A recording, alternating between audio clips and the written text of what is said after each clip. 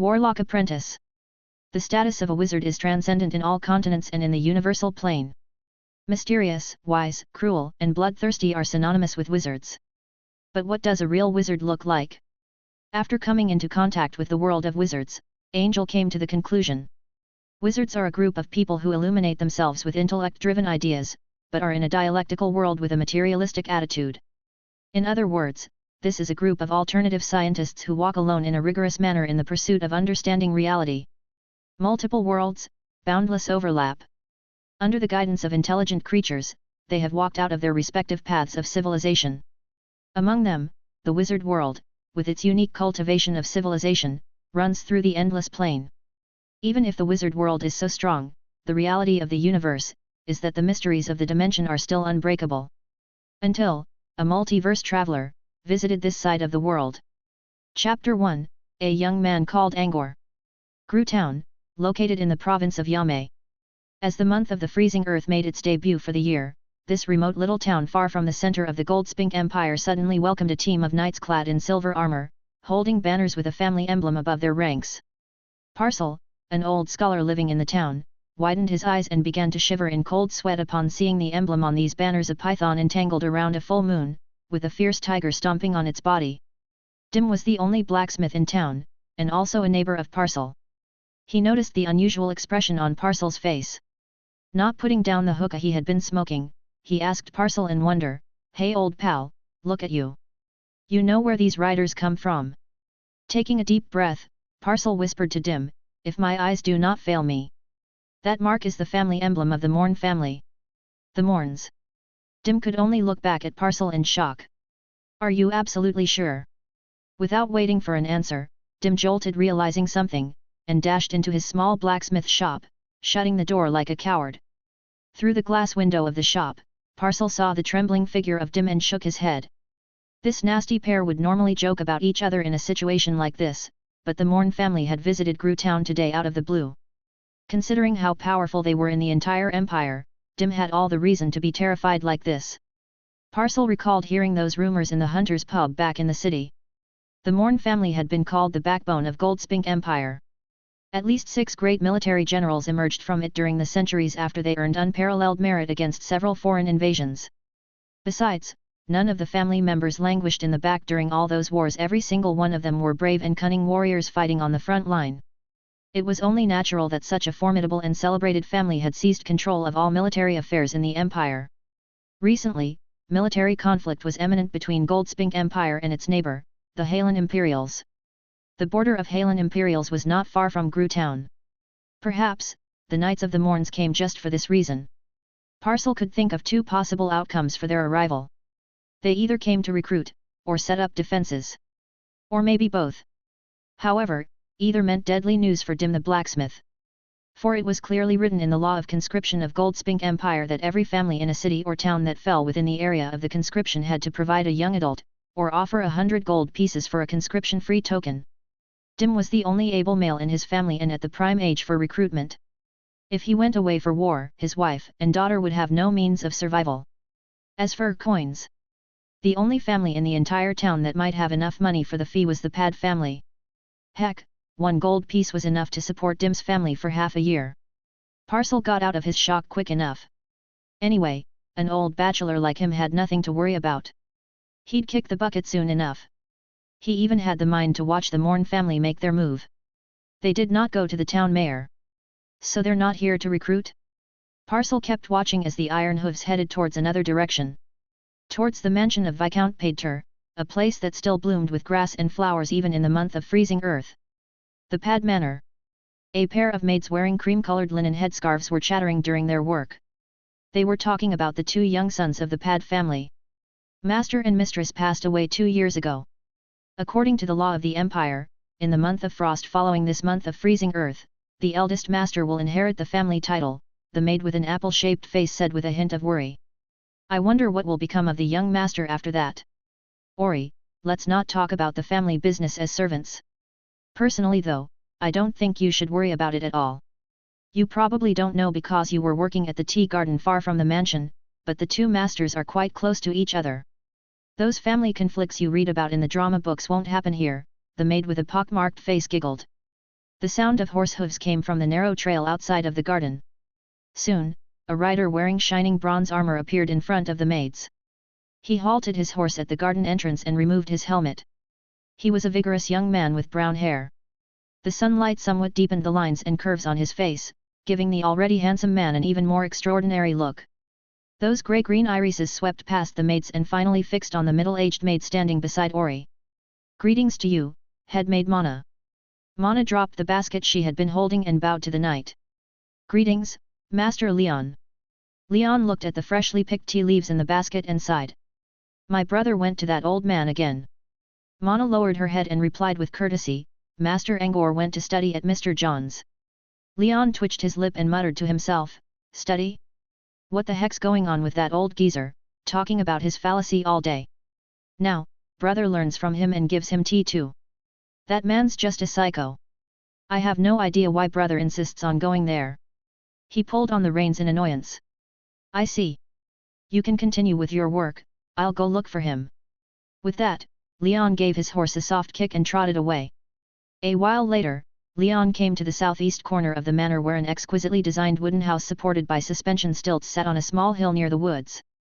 It has raising eaves and 2 parallel levels.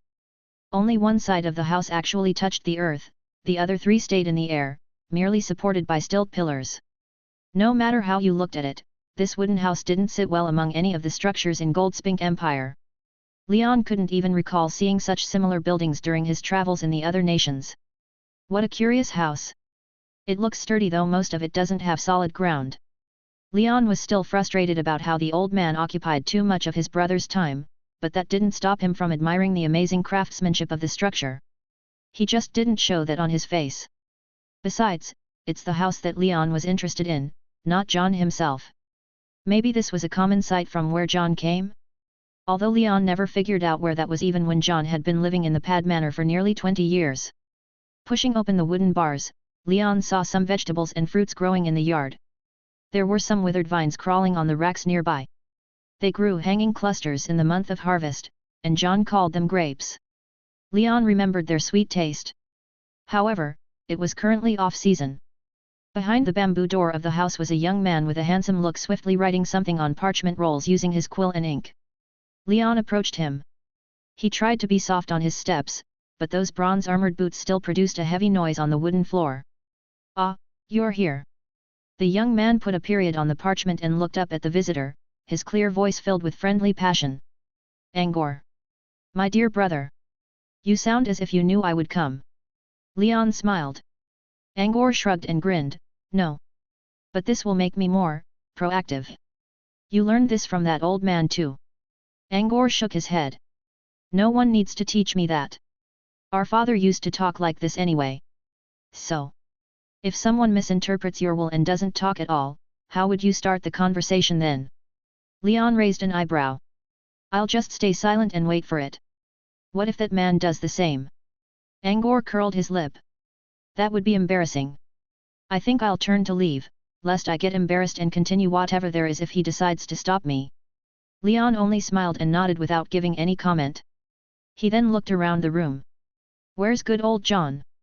Hearing this, Angor frowned a little and showed a bit of worry. "You know, teacher's body is getting worse by the day, every part of him is wilting. His legs completely gave in the day before yesterday. He just applied his medicine and is now resting upstairs." Chapter 2, John the Teacher. 20 years ago, Noah Pad, the brother's father, saved John who was in a near-death state outside of the manor. After John recovered from his wounds, the Viscount learned that the man had nowhere to go and decided to take him in, while offering him an easy and rewarding job of fruit grower. What wounded him, why he collapsed outside the manor, and where he was from all remained mysteries. He never told anyone. He did say that he was from another planet. However, he never explained where this place called planet was. John was a gifted speaker, with brilliant growing and building techniques. The young brothers loved coming to him and hearing about all the wonderful stories. There were buildings that could pierce the clouds, metal machines that could fly, even gardens that existed on the moon. Leon was always intrigued by the lands in the stories and dreamed about going to these places when he grew up. When he did grow up, however, he realized that the stories were all made up. The feeling of having his dreams broken frustrated him very much, and ever since, he always felt a hint of anger and disdain in the face of John. Leon felt just the same about the fact that Angor trusted John, even considering him as his teacher. But no matter how Leon tried to persuade him, Angor always responded with a wordless smile he never rejected or retorted. Angor had a very similar attitude to John's, gentle and calm on the outside, yet neither reason nor force could change his mind once he decided something. Leon picked up the parchment on the desk. It was covered by masses of thick characters which instantly made Leon's eyes spin. Must you use these things taught by that old man instead of our universal language? No human alive can read them. Unless, there's some kind of secret not intended for mankind. Leon muttered, then realized something. He looked at Angor with a wicked smile. Oh dear brother, kindly explain to me, please? Are you recording your little adolescent troubles? Come on, tell me, big brother can help you. Angor sighed and pointed at the parchment. This is called Hanzi. They're used where teacher came from. As for their meaning, I'm writing about the records of the meanings about several physical constants calculated by teacher. Angor then pointed at some symbols beneath that looked like swimming tadpoles. These are called Arabic numerals, they have the same use for measuring as the units we use in Goldspink Empire, but they're simpler and more distinctive. When you use them together with the constants I mentioned, you can record tons of stuff easily. Leon did not understand one bit of what Angor had been talking about, nor did he care. He only thought about how old John came up with more ways to hoodwink his brother, and how his adorable, innocent brother was getting brainwashed. The only bit of sympathy Leon had upon hearing the condition of John had disappeared. Leon waved a hand to stop Angor and took out a delicately wrapped letter from under his armor. Just, stop. I can't understand anyway and I don't really want to hear it. Here, an invitation from the city lord. My inheritance of father's title requires the notarization of the Lord and Marquis Merlin. We move out half a month later. Didn't you always want to go to Master McGee's solo concert? I'll take you to the Ocean Theatre in Waterford when we're done with business so you can enjoy it. Angor took the invitation letter with joy on his face. He heard about the musician who was well known across the empire in Waterford. He produced excellent melodies and lyrics. Angor never had the chance to meet him, so of course he felt happy when his brother's official business could give him this chance. Looking at his younger brother trying to suppress all that joy and act tough, Leon couldn't help but rough up Angor's blonde hair. And of course, Angor glared back at him. Don't do that again I say. Hair is a man's pride and I'll not take any compromise in this. Ha ha ha. Leon was speechless for a second before he burst into laughter. You're only 14 this year and hardly a man. Just a young lad who still needs growing. The brothers romped around. Naturally, Angor couldn't win against Leon who was already burly as a tiger. In the end, Angor could only give his brother more stares, before returning to his homework assigned by John. Leon never knew how to deal with Angor when he decided to keep to himself. Leon rubbed his nose and turned to leave. About half an hour had passed since Leon went away, and Angor finally swam ashore from the sea of numbers. Looking at the empty room, Angor knew that Leon left a while ago, and it was almost time for lunch. He opened the door and saw 2 lunch boxes placed on the stone table in the yard, as always. The headmaid Mana was taking out the meals from the boxes. Vegetable stew sided with bread and fruit, again. Angor felt a bit down upon seeing all this. He missed his teacher's cooking. Those simple fried rice never disappointed his appetite as if there was magic in it. Angor never had the delicacy again ever since teacher started to grow weaker. He once tried to learn the cooking skill from John, but the result was horrible. Sigh. All 4 limbs of teacher had wilted beyond use now. I probably will never have those tastes again. Mana went upstairs to help John eat, while Angor sulked in depression. After finishing his meal, Angor entered the house just to see Mana coming down. Auntie Mana. Is my teacher awake? Mr. John is awake, young master, Mana showed the empty porcelain bowl in her basket. He's got a good appetite today, drinking all the soup. Nice. I'll go see him. Watching Angor run upstairs in joy, Mana smiled in kindness. The 2 masters owned the Pad Manor now. On the outside, the elder master was proud and stern, while the younger one was gentle and calm. But outsiders didn't know that they were still children on the inside. No matter how they acted strong, they hid their softness, and only showed their spirit in front of their close servants, which should have been in their nature at such an age. Teacher. Angor pushed open the attic door and saw the old man sprawling on the sling chair on the balcony, with his mute servant respectfully standing behind. The old man had sallow, shrunken skin. His whole appearance was drastically different from the locals, with obvious foreign features. His eyes were turbid, but those black pupils still stood out. Without his father, Angor had been considering John his most respected elder, and his lifelong mentor.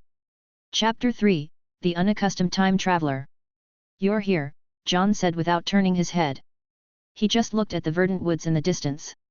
Hearing the similar words, Angor recalled what he said to his brother just a while ago and couldn't hold back his mild smile.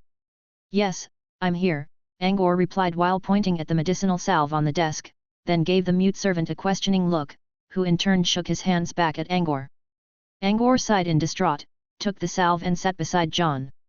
"Teacher, you disregarded the doctor's words again." Angor screwed the glass bottle open and carefully applied the green-colored salve upon the wilted limbs of his teacher. "It does not matter anymore," John showed a trace of yearning and sorrow in his eyes. "I'm near my end now. It will not let me live." "What's it?" Angor suddenly surveyed the surroundings in alert. "Your enemy." John stayed silent for a while, and shook his head. "There is no enemy here. My enemy is in another space." Angor asked the mute servant to go away unconsciously when he realized his teacher was going to talk about this other space. The servant wouldn't tell anyone about it, but Angor would do this every time, just in case. Even now, Angor couldn't even imagine where his teacher really came from. John was from another world, or another planet. He came from his home to this unfamiliar land because of an accident. After his transmigration, John was saved by Angor's father, and thus the story afterward. Originally, Angor did not believe this so-called transmigration.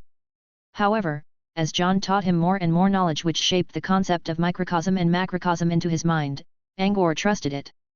The knowledge was all theoretical, but Angor already did his own calculation and realized how valuable the knowledge was.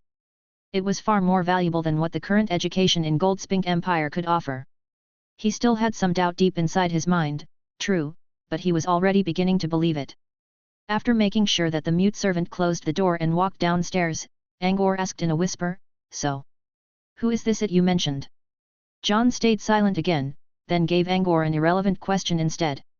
"Do you believe that the world can have its own consciousness?" Angor was surprised and left speechless by the sudden question. He considered for a while before carefully giving out his answer. "You mean the Gaia's consciousness?" Of course, this was a non-existent topic in Goldspink Empire, and there was no Mother Earth Gaia in this world. The concept was from John, and Angor initially considered it as another mythology tale of the other world. He didn't expect it to be mentioned now. "Close," John nodded, albeit weakly. "I used to be a devoted believer of science. There were people talking about how the end of science is God, which I never trusted. However, ever since I came here, I felt something was slowly changing, and this includes the Gaia's consciousness." John looked at the flourishing mountain far away. "My body began to fail without apparent reason after I came to this world. I asked my parasitic chip to do a thorough examination. There weren't any pathological changes. In other words, I'm not ill." Angor knew what his teacher meant even though he was not sure what parasitic chip was. "You're not ill, then why?" Angor's doubt deepened further while looking at his teacher who was abnormally skinny now. John just got past his 50s, but nobody would question it if anyone said that he was already beyond his 80s or 90s. "How did I come to this?" John muttered to himself, and shook his head. "I couldn't answer this question half a year ago. But, since I'm half inside my grave now, it looks reassured, which allowed me to understand the source of my condition." "Source?" Angor looked at John, puzzled. "Remember Gaia's consciousness I mentioned? My guess is this world has a giant, aggregated consciousness. It runs indifferently, with absolute fairness. It rejects all foreign souls, it is the consciousness of the world. As for my body, maybe it did this to me." John turned to look at Angor.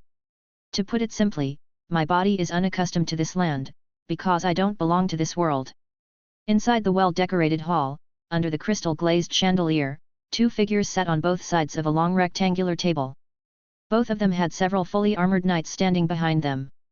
On the left, was the next title successor of the Pad Manor, Leon Pad, wearing tightly knitted eyebrows. On the right sat a middle-aged man wearing silver armor, a big brown beard and obscured face, Eden Morn. Count Eden Morn, a member from the Morn family, the backbone of Goldspink Empire. A family that lived for centuries and famous for their bravery and combat skills. Currently, a great number of elite members of the family were fighting against the Halen Imperials on the front line. Nobody knew why Count Eden suddenly decided to visit Gru Town. There was only silence. Knights on both sides stood against the presence of the other family, which became more overwhelming by the second. Naturally, the fierce and powerful knights from the Morn family quickly gained advantage over the ones from Pad Manor who never witnessed a fight. One of the Pad knights even lost grip of his sword because of the tension, which fell onto the floor with a loud clang. With this, Leon frowned again and could only speak first. "My apologies. My knights don't really know the conventions." Leon waved a hand, his knights immediately saluted with a bend and took one step back. The simple gesture easily diffused the surging momentum of the Morns. Is Count Eden's sudden visit about supplies for the front line? The Halen Imperial was not big, but most of their land were islands, scattered between the Grand Blue Ocean and the Storm Sea. Goldspink Empire didn't have much naval force, so they could only set up passive defenses along the shorelines against the invasion of Halen. When the defense dragged too long, fueled by the lack of fresh water near the sea, the responsibility of supplying food and water fell upon several towns and cities nearby. Gru Town was one of them. Here, the supply was taken care of by the Pad Manor alone, thus the townspeople usually did not know about this. As the owner of the Pad Manor though, Leon knew very well of his responsibility. Thanks to the Pad Manor, if not for you our vanguard camp would not make it through these months. Count Eden showed his courtesy first, then abruptly changed the topic. There is nothing wrong with food and water supply, I came today to inquire about something. About? Leon raised an eyebrow. Eden chuckled, which wasn't really clear behind the beard. However, Leon did not catch any hint of joy from Eden's eyes. Viscount Pad, have you ever heard of the Morning Dew? Chapter 4, The Morning Dew. Morning Dew? Leon knew he heard about this name somewhere. But upon careful consideration, he couldn't recall what it was at all. Looking at how Leon was deep in thought for real, Eden asked with a bit of surprise, "So, Viscount Pad, you really don't know about it?" "No need to call me by that title yet, Count Eden, since I haven't inherited it. Just call me Leon." He shook his head. "And no, the name of Morning Dew does sound familiar, but I do not know what that refers to." Eden gave Leon another thoughtful look and took a wooden box from his personal servant, then passed it to Leon. "Do you know anything about this box?" It was an exquisite wooden box with patterns carved on it which were quite different from those famous relief sculptures in the Empire. Simple outlines and sketches that resembled flowing clouds, a completely unique style compared to modern genres. Most people wouldn't recognize it. However, Leon just knew this was old John's personal tea box. John's enemy came looking for him? This is a box for storing items maybe. Leon almost said this was a tea box, but he decided otherwise. He did not like the old man, but he wouldn't sell him out, just for the fact that his dear brother respected John very much. Leon was, however, still young. He tried to hide his expression, but Eden still caught the split second of recognition. "You don't know about the box?" A voice of questioning sounded. "No," Leon replied firmly. After another long moment of silence, Eden curled the corner of his lips and showed a brief, yet ice-cold look. He said in a cold tone, "Well, since Viscount doesn't know about this, I'll not take any more of your time. Farewell." As Eden and his men left the hall, Leon's expression slowly turned dark. He gave up too fast, and the killing intent he just showed. Leon got a very bad feeling about all this. Upon second thought, Leon ordered the domestic knights of the family to stay alert and hurried back to John's wooden house on his horse. He came to the place for a second time today, with a completely different mindset. His hurried movement caused the air to flow, which swayed the grass around in the yard. "Brother? Did something happen?" Angor recognized the unusual expression and did not play the "you're here" joke this time. He was anxious about whatever might make his brother act like this. "You saw the tea box? The one that old John uses to keep his tea leaves?" Leon said while quickly moving to the second floor, then pushed open the door to John's bedroom. Angor followed behind. "Tea box?" From a small dresser nearby, he took out a small, round box with the figure of a dragon carved on it. "You mean this?"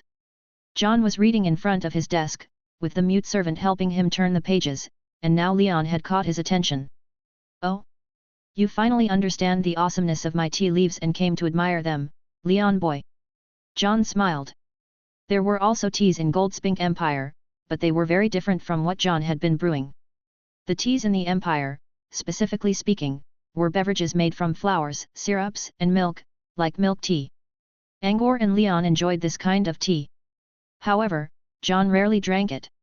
He consumed his handmade tea, brewed from the tea leaves picked from the green tea bushes he grew, without any additions. The tea garden Ori worked in was originally his own workplace when he was still strong enough. He asked headmaid Mana to take care of it when he was no longer up for it. Leon ignored John's joke and took the box from Angor. Then he frowned and said, "No. No. The patterns. This box has snake monster on it, what I saw earlier was a box with sea waves or something similar." Leon tried to recall the box from Eden. Snake monster? This is a dragon, brother. Dragon? I never saw such slim dragons. Angor knew it would take forever to explain the different mythology conceptions of worlds to his brother, so he only said, "Teacher usually uses this dragon one to keep tea for himself.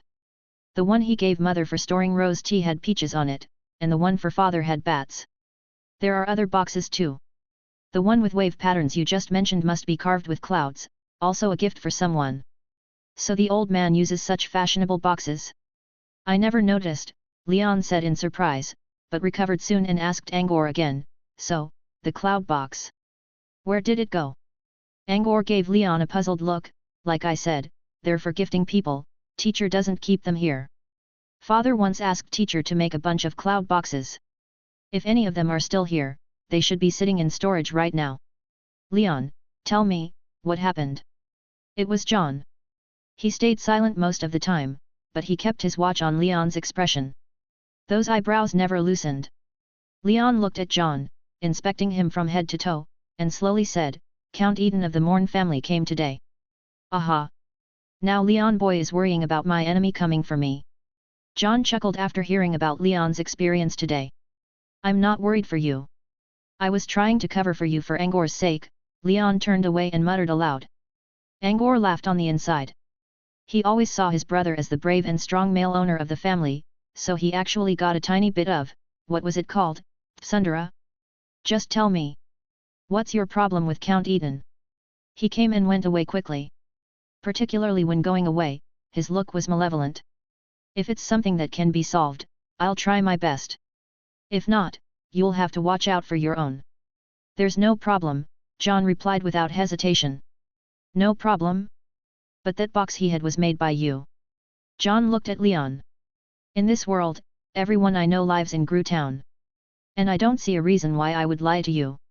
John's body was already failing when he landed in this world, added by the fact that he hardly knew the language and culture here. He spent many years to blend in with the help of Viscount Pad. After getting used to the place, his limbs already began to wilt.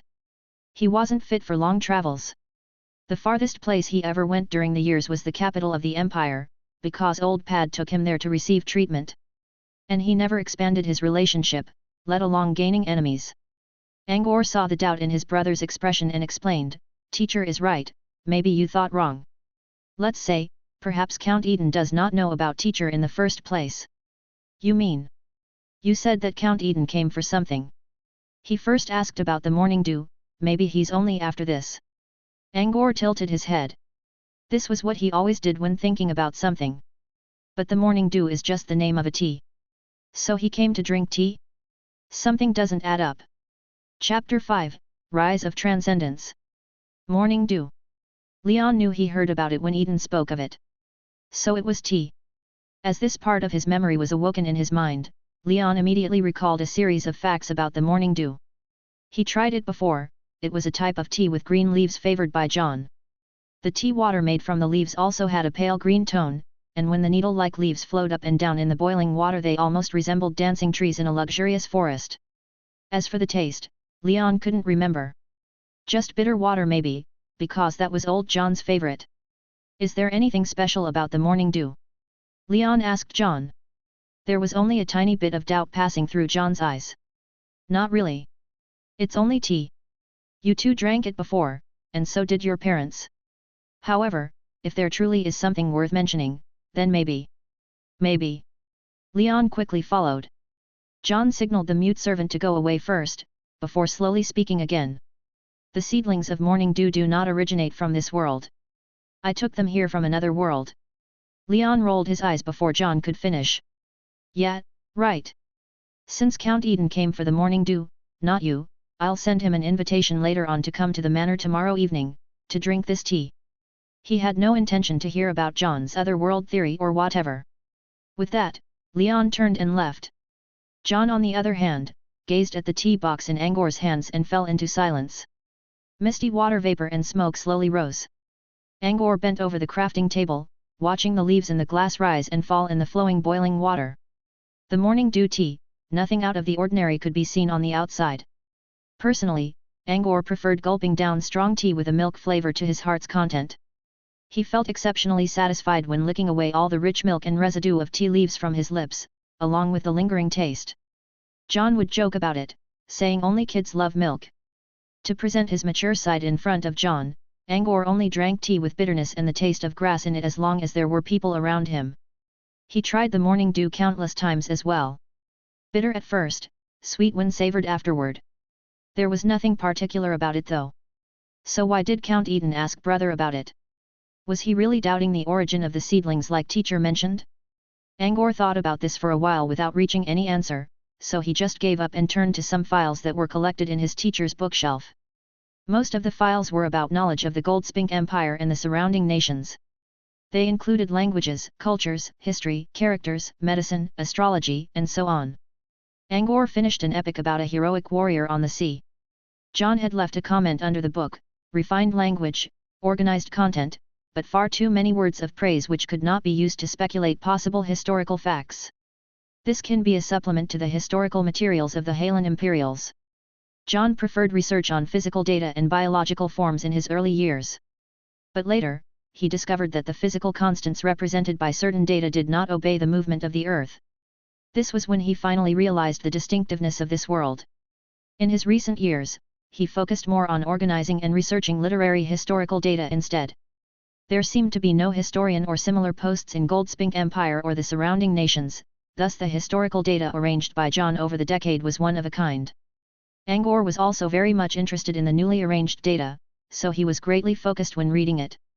After finishing the history book, Angor saw the tip of the next parchment, with John's comment written in Hanzi. Most residents in this world are unlettered, and it seems there's no universal knowledge yet. People in ancient China already knew the concept of round sky and square earth when addressing the macro environment they live in. It was incorrect, but it was a basic understanding about their planet. However, people in this world are only aware of their nations and countries, without the knowledge of anything beyond. I hope I can find the name of this world in some other files. Or give it a name, if I can't find one. After that, John started writing about the universal senses of worth of the people in this world.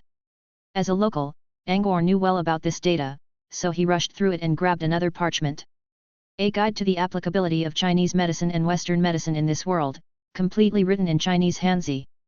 Perhaps John and Angor were the only ones that could understand it in this entire world. Dusk arrived unknowingly. The servant already lit a fire in the fireplace. Another gentle evening filled with warm firelight, cricket buzzes, and the calls of crows from outside. Looking in another direction, on the plains not far from Gru Town, rows of temporary tents sat around bright campfires. One giant, beautifully decorated black tent with golden edges in the center was exceptionally eye-catching, like a moon protected by a swarm of stars. This place was a temporary camp for Eden Morn, although that black tent was not Eden's. Cold wind in the month of the freezing earth howled. Without trees, the armored knights could not suppress their trembling. Count Eden noticed this and ordered a pair of garrison knights to patrol, while letting everyone else rest near the campfire. When everything was settled, Count Eden slowly walked into the elegant black tent. The moment he entered it, he replaced his stern expression when giving orders with a look of respect and ingratiation. There weren't many decorations inside the tent, though everything carried a trace of wonder. An old man wearing black robe and white beard sat in a corner, quickly writing something. A crystal ball was ominously floating beside him. There seemed to be shifting mist inside the crystal ball. The old man would check it every now and then, before returning to his writing. Eden looked at the crystal ball only to feel faint all of a sudden, so he quickly looked away. "You found the morning dew?" A deep, hoarse voice came from the old man. With a hint of fear, Eden told him about the conversation between himself and Leon Pad today, to the last detail. Oh! The old man put down his quill and blew the crimson-colored ink on the paper dry. So he didn't know about the morning dew, but his expression shifted when he saw the wooden box. Maybe there's something about the crafter of the box. Or rather, he or she is a caster, too. Eden carefully glanced at the patterns drawn on the paper. The crimson streaks formed waves, with strange lines and symbols intertwined within. His eyes instantly felt sore. The magic formula on this scroll is called Surging Waves. It will help your battle against Halen. The old man paused a little. It's a pity that you aren't a talented one, otherwise I could take you away from the old earth using this chance. Eden's expression fell dark. Father, I'm okay if you just take brother Alan and sister. As for me, I can stay with the family. The old man sighed in frustration. As he recalled his two grandsons, his expression became soft again. The talent of wizardry is extremely rare throughout history. People couldn't find a single one among tens of thousands of people in some places. It's already God's blessing for our family to witness two talents in succession. Alan and Aline are my grandson and granddaughter, so of course I'll look after them as best as I can. Too bad my talent is not outstanding. Soon, I'll have to rely on them. With that, the old man turned his gaze back onto the wooden box on the desk. Interesting carvings, but I sense no magical traces. It's probably just an ordinary craftsman. The old man shook his head. It was impossible to find a caster on the old earth. Even element waves were completely constrained here. Occultist wizards and bloodline wizards who did not rely on elements could not find any materials they needed here. This land was forsaken after all. Since that Leon wouldn't speak the truth, I'll make him.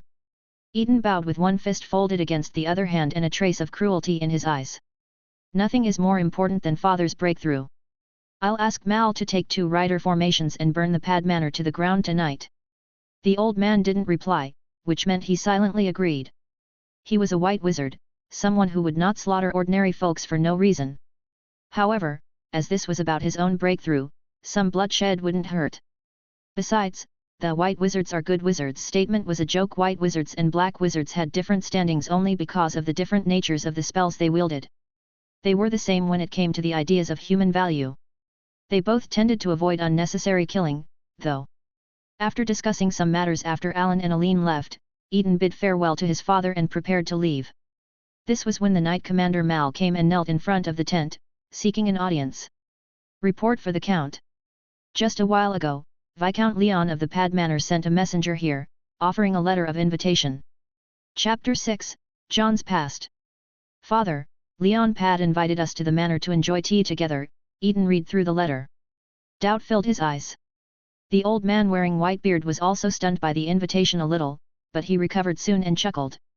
It looks like this family will live yet another night. Eden hesitated. He knew Father did not intend to assault the Pad Manor for now, so he followed with a smile. The man's smart enough.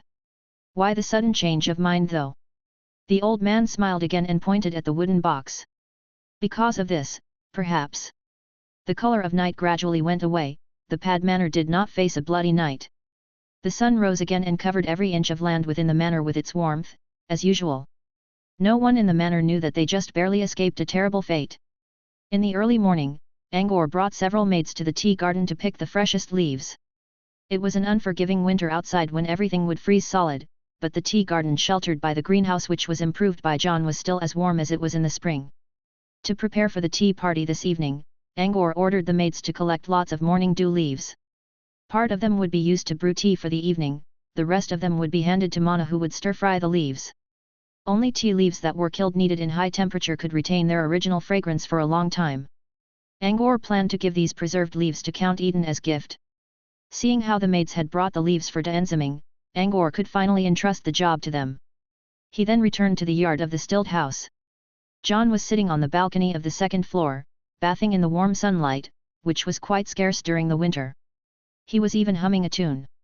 Angor walked up, took the salve from the mute servant, and began rubbing it onto John's body. John only glanced at him without saying anything. John already explained the cause for his wilting limbs, and Angor probably didn't believe it. No matter, John would just enjoy this act of respect from his pupil. He wouldn't be doing this for long anyway. John didn't even know whether he could make it past the month of freezing earth. John welcomed the gentle wind blowing against him with a smile, while humming his nameless melody. Sad. Yet free. More importantly, remembrance. If I can travel back to Earth, even if for just a second before I have to die, I'd accept it. John never really understood why people would revert to their origins until just now. Sorrow was written all over Angor's face. But he did not know how to comfort his teacher. To part with someone was always the most hurtful experience, not to mention to part with someone a world away. The moment of tranquility did not last long. John suddenly pointed to a transparent, crystalline object which had been half buried in a flower pot on the balcony. Can you pass that to me? With an Angor went there and dug up the object out of the wet dirt, rubbed it clean with his handkerchief before giving it to John. The object had an oval shape, like a glazed sphere when observed from afar. John held the glazed sphere in his hand and watched for a long time. His expression changed from resentment, to sorrow, then to a bitter smile. I dropped this in the forest 3 years ago, and it somehow ended up inside my flower pot. John shook his head. Maybe this is fate. Hearing his teacher speaking to himself, Angor blushed and stuttered, I brought it back. You always appreciated it, sometimes you even cried over it, so I believed this was from your family. When I saw you throwing it away in the forest, I thought you no longer wanted to remember someone. Then I picked it up and hid it here, so you can still find it in case you change your mind. John was left speechless for a while, then he muttered again, albeit in a voice only he could hear this time, or perhaps, the fate lies with you. After staying silent for a moment longer, John looked at Angor. The glazed sphere wasn't from my family, though it could be considered something from Earth. I don't know about its exact origin. Let me tell you a story about the sphere. As John slowly revealed his story, more and more shock climbed onto Angor's face. He thought it was only a sphere with some memorable meaning behind it, not something with such an amazing backstory. The story started 20 years ago, when John was still back on Earth. He was a scientist, born in the land of China. To work on a grand and mysterious project, he accepted an invitation and brought his wife and daughter to Long Island in New York, USA. It was a secret research project which lasted longer than a decade. The research project was called the Montauk Project. It was a famous space physics project back on Earth. John was born in the middle of the 23rd century. The project commenced 2 centuries ago by then, and was cast aside several times with a total of 50 years devoted into it. John participated in the 6th commencement. The project was formerly the Philadelphia experiment in the year of 1942, when radar was just invented. To render their warships undetectable by radar beams, the American military carried out the experiment on the destroyer escort, USS Eldridge. There was an omnidirectional antenna on the mainmast and 2 energy coils on the deck, all of which were powered by a generator on the ship. Abnormality arose at the beginning of the experiment, and worse disasters came about during the 2nd and 3rd attempt. The generator went out of control. Eldridge disappeared from everyone's sight and instantly reappeared somewhere 7,000 kilometers away. The Philadelphia experiment was forced to shut down in the end, but people had discovered a side product, long-distance teleportation. In simple words, the Montauk Project was a physics research subject focusing on traveling through space. At first, the research of the Montauk Project were all limited by the concepts of the Philadelphia experiment, and did not yield much progress, until the beginning of the 23rd century when an alien object sowed great excitement into the hearts of all scientists. The alien object fell into the southwest region of the Sahara Desert in Africa, right in the middle of the famous Eye of the Sahara. The object attracted the attention of every country and region. As a small nation in Africa, Mauritania couldn't even hope to compete for the object against the others. In the end, the object went to Long Island in New York, USA, while being researched by several nations including China, Britain, France, Japan, Russia, and so on. People named it the Alien Eye. During the research, scientists found out that the Alien Eye possessed energy readings that contradicted most existing physical coefficients.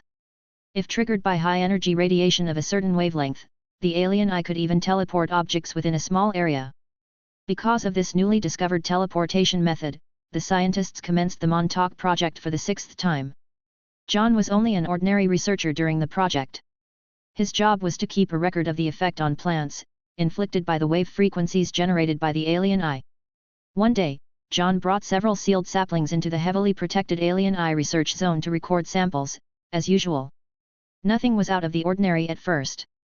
Most plants withered and died under the waves released by the alien eye, except for one single tea seedling brought from China. As John held the seedling and activated his parasitic chip to begin recording, something went wrong with either the control panel or some other component, no one knew. Several flashes of high-energy beams hit the alien eye spot on, followed by drastic changes in the laboratory. Space collapsed, and darkness emerged. The alien eye emitted a terrifying aura, covering everything within the lab in an instant. The next second, before John could realize what was going on, he was swallowed into the darkness, with the seedling still in his hand. Breaking past several dimensional barriers, John landed in this world, with the alien eye by his side and countless wounds upon his body. He was then saved by old Viscount Pad. The alien eye, on the other hand, lost its magic and became a most ordinary object, a glazed sphere. Chapter 7, The Tea Party. So this glazed sphere with a pale blue hue was the reason why John came here from Earth. Apart from being amazed, Angor also felt curious and confused. It was only natural that he felt this way when facing such an extraordinary artifact. His teacher wouldn't be in this situation if not for this. He would be enjoying his life back with his wife and daughter. Apart from this though, there was a voice, secretly whispering into Angor's mind. The glazed sphere was also the reason why he could meet an erudite figure like teacher in the first place. Without teacher, maybe he would have become a spoiled playboy who would live a boring life forever, never to know about anything in this world. Of course, John couldn't read Angor's mind.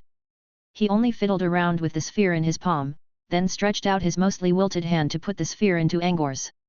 I already threw it away, and I'll keep it that way. Since you brought it back, it's probably destined to be with you. Keep the alien eye. I don't have much time left, but you're still young. Maybe you will find a chance to visit the Earth. John shook his head with a smile. He didn't even believe himself, yet he still insisted. If you truly did, please bring my ashes back to China and bury them under that old mistletoe tree in my home, just along the lower reaches of Yangtze River. The mist was thick this evening. Angor held his chin and stayed beside John until the old man was asleep. Then, Angor left while rubbing his sore arms. Teacher's body was constantly failing, and nobody knew how long before he would. Despite Angor's will, if teacher said that Gaia's consciousness would not spare him, then there was nothing Angor could do.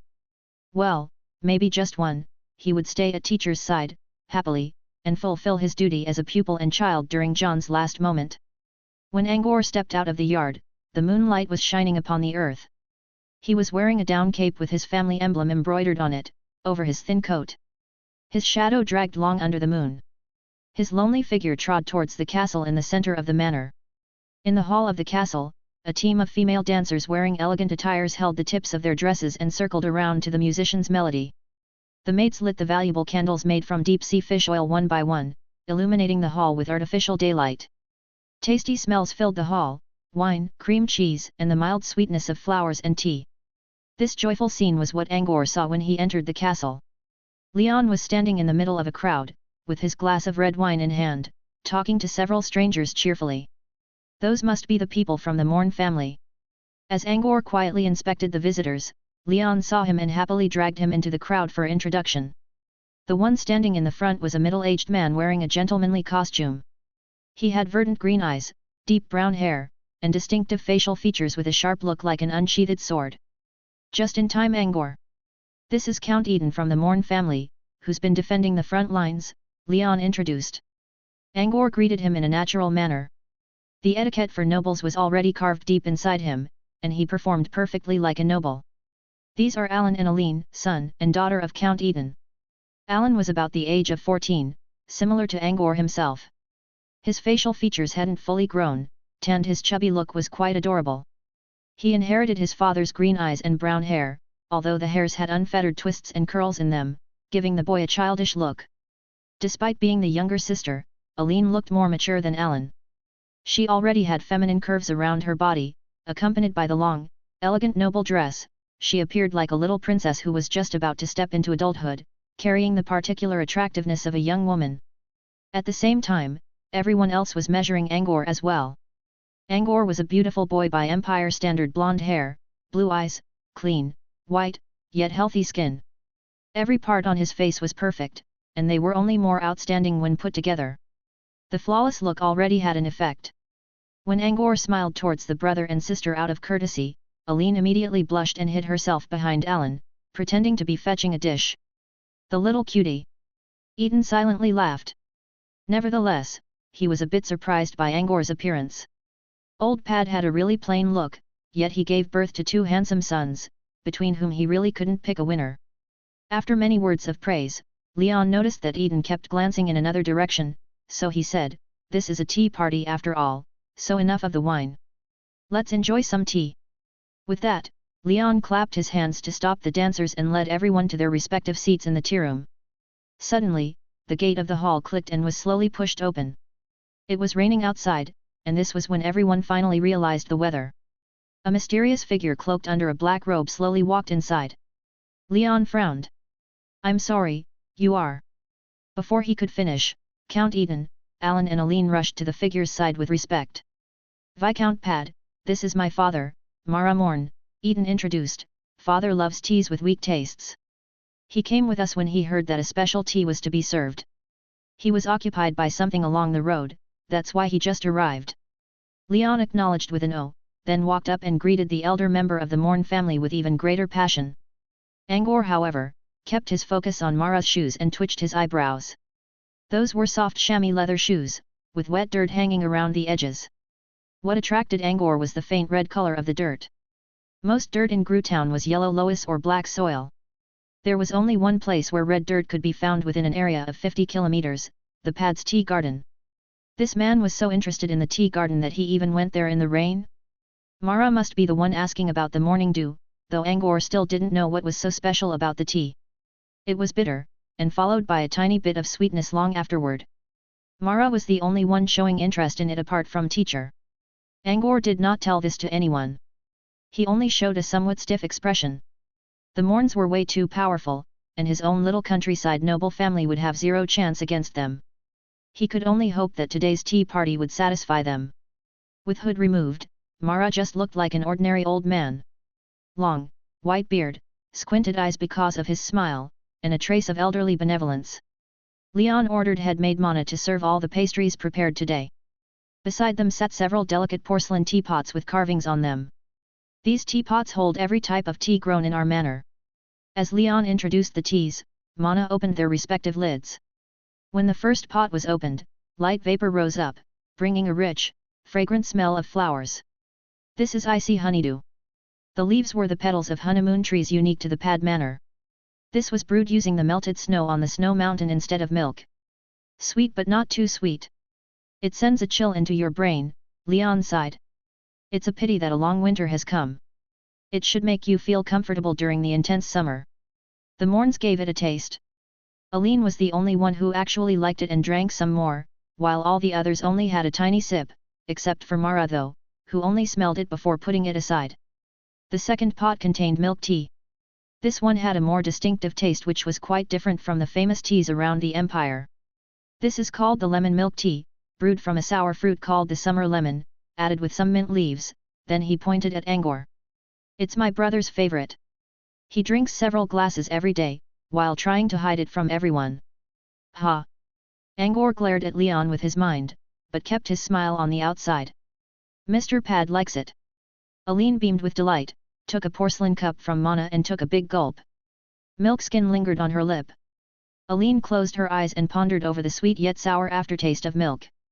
"Brilliant. This is nice." Aline commented aloud, "I like it better than that flower tea." Hearing this, Alan also took a cup and downed it in one go. He smacked his lips, eyes squinted into slits, and nodded in satisfaction. He agreed with his sister's taste, aloud. Count Eden looked at his children and only chuckled. He didn't drink the milk tea, for he already caught the meaning hidden between Leon's words. This tea was obviously meant for Alan and Aline. It seemed that Mara also had a deep love for his grandchildren. He pushed his share of milk tea straight in front of Aline. Next, Mana opened several pots in succession. Most of them had milk teas and flower teas in them, about which Mara didn't care much. He only sipped 2 types of green teas which were also favored by John. Though he was still somewhat indifferent about them. Angor cast his eyes on the last teapot, which held the last of the 3 teas most loved by John, and the only tea plant he brought from the earth, the morning dew. Chapter 8, Mara's Opportunity. When Mana opened the lid of the last teapot, there was no smell, no vapor, nothing. However, the look of these most ordinary tea leaves made Mara stand up suddenly and gaze at the greenish-yellow liquid with great excitement in his eyes. The excitement was true. He wasn't pretending. Mara looked at the liquid inside the cup in his hand. He never noticed that his sudden movement already knocked over his chair. Angor's doubt reached its peak at this moment. Why did Mara react like that towards the morning dew? Did he discover that it was from another world? As Angor asked the questions in his mind, Mara slowly drank his morning dew tea from the cup, with great care and solemnity. Mara's action was so solemn that it almost created an aura, calming all conversations in the once lively room.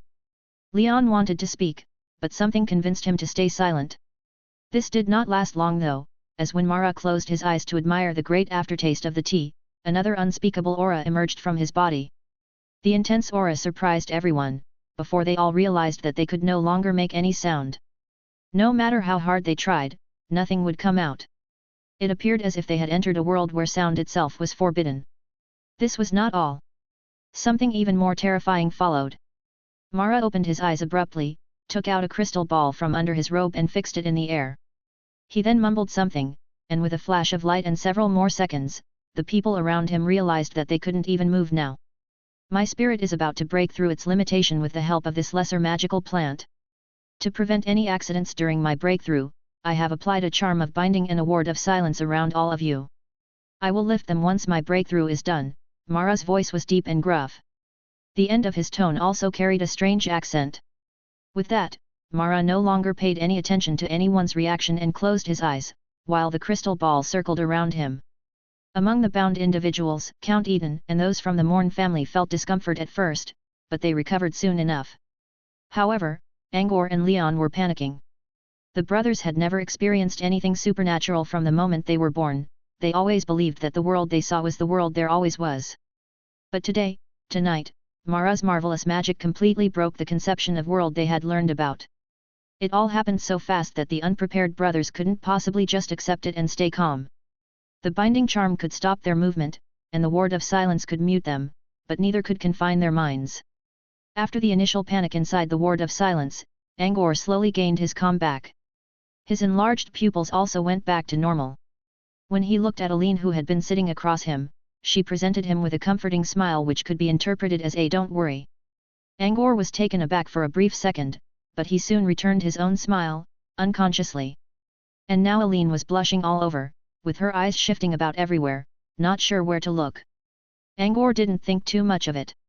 He thought Aline was only feeling embarrassed because someone was staring at her, so he simply copied Count Eden's reaction. He closed his eyes to relax.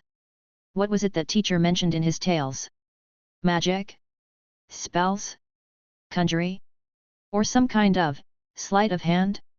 But they were all made up. Does this mean they are actually real? Many questions roamed around Angor's mind. He could not disregard them, but he couldn't get any answer. He recalled some of the historical materials arranged by teacher, about Goldspink Empire and the other nations nearby. Some of the descriptions contained fantasies, such as how a fire-breathing dragon appeared in the Mwasa Canyon near the edge of the empire 800 years ago. The dragon posed great threat to the civilians nearby, so the emperor summoned warriors around the world to slay it. Numerous fighters, soldiers, and knights responded to the call and marched into the canyon. However, everyone was burnt to ash by the dragon fire before they could even get close. The dragon-slaying war lasted several years and witnessed hundreds and thousands of dead or heavily wounded warriors. Yet the dragon did not suffer even a scratch. Before the emperor decided to seal the entire area centered around the dragon's lair, an elder wearing white robe floated above the Mwasa Canyon by chance. He gently flickered the wand he was holding, and the dragon was easily pulled into an unknown space. Afterward, the elder floated away without leaving a word. In the historical record, the dragon-slaying war began in a great tragedy, and ended in absolute absurdity. John's comment towards this part of record was, the conqueror merely designed a myth to calm his subjects. This was Angor's idea about the story as well. But now, doubts appeared in his mind. Could that elder in white robes be just like Mara, someone who could wield amazing power? Also, the records about Halen Imperial mentioned such stories many times, like how the goddess of sea bestowed fortune upon the Icelanders, or how mermaids seduced sailors and destroyed an entire fleet. The history of many other nations also involved traces of mythology. Were they really all fabricated? The scale in Angor's mind began to tip. It did not take very long for Mara to break through. The small quartz hourglass only flipped once. If measured using the unit of time on Earth, it was about 30 minutes. The protective crystal ball slowly stopped circulating around Mara and began to float in place. Now, Mara's expression was filled with joy. Of course he would be joyful, he was stuck at intermediate apprentice for 20 years. He thought he would never break into high apprentice in his life, so he gave up in frustration and took the job to find talented students in the old Earth. He still remembered his own expression, a most bitter smile, upon taking the job. Looking for talents? Ha!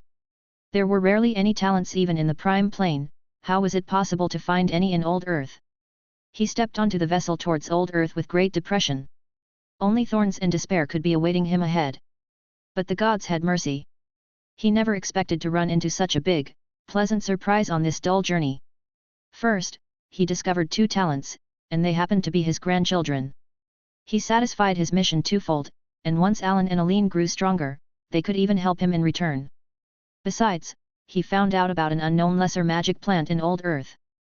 At the front line, he bought the morning dew tea from a traveling merchant, and that was when he realized the tea was almost on par with the white orchid potion. The white orchid potion was the only one among lesser potions that could help with someone's breakthrough, so it always cost a fortune. He diligently hunted for quests for many years just to win himself a bottle of it. But now, he discovered the morning dew in old Earth. Too bad that the morning dew tea from the merchant had been laid aside for too long, which greatly hindered its effect. After inquiring about the source of the tea, they hurried to Gru Town on their horses without stopping. This was what they called destiny. After his successful breakthrough, Mara finally understood why wizard apprentices tended to roam about deadly ruins, for even a wee bit of destiny could help them advance. Chapter 9, The World of Wizards. Mara waved a hand to lift the spells inflicted on everyone, while still carrying a great joy within him. He wasn't even offended in the least when Leon asked him about what just happened with Panican in an improper manner. Instead, he started explaining about the world of wizards with a big smile. The binding charm and ward of silence I just used on you are lesser, or elementary, wizardry spells. Wizardry is a mysterious system created by combining one's natural talent and knowledge system. Those who can wield wizardry are called wizards. The moment Mara mentioned the word wizard, there seemed to be a strange feeling inside Angor's mind, an unspeakable force, that was pushing him into the unknown distance. That distance was called the truth, a belief which wizards spent their entire lives in pursuit of. Once this feeling came into being, it would be difficult to snuff it out. Angor didn't know why he was suddenly keen on exploring the distance. Maybe all the views taught by teacher over the last decade were calling to him? Or was it just a passing fancy? He didn't know, but he did not suppress the thirst either. He carefully put it away inside his mind as if folding a delicate and valuable book, waiting to reopen it someday. Maybe Mara's mood was just too great, but when he looked at everyone's curiosity and respect towards him, plus the fact that his grandchildren were about to become apprentice wizards now, he began to explain the culture and system of the wizard's world generously, without the intention to hide anything. Wizard was only a general name for talented people. However, not every talented one could become a wizard. Even Mara himself could not be called a wizard yet. Apprentice wizard was the name he must use for now. If someone systematically analyzed all wizards, then 99% of them would be apprentices. Only less than 1% of the talents could successfully break through their limitations and ascend into becoming wizards who aimed to pursue truth and realizing their personal values. This simple explanation was enough to show everyone how difficult it was to become a wizard. During the explanation, Mara also spoke about the world they were currently in, the Old Earth. The name Old Earth was a joke for wizards from the Feyland. Only wizards who were born here would use this name, while the other ones had another name for it, the marginalized island. This piece of world was not large. For locals, they might be spending their lives if they wanted to see every part of it. But for wizards who can set their eyes upon tens of thousands of different planes, the Old Earth could only be seen as an island of moderate size. It was called the marginalized island because of the lack of active elements in the air, not its location. Here, elemental wizards had to spend more energy on absorbing inert elements to fight someone, which was obviously inefficient. For this reason, elemental wizards basically called this place the Dead Land. Talents that once lived here all moved away, thus its name. Of course, in the enormous wizardry system, wizards that focused on elements were only a small part, so not all wizards had to go away. But no matter which direction a wizard chose, he or she would always know an elemental spell or two, so why bother staying here when there were better places to go? So here, marginalized meant that this place was cast aside by wizards. I came here to bring Alan and Aline back to the Fey continent and join the White Coral Floating Island Academy. I didn't expect to encounter my destiny to break into High Apprentice along the way, all thanks to Viscount Pad. Mara stroked his white beard which grew all the way in front of his chest. His eyes squinted out of joy. Before we leave, if Viscount Pad has any trouble on your mind, by all means, tell me. There are not many things I can't do in this old earth. This was obviously for repaying the kindness of giving him the morning dew, or a claim to pay the favor so they could be even as fast as possible. Leon was still lost in the world of wizards he just heard and wasn't responding, until Count Eden woke him up. Eden said, I heard that Mr. Leon will be going to Waterford next month, to officially inherit the title of a Viscount. The Pad family have been guarding the shoreline defences and supplying the vanguard camps, which is a great contribution towards the knights fighting against Halen. If the Emperor hears about this, I believe the travel to Waterford can be omitted. Of course. If the Morn family said the word, Leon would have no problem becoming a hereditary count himself. It should have been Mara's personal favor, and apparently Eden was trying to make it otherwise to cut the deal in the name of Morn family. If Leon agreed to this, what Mara owed him could be considered clean. Leon was young but not dull. The Morn family was powerful, but it was only a big family of Goldspink Empire. Mara might be only one man, but another whole, amazing world stood behind him. Naturally, Leon wouldn't accept Eden's suggestion. Leon considered for a while. Before he could speak though, Angor gave him a gentle nudge on the leg below the tabletop. He looked aside and saw Angor trying to say something and kept hesitating. Leon quickly understood and spoke to Mara, the morning dew was originally my brother's possession. I'll let him make the decision. Eden raised an eyebrow and gave Leon a thoughtful look. Rumors had it that the two brothers of the Pad family shared a bad relationship, which was obviously not the case. Leon must love his brother much because he just gifted such a priceless opportunity to Angor. Since Leon made up his mind, Eden did not say anything further. Now everyone had their attention on Angor, who had been silent until now. He didn't show any hint of pressure even when all 5 people were looking at him. He presented himself as a completely noble gentleman. Besides, his teacher also taught him of the men of virtue in China, so now Angor not only stayed calm, his every expression carried a gentle temperament. Speaking of trouble, I'm not sure if my brother has any. As for me, I have 2. A bigger one which has been bothering me for a long time, and a smaller one, which I just found out and is negligible. Angor looked towards Mara. If Mr. Mara would help me with the big one, it won't be necessary to look at the other. Let's hear about your big trouble then, Mara asked. On the inside, Mara felt eased when Leon directed the topic to Angor. A child grown under the protection of the family couldn't possibly have any serious problems. Maybe he was in love with some lady and was too shy to speak up? Yeah, that might be a big trouble for the kid, but everyone else would just think it as a fuss. Leon, on the other hand, sighed silently. The moment Angor mentioned big trouble, he knew what Angor was going to say. It seemed Angor had decided to give this great opportunity to his teacher, John. As expected, Angor made it straightforward. It's about my mentor, John. My father accepted him into our family 20 years ago, and he has been teaching me knowledge and wisdom since then. But his health is getting weaker by the day. Chapter 10, Expel Deceit. Angor led Mara to the stilled house where his teacher was. Mr. Mara, my teacher must be resting inside. Please wait here so I can go in and inform him. Mara nodded and watched Angor go upstairs first. This is a peculiar house. Never thought I could run into such structures in old Earth, Mara silently commented on the appearance of the stilled house. He witnessed many buildings with strange shapes in the Fey continent. This house showed great ingenuity, true, but it was a work of mortals after all. He praised its craftsmanship just because a mortal could build such an amazing sight. Unlike Mara, who was only merely interested in the house, Alan and Aline could not hold back their curiosity and circled around the house in wonder. They even went under the rain to observe John's vegetables and fruits near the wine rack. They were still young. Trying to pretend to be mature did not help in concealing the childishness they occasionally showed. This pure innocence made everyone around them smile. Seeing how they were so interested in the grape trellis, Leon took out 2 bottles of red wine which had been preserved in the cellar for 2 years and offered everyone a glass. The wine was rich and fragrant. As for drinking companions, Leon and Eden began chatting about the front line. Eden would like to get rid of the silent awkwardness too, so he happily chimed in with Leon and joined in the leisurely atmosphere. After getting away from them, Angor came to the second floor and woke up the mute servant. He helped his teacher get dressed, then sent the servant away and told John why he came. With his night sleep interrupted, John felt hazy for a moment, until he suddenly rose with a start when Angor mentioned wizard. Wizard? You met a wizard? John grasped Angor's sleeve as he exclaimed in disbelief. Yes. A level 3 apprentice wizard, to be exact. At least Mara just called himself that. Confusion and curiosity appeared in John's expression briefly. He then mumbled in enlightenment, "This is it. This is it. Everything is explained now. Wizards, wizards. This is why many physics formulas I researched on all these years couldn't be used here. I was wrong from the very beginning. This is not an ordinary world, there are supernatural powers here. Ha! I always believed that I was superior to the locals here because of my vision.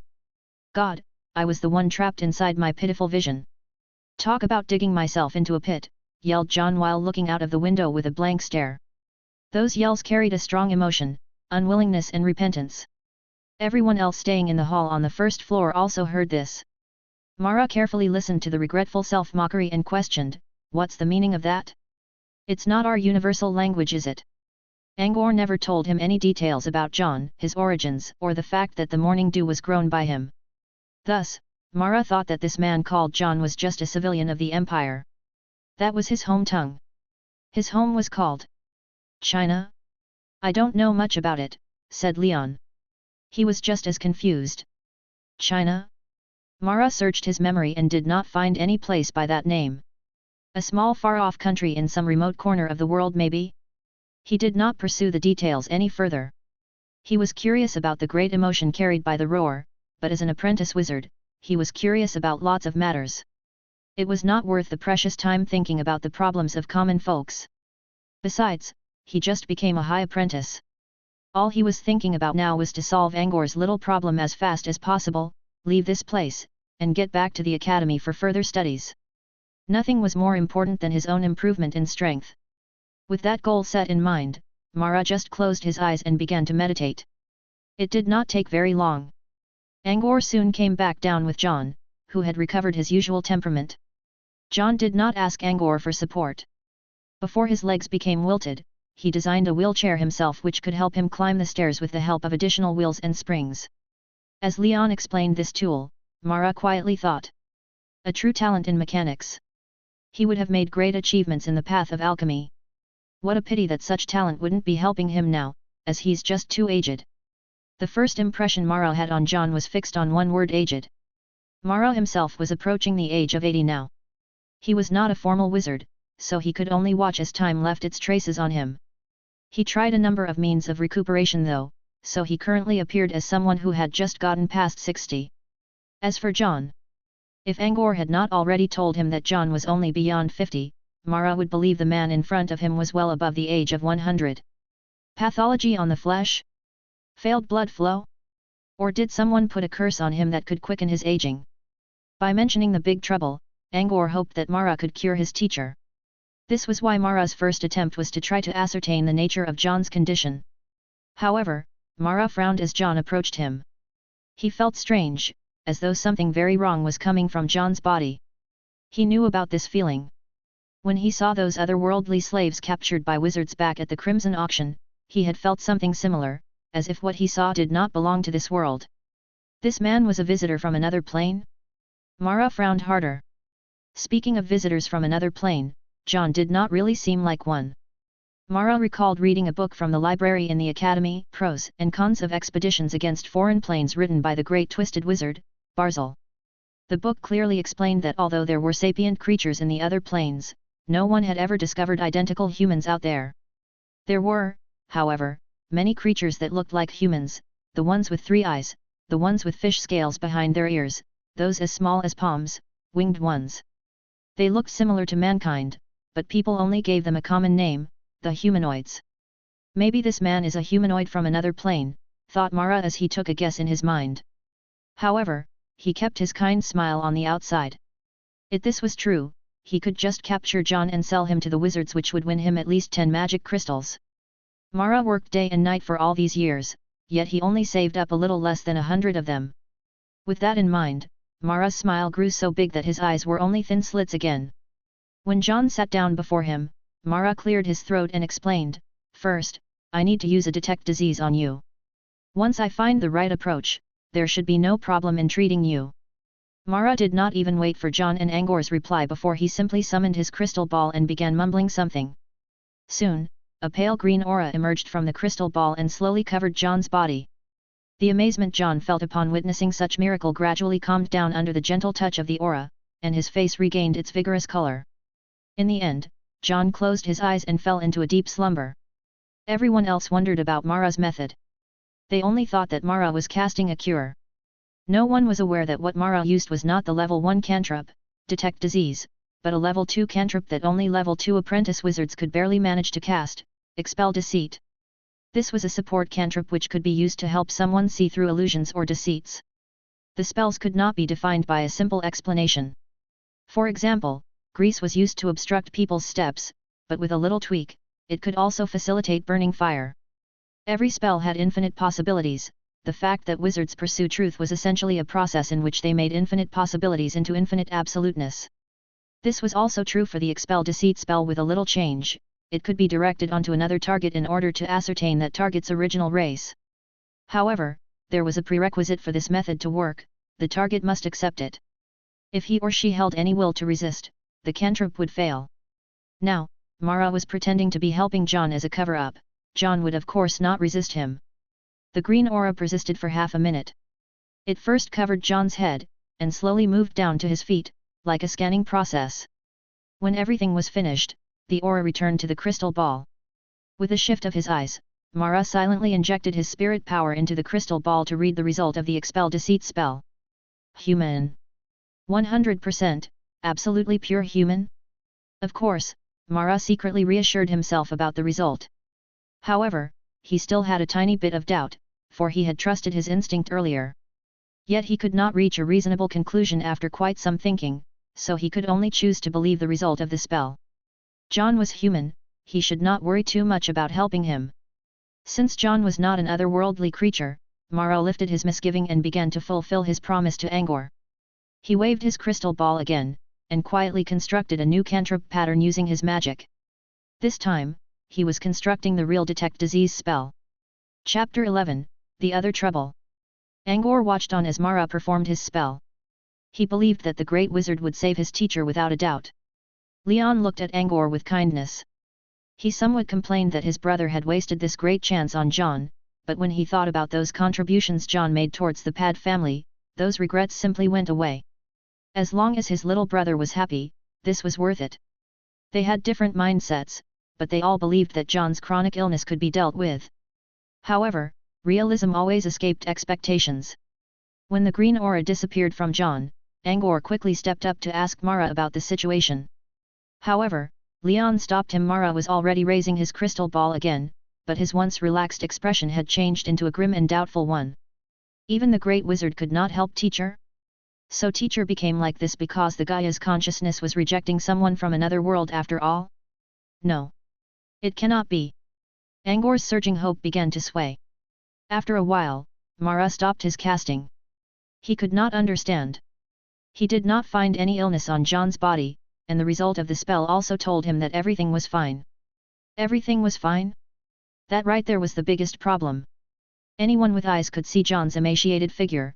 Only someone that was sick beyond hope could be like this. John was only 50, so such an aged body was undoubtedly abnormal. Still, he could not find anything unusual. Maybe he was cursed by some evil wraith? With that in mind, Mara spread his spirit power towards John. Any traces of abnormalities could be easily captured in this way. No. Nothing. Again. Mara was completely stumped this time. He broke through into High Apprentice merely a moment ago and had not begun to learn about level 3 cantrips. He used everything he knew about detecting illness and none of them worked on John. He no longer knew what to do. Mara glanced at Angor, whose expression was filled with worry now, and he felt a bit embarrassing. He had already made his promise like a big shot, but now the truth was showing otherwise. He cleared his throat and gave Angor an apologetic look. I'm afraid I don't have the means to cure your teacher at the moment. I've done my inspection. There's nothing wrong with his body, and that means I can't do anything on that matter, Mara explained. He then changed the subject. However, he does seem seriously ill, so there might be a problem about his spirit or his soul. Angor recalled what his teacher told him before. John's body was fine, the wilting of his organs was because of the Gaia's consciousness. Mara did not say anything about the Gaia's consciousness, but he did mention that John's body was good. So it must be his spirit or soul then. The Gaia's consciousness was harming teacher's soul? Mara did not realize that his words, added with Angor's own cogitation, had created a similar conclusion. Correct or not, Angor already believed it in some way. Then, a problem with the soul or spirit cannot be cured, asked Angor with a worried tone. There are ways. But I cannot do that as of now, answered Mara. He sighed helplessly. I might help him if I'm to become a real wizard, but as an apprentice, there's nothing I can do. So, a true wizard can cure my teacher. Angor persisted. I cannot take mindless guesses on what the great wizards can do, but saving a common man shouldn't be a problem.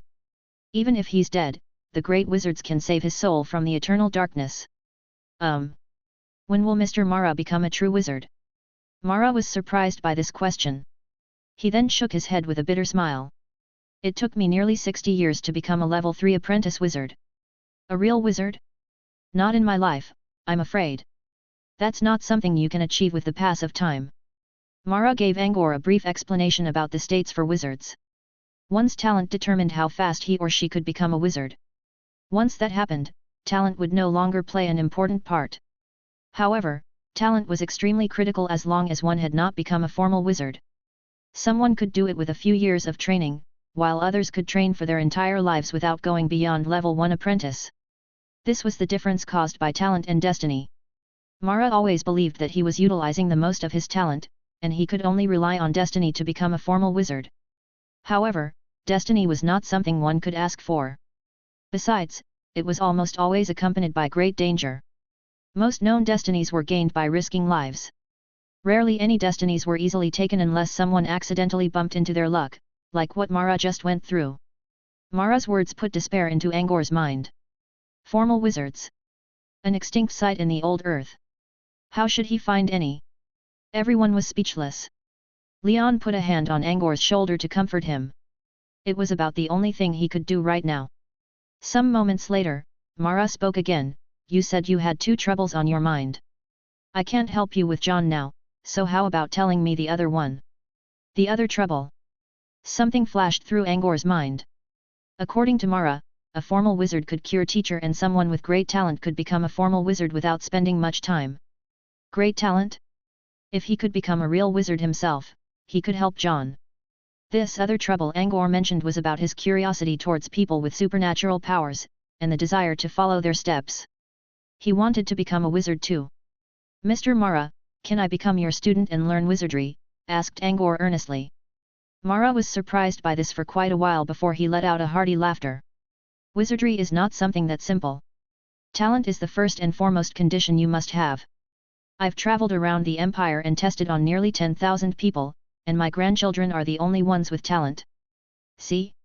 This is very rare. Angor did not back up. Mr. Mara, can you please check on me and see if I have talent? Mara looked at Angor up and down and nodded. This is quite simple. I can even look at everyone in the Pad Manor if you want. Let's consider this a return of your favor then. Mara's seemingly generous offer also contained a will to help the Pad family train talented wizards. However, considering how scarce they were, it was already extremely hard to find one single talent, let alone do it in this small family. Besides, giving such tests did not really cost Mara anything. He only needed a medium, and mediums could be reused without taking any loss. His mission to the old earth was to look for talents for the academy, so the academy had given him mediums. Helping Angor with the test meant that he would be rid of the favor for free. Chapter 12, Talent Test. John was sound asleep because of Mara's spell, so Angor did not wake him. He asked the mute servant to bring him back to his room. Then everyone else went back to the castle. Leon told the servants to gather everyone under the age of 50 into the hall and let Mara do his test on them. Angor wanted to go first, but Leon stopped him and whispered, "Let the servants try this out first." Angor already understood even when Leon did not explain why. As Mara said, there probably would not be a single talent among 10,000 people. Being untalented would surely embarrass someone.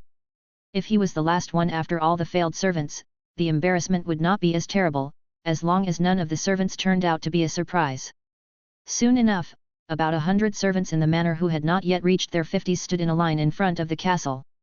They were all called up while they were asleep, but none dared to complain. They were standing straight, quietly. All are here then? Let's begin the test, said Mara. He added, one by one. The testing ground was a narrow closet. Leon asked the servants to empty it beforehand, and only left something that Mara required. Mara sat on the main seat, while Angor, Leon, Eden, and the grandchildren sat on his sides. The space across from Mara was left open for the testees. A deep-sea fish oil candle burned in the lamp on the table. The gentle yet strong light illuminated the narrow tiny closet, making it bright as day. Mara took out a red crystal ball from his robe and placed it on the desk. It looked completely normal, only that it was much darker compared to the floating, transparent one beside Mara. The Abel's eye, or the talent sphere, is made from the eyeball of a behemoth called Abel's from the abyss plane, said Mara. He began to explain, the beast is not really strong, but its soul possesses extraordinary power. The talent sphere crafted using its eye can reflect one's soul and show us that man's talent. The first one to be tested was the maid called Ori, who took care of Angor's daily life. Ori was 15, only 1 year older than Angor. She and Angor shared a close relationship in daily lives like friends rather than master and servant. Ori came in with a serious expression, but she secretly winked at Angor when no one was looking. Angor gave her a simple explanation about what this was about. Hearing this, Ori's eyes brightened. So a talented one could become a legendary wizard? Her heartbeats intensified so much that she could hear them herself. This was a chance to change her life. Realizing this, Ori's once relaxed mood immediately tensed up. She bowed to Mara with respect and sat across him while trying to hide her excitement. Mara pointed to the red talent sphere. The test is simple. Put your hand on this crystal ball and do not let go, then observe your surroundings. If you see any changes, you're talented. Changes? Ori was confused for a moment, so was everyone else. Mara continued, different individuals will see different phenomena. Here's an example, when I touched the talent sphere for the first time, I saw the weak burning flames in the fireplace not far from me becoming bigger. Nobody else could see it. That meant I had the talent, said Mara. He thought about something else before saying, the sphere cannot tell the level of one's talent, but it is said that one can gain a hint about his or her future from the change. It's only a rumor though. There has been no proof, so personally, I don't believe it. I've learned fire spells and it wasn't any easier than doing water spells. My granddaughter Aline heard various noises upon touching the sphere. That, too, is a change, said Mara. He then pointed at the chubby boy Alan. As for him, he saw a piece of brown bread appear in a dish out of nowhere. That's a change as well. If you do not see anything at all after keeping your touch for 1 minute, then I'm afraid you basically have no talent, Mara shrugged. When he finished, Mara went back to being silent and pushed the talent sphere towards Ori. Ori swallowed hard. She then reached out a trembling hand, and placed it on the sphere.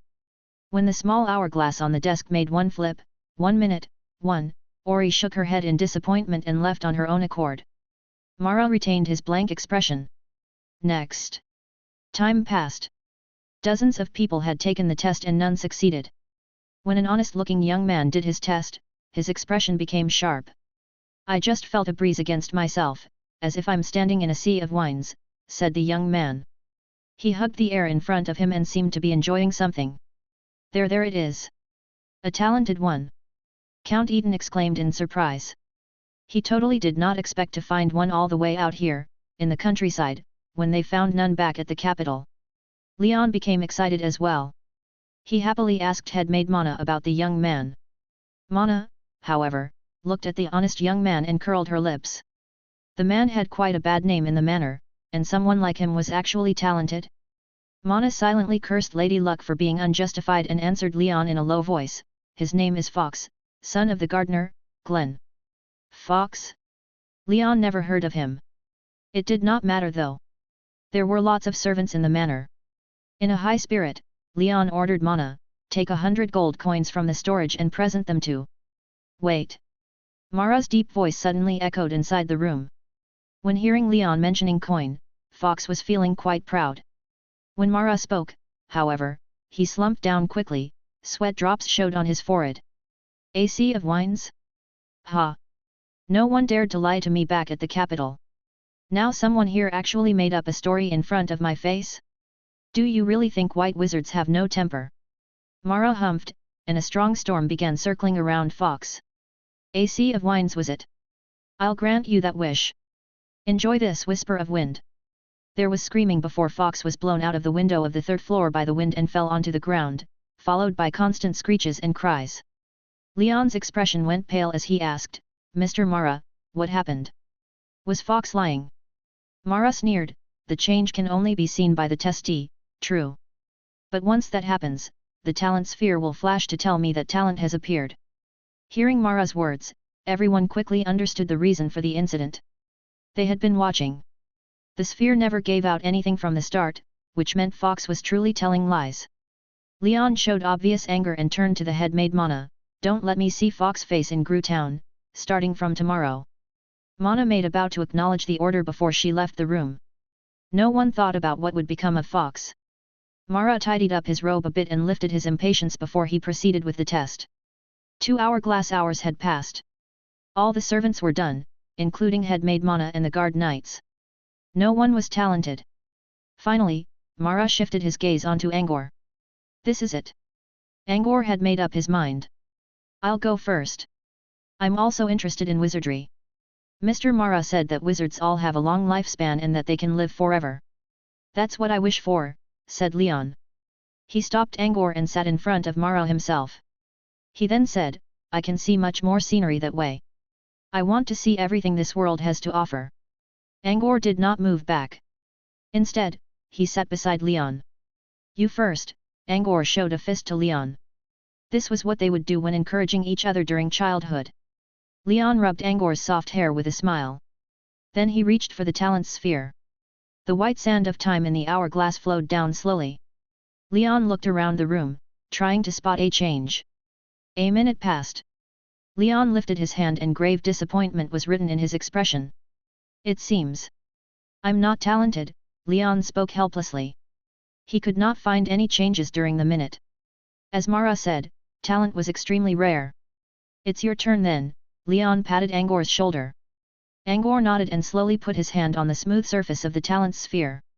Chapter 13, Roaming the Wonderland. Immediately when Angor touched the talent sphere, a bright flash of red light appeared from the object. Red light. Everyone stared at the talent sphere with their mouth agape. This time there was a real talent. Leon watched with joy. Brother Angor was a talented one? Leon clenched his fists because of the insuppressible excitement. He might be happy too if one of the servants showed up as a talent. Still, servants were only servants, and they could only provide the family with limited convenience. Angor, however, was a true family member, and his closest brother. Even if Angor had to stay an apprentice, the Pad family would benefit from this greatly. Surprise only showed on Count Eden's face briefly before it was replaced by thoughtfulness. It could not be denied now that the Pad family would rise. If the Morn family offered their alliance now, they might gain the support of more power wielders. Alan and Aline, on the other hand, did not give the situation as much consideration as their father. Alan's chubby face was not carrying any particular emotion, he only looked at Angor with his head tilted and a trace of curiosity shone in his eyes. As for Aline, she was smiling at Angor with a bit of silliness. She was just happy because she can learn wizardry together with Angor now. The only regret in her heart for having to leave her homeland had disappeared, now she only held great expectation towards the future. Mara too, recovered from his surprise quickly. However, the person who was the center of the crowd, Angor, had fallen into a strange experience. Upon touching the talent sphere, Angor found himself floating up. He immediately felt excitement because this was just the change he was hoping for. Happiness climbed onto his expression as he realized he was really talented. Suddenly, he heard the sound of melody and drum beats outside the closet, as if a chorus team was performing a carol. Weird. His brother had already asked the dancers and musicians to leave. They were still here? Angor turned his head to ask Leon about this, only to notice something even more strange. Apart from himself that had been floating in the air, there was not a single soul in the closet. His brother, Mr. Mara, Count Eden, and his children. They were all gone. The room was not totally empty though. The talent sphere on the desk was still there, and as always, the candle was burning quietly. Everything seemed fine besides the absence of everyone. The music outside became louder. Angor frowned. He slowly floated towards the door and pushed it open. The hallway outside was decorated in an elegant style. Graceful curtains and large wall paintings sat on the walls on both sides, with knight armors and statues occupying the corners. His father Pad used to like such luxurious nobleman's style, and the brothers never changed it after his death. The wind in the night moved the curtain aside. Angor looked through the window. There was only silence and darkness. Weird. Really weird. Everything he saw, furniture, wall hangings, were familiar to him. Yet why did he sense an indescribable strangeness? Every door in the Pad Manor had 2 lamps in the shape of a lion's heart on both sides. The lion's heart was the emblem of the Pad family. Servants filled oil in them every day and light them up upon nightfall, so the fire would keep burning until the next dawn. This bore the meaning of the fire in lion's heart never dies. However, Angor did not see any firelight outside now. Even the iron gate outside of the castle was shrouded in darkness. Is this really Pad Manor? Where is everyone? Questions emerged from Angor's mind. The melodious music was still going, but Angor began to feel something strange about it. He looked out of the window again. The sky was full of stars, even with several patterns he never saw before. However, there should be hardly any stars that could be observed in Gru Town once the month of the freezing earth came. Only limited, fixed stars that were extremely far away would show up now. Clear weather during this month would expose 7 or 8 stars at best. As of now, the sky outside was full of them, as if Gru Town was still enjoying the midsummer. Fear arose from Angor's consciousness. This was absolutely not right. Maybe he was no longer in the real Pad Manor.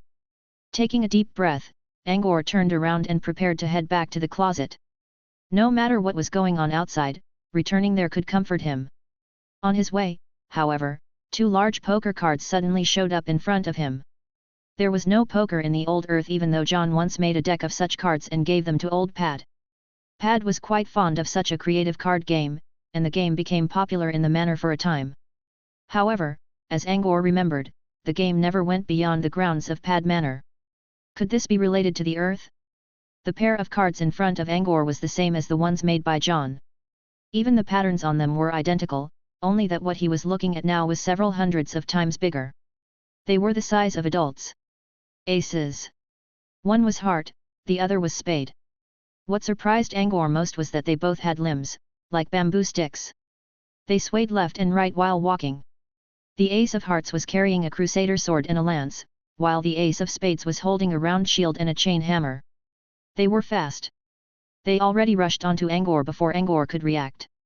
By the time he reacted, he no longer had the chance to run. The next second, Angor was trapped between them. The cards kept moving forward as if Angor did not exist. However, Angor could not get himself away from between the broad surfaces of the cards, so he could only move along with them. He tried very hard to escape, but the best he could do was to get his feet off the ground, which still did not stop the cards from carrying him away. Angor gave up in the end and just followed the card soldiers. Soon, Angor found himself in the hall, where the music he heard just now was coming from. The music was from the dancing stage, but when Angor looked towards there, no one was playing music. Several teacups with hearts printed on them were hopping in front of the instruments, creating the music. Since when could teacups do music? Angor had not calmed himself before he noticed that the swordsman of hearts and the guardsman of spades had vanished somehow. Since he was in the hall and already witnessed a great deal of the strange world, Angor puffed up his courage and walked towards the center of the hall, instead of trying to go back to the closet. The hall was well lit, with all sorts of strange objects minding their own business everywhere. Apart from the teacups, Angor saw walking toy soldiers, plush owls flying and playing around the crystal chandelier, dragonflies with rainbow colors patrolling the air, and unfamiliar sunstones and moonstones flashing in different colors. Looking at more and more strange sights, Angor still felt nervous, but his fear had mostly gone away. He noticed that all creatures here were blind to his presence. He floated towards the colorful dragonflies to observe them, but they simply flew away without paying Angor any attention. Angor did not know if they could not see him, or just were not interested in him. After floating around for some more, he saw the tip of clothes on a chair near the main table shifting. The chair had its back facing him, so he was not sure about it. Someone was sitting there? Angor carefully controlled his body to move towards the main table. As he approached, he became sure about his idea, since he already heard the sound of the knife touching on plates and the noise of book pages being turned. Someone was eating while reading? Angor was really curious about the figure now.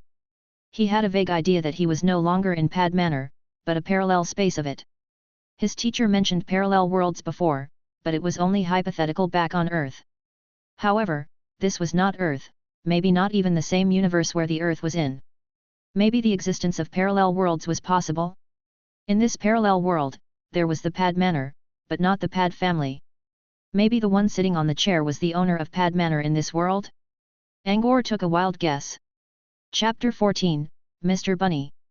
Angor took a turn in the air to gain a better view. This time, he saw the man sitting by the table, or not.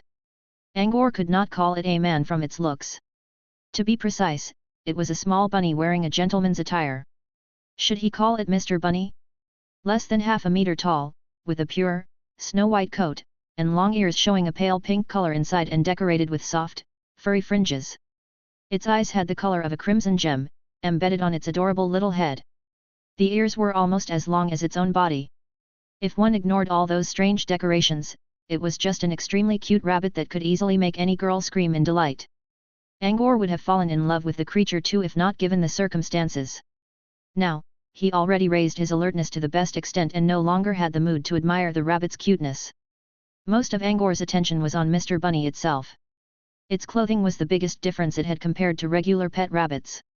It was not wearing anything on the bottom. There was a tailcoat with lace edgings and red diamond patterns on it.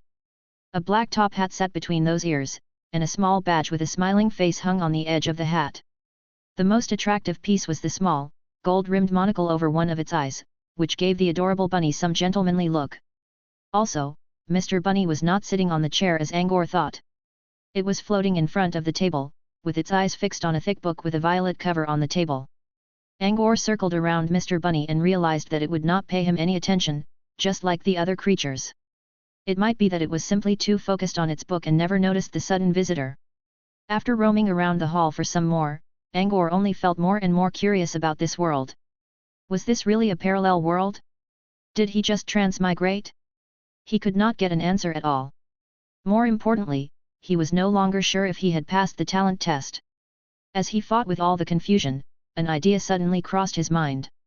No, the idea was so abrupt that Angor did not even know if that was his own idea, or it was someone else's. It was telling his mind to get back to the closet. Getting back to the closet from where he transmigrated here. That was all the idea told him. Without a doubt, Angor agreed with the idea. He was not sure where it came from, but he trusted his instinct. As he turned to leave the hall, he heard the sound of turning pages from Mr. Bunny not far from him. Angor turned back to look at the violet-covered book the bunny was reading and suddenly stopped his movement for some reason. He quietly floated to Mr. Bunny and checked out the content of the book. The book was standing on the table. The book cover was clear to read.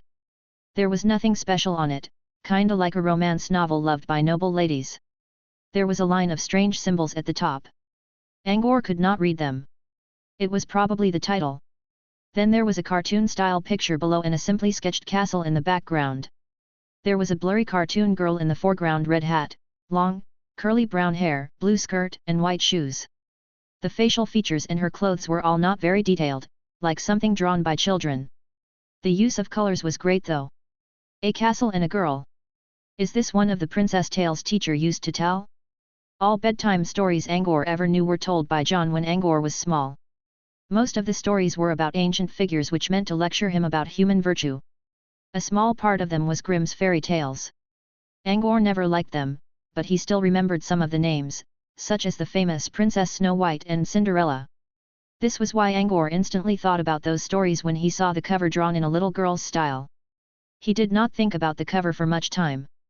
He could not read it anyway, so he floated behind Mr. Bunny and began reading the book. He saw the content of the book just now and could only make out that it was a picture book. Angor could not understand any of the words, but he could still speculate the story by the pictures. It seemed like a fairy tale. A girl bumped into a strange land. She could drink some wine to become small as a rat or eat some cake to be as big as a giant. There was a bowl of mushroom soup. Drinking from the left made her shorter while drinking from the right made her taller. With all of these surprises, the girl started an amazing journey with strange creatures. Angor enjoyed the story. He felt somewhat familiar with it, but he quickly put that emotion away to keep reading the book. Time passed. Things around him were becoming weirder, but Angor realized none of them. Firstly, Mr. Bunny was turning the pages along with Angor's reading speed. Next, the plush owls, poker soldiers, bunny teacups, and rainbow dragonflies on the other side of the hall all came around him. However, Angor was totally attracted by the beautiful journey in the story and was completely oblivious of his surrounding. Angor did not take any of the abnormalities to heart. Instead, he joyfully placed his own spirit together with the girl in the story. Angor felt himself becoming the main character of the story and running after a talking bunny. Everything was beautiful. All creatures here had peculiar looks, but they all showed kindness. Angor even thought that this was the Wonderland. As he kept himself immersed in the wonderful world, a sharp cackling came from the castle far away. "Oh no, the Queen of Hearts is here. Sheva, you need to leave, or the Queen will turn you into a card," urged the talking bunny. "The Queen of Hearts? Leave? Sheva?" Angor stared at everything with a blank face. "Who's Sheva? I'm Ango and Hui. Who am I?" He realized something was wrong. He recalled seeing the bunny in tailcoat in the manor castle, and the bunny was wait, what was the bunny doing? The beautiful journey in Angor's mind instantly shattered into pieces. He knew he forgot something, and he knew he must remember it. He screamed with his mind, but his memory kept falling apart until he could not even remember what he was doing just a second ago. Ee. Sheva, what are you doing? Run! The Queen is coming! The bunny dragged Angor's hand. "This is dangerous, you need to go to my rabbit hole to escape." Next, Angor was unconsciously led away by the bunny. The mountains afar were still booming with green, but all the fantasies now carried a lifeless strangeness. "My rabbit hole is right there. Get in and let me deal with the Queen," the bunny said before he pushed Angor. Angor fell onto the ground with a trip. The bunny was still urging him to get inside the hole, but sudden alertness came about Angor's mind. "Get back to the closet." The message appeared inside his head abruptly. The closet? Angor's once blank expression turned sharp. He remembered the closet. He also recalled that he was taking his talent test, and fell into a strange parallel world for no reason, a reading bunny. When he realized everything, the world around him shifted. All became nothingness. The rabbit hole was replaced by a bloody maw filled with sharp fangs. The adorable bunny behind him also turned into a tattered rag doll with patches sewn all around it. Angor stepped back, then quickly ran away from the maw. As he left the area, he found himself back at the hall where Mr. Bunny was. He was no longer relaxed as before, however, because he just noticed that a group of card soldiers had surrounded him. Chapter 15, The Ice Coffin of Healing. There were also many cute-looking toys apart from the card soldiers. More importantly, Mr. Bunny, who had been reading a book, was also floating in front of Angor, staring at him with its tiny crimson eyes. Angor was not sure what the bunny was thinking about, but those emotionless stares sent a chill down his spine. The cuteness he felt a moment ago no longer existed. Everything in front of Angor only terrified him. One of the card soldiers suddenly lunged at Angor. With a start, he grabbed the book on the table and threw it at the soldier. A bloody maw burst out of the cover image of the violet-covered image book. It instantly mauled the card soldier to pieces and gulped it down. Angor was terrified, motionless by what he just saw. When every creature around him had their attention on the monstrous mouth, Angor bolted out of the circle and dashed away from the hall as fast as he could manage. He. Don't go, Sheva, let's have some fun. A ghost-like female voice came from his back. Angor heard the voice, though he did not make any stop. He kept running towards the next corner. The closet was just around it as long as his memory about the place was still true. The closet is safe. Angor did not know when that idea came about his mind or whether it was correct. He did not have the time to tell anyway. This was his only choice. The door to the closet was just ahead. Angor sprinted towards it. As he stepped into the door, a great pain on his back made Angor fell to the ground. He turned around and saw a red-haired, heavily powdered woman with lots of stitches on her face. She was wearing an elegant but heavily decorated dress with dark stripes on it, and a tiara with a black heart pattern. Angor did not know who she was, but considering the sharp pain coming from his back and the drops of blood on her blade-like nails, Angor was immediately sure that was his own blood. The woman showed cruelty in her eyes and screeched non-stop. However, no matter how loud she screamed, she never stepped past the door, as if the door of the closet was a barrier separating two worlds. Angor watched for a while and made sure she could not get in before he finally let out a sigh of relief. However, he became worried again soon after. He was still facing another trouble. Angor checked out the closet again. There were chairs and the desk, a lit candle, and a red crystal ball Abel's eye, the talent sphere. Looking at the sphere that had been giving out a red light, something inside Angor told him to approach and try putting his hand on it. Har har har. Never thought I could have found my destiny to break through, let alone finding another talent, in this remote little town. God bless Mara, God bless my family. Mara's laughter reached Angor's ears. After a bit of confusion, Angor found himself back at the real world again. Everyone around him was looking at him with either pleasant surprise or admiration. Nothing seemed wrong here. They don't know I just transmigrated? Or was it not transmigration at all, but the change when a talented one would face when taking the test? If so, that change was downright scary. As Angor was still thinking about the strange experience he went through in the parallel world, something grasped his hand. He looked aside and saw Leon pinching his palm since he had been spacing out. Stop staring, Angor. Mr. Mara was asking about your change, Leon smiled. Oh, Angor responded. He was not feeling any joy from becoming a talent, only exhaustion, after escaping all that great danger. When I touched the talent sphere, I found myself floating in the air. Mara interrupted him, floating. Yes. A change, that is. You're a talent, there's no doubt about it. Angor was going to tell them his experience in the parallel world, but when Mara stopped him, he decided to stay silent instead. He only nodded in return and went back to his seat with a polite smile. Mr. Mara, now that I do have the talent, can I become your student and study wizardry? The unpleasant travel in the parallel world affected his mindset greatly, but it did not change his will to become a wizard. Mara put away his talent sphere and smiled, I'm an apprentice myself so I'm not qualified to teach you. However, I came to the old earth to look for talents for the academy. You're one, and since you're willing to step onto this path, you can follow me and leave for the academy tomorrow. The White Coral Floating Island Academy isn't big, but it has good fame among all wizard organizations from the south. They'll not let a talented one down. Angor hesitated upon hearing those words. He had to leave here and go to the unknown academy? He already expected something like this, but he still could not make up his mind when it finally came to it.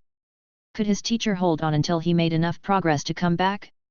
Additionally, Angor agreed to his brother to accompany him to the succession ceremony, which was tomorrow as well. When would they meet again? Angor's expression darkened. He did not even realize that he had been fumbling around his thumbs, a gesture showing that he was faltering over something. Of course, Leon was reluctant to let his brother go. However, he still stepped up and put an arm around Angor's shoulders as he whispered to him, Don't you worry. You heard Mr. Mara. It was just an academy, a school. Like how you go to the Waterford exclusive school every spring. It won't take too long. I'll wait for you in the manor. But, Angor hesitated. As his brother, Leon already knew what Angor was trying to say. If you're still worrying about old John, when I go to Waterford this time, I'll find the best doctor there is to help him. I'll keep him alive and wait for you to save him, even if I have to spend the last coin in the family. Angor did not reply. He was the only one knowing the fact that the world's consciousness was rejecting John, not some kind of disease. No one could save John except a wizard. As Angor was still faltering, Mara, who had been listening to their conversation, spoke up. You can't leave your teacher behind. I can't. Mara was not sure why Angor was so committed towards John. John was just a child's teacher, not Angor's lifelong mentor, nor a close family member. Mara could not understand the tight bond between them. Mara gave Angor a thoughtful look before he said, Back at the Crimson Auction, I once spent my 2 years saving on a magic scroll called the Ice Coffin of Healing. It cannot cure your teacher, but it will sustain your teacher's life temporarily, only for 5 years. What do you say? 5 years? Angor's pupils became larger. He could do many things in 5 years.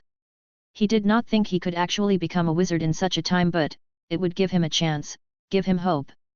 Before Angor could answer, Leon walked up and bowed to Mara. I don't really know about the wizarding world, but there is no free lunch in my world. As Mr. Mara said, wizards are human beings too, and humans can never escape being bound by relationships and favors. Now, Mr. Mara is willing to use the valuable item on John, but what do you expect in return? Leon's words cleared Angor's mind. Mara was just a guide. Talents were rare, yes, but as a talented one himself, Mara should not be caring for Angor too much. So, when Mara offered to use his ice coffin of healing scroll, what was he expecting? Mara looked at Leon up and down with a little bit of approval in his expression. In 5 years, it is almost impossible for Angor to become a wizard, so my scroll could be considered used for nothing. However, I can still give it to you, as long as Angor accept my condition. Chapter 16, 3 Arts. In the month of frost, bits of snow fell from the sky. Even the sea in the distance had frozen. A large, black wooden carriage slowly moved along the spiral mountain road near the sea. The carter held a horse rein with one hand, which was connected to a fierce Highland horse wearing a beautifully crafted saddle, and a bronze brazier on the other hand. He would place his stiff face close to the brazier now and then, to absorb the faint heat emerging from the brazier's vent holes. 2 sliding glass windows sat on both sides of the carriage. One of them was opened by someone, a pretty girl, looking around the scenery with blinking eyes. As the girl had her fun, a plumpy hand reached out and shut the glass window. Achoo! Aline, it's so cold outside. Don't do that. I'm gonna freeze up, said the chubby boy in a childish voice. Humph! Brother is so weak. Look, Brother Pad never said a word about the weather. You're the only one complaining. The carriage was carrying Mara and his companions. Angor was not expecting being cued for no reason. He did not participate in the pair's argument. He only smiled and kept himself on one side of the carriage. Mara was sitting beside him with eyes closed, meditating. Alan twitched his lips and mumbled, Brother Pad, Brother Pad. Who's your real brother? Aline was sharp enough to hear it. She did not protest though. She only let out another humph and rolled her eyes at Alan secretly. Then she sat beside Angor and began to chat, not minding if anyone was listening to her. Aline never went outdoors often, so most of her topics were chit-chats among the nobles in the city. Angor was not interested, but he did not stop Aline. He would even nod in response now and then to pretend to be listening. However, most of his mind was occupied by his own train of thought. Mara offered a condition on that day. If Angor agreed, Mara would give him the ice coffin of healing scroll. Angor complied in the end because that condition did not sound too hard. If Angor broke through into a level 2 apprentice wizard, he must accompany Mara and explore a ruin site. Mara did not say anything about the ruin. He only mentioned that he did not know if the ruin was dangerous. The journey would be unpredictable, but Mara did require Angor to be a level 2 apprentice to join. It took Mara almost 10 years to break through into intermediate apprentice, and Angor was not even sure he could achieve that. This meant Angor could get the scroll in exchange for possible danger. Worth it. After using the ice coffin of healing spell on John, Angor stayed in the manor for another day. He then took his luggage, bid farewell to Leon reluctantly, and stepped onto his journey towards the unknown land together with Mara. The nightfall had come. Such darkness during the winter made it harsher. Even the experienced carter had to stop their journey, find a temporary shelter and wait out the night. They stayed in the partially dug out pit inside a mountain boulder and made a camp. The carter tied his horse somewhere nearby and put some blankets on it. Alan hugged his knees to his chest and became more like a ball now. I'm cold, he mumbled. Come on, why did you grow all that weight when you can't even withstand this? Aline complained, although her expression showed care towards her brother. She even took out a thick cloak from the tent and put it around Alan. Mara looked at the interaction between his grandchildren with a smile. He waved a hand, and a clump of green light flew inside Alan. The preserve heat spell will last 10 hours, but don't rely on it too much. You always had a weak body, so exercise every day from now on and improve your build, so this cold won't bother you anymore, said Mara to Alan. He continued, and if your talent leans towards the bloodline art, it'll also strengthen your body once you start to train on it. Alan nodded in confusion. When the green light hit his body, he already felt the change in temperature around himself, which only triggered his curiosity towards wizardry. Hey Grand, we already went through the talent test, right? Do we have to take it again at the White Coral Floating Island Academy? Asked Aline. Angor listened in as well. He wanted to know it too. What he saw during his test was just too weird. He asked Alan and Aline afterward. Aline heard noises while Alan saw another brown bread in the plate. They were changes but they were acceptable. Angor, however, transmigrated to another world. He could not understand any of it. He still believed that it was a change during his test, but not fully. This was why when Aline asked Mara about the test, Angor immediately paid his attention. Mara stroked his beard with a smile and spoke to Aline, the Abel's eye can only tell if one's talented or not. It can't distinguish the art of the talent. Once you're at the academy, they will give you a more detailed test. You'll see. Mind this. The test at the academy isn't a determinant one either. Even if it tells you that your talent leans towards element, you don't have to focus your training on the element art. It's all about your own will. Mara paused a little. Oh right, you can study any art despite your talent tendency, true, but certain arts cannot be learned just because you try hard. For example, there are some special branches from the occult art such as prophecy and astrology that still require absolute talent. I never told you about the arts of wizards, didn't I? I'll explain that today then, said Mara after some consideration. He then said, there are many directions a wizard can choose, and different arts have mostly been established after being perfected for tens of thousands of years. There are many arts and branches, so I won't be telling you every one of them. I'll only explain the three major arts currently agreed by the world of wizards. The element art, including the constitution of nature and the source of all. Those who wield this art are called elementalists. The bloodline art, people absorb the bloodline of strong creatures to strengthen themselves. These are called bloodline wizards. The occult art, the aggregation and termination of mysteries. Wizards who learn it are occultists. The three major arts can be used to describe most systems in the wizarding world. Of course, there are a lot of relevant systems apart from them, such as the alchemy art, the summoning art and so on. Most wizards more or less know some of them. There are also wizards who focus on these supportive systems, but that's a rare sight. Among the three major arts, the element art has the most devotees. Almost all wizards know at least several elemental spells. While the occult art has the least followers. Also, the differentiation in the strength of the occult art is also the biggest. Strong ones are extremely strong, the weak ones are weak beyond imagination. This is mainly because the occult art has complicated systems. Two most famous figures from the south are Mandala the archaeologist and Sunders the phantom master.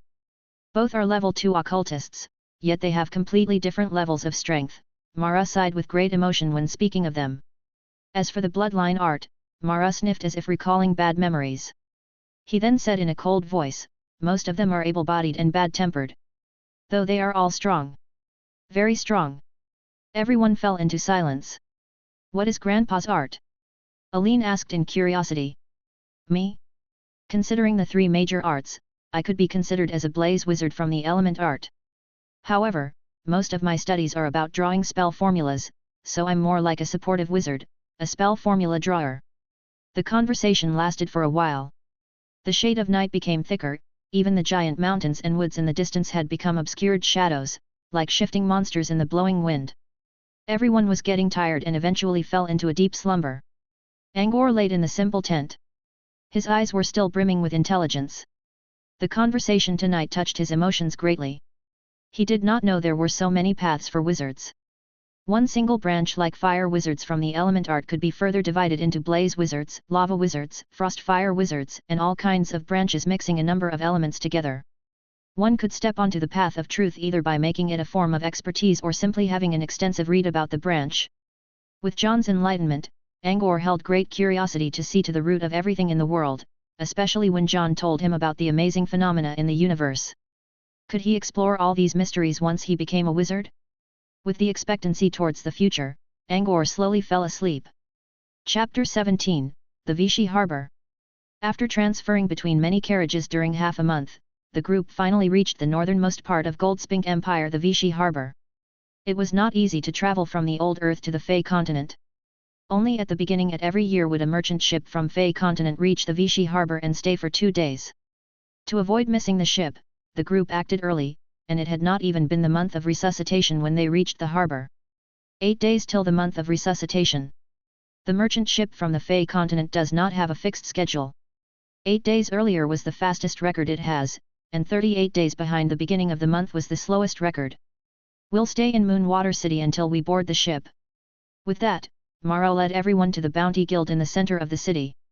The Bounty Guild was a functional association of all knights in the nation who abode the nation's laws. They accepted missions from the guild put up by the nation and earned rewards. Of course, Mara did not bring everyone here to accept missions. The Bounty Guild possessed the most luxurious guest rooms in the whole Moonwater City. One could get services and accommodations that were far better than everywhere else as long as one could afford them. Money was the most important thing of all in the guild. As an elder of the Morn family, Mara always carried a fair amount of coins, and he was always willing to spend them. Once at the guild, he directly paid for everything they would need in these days, including Angor's share. You can go wherever you want these days, but I suggest you to stay put in the guild so we can find you quickly when the ship comes, Mara advised them. He then went back to his own room to meditate using every available second he could get. We're free? Alan and Aline exchanged a glance and exclaimed in joy. The kids were like prisoners who were allowed a temporary leave and who could not wait to breathe the air of freedom outside.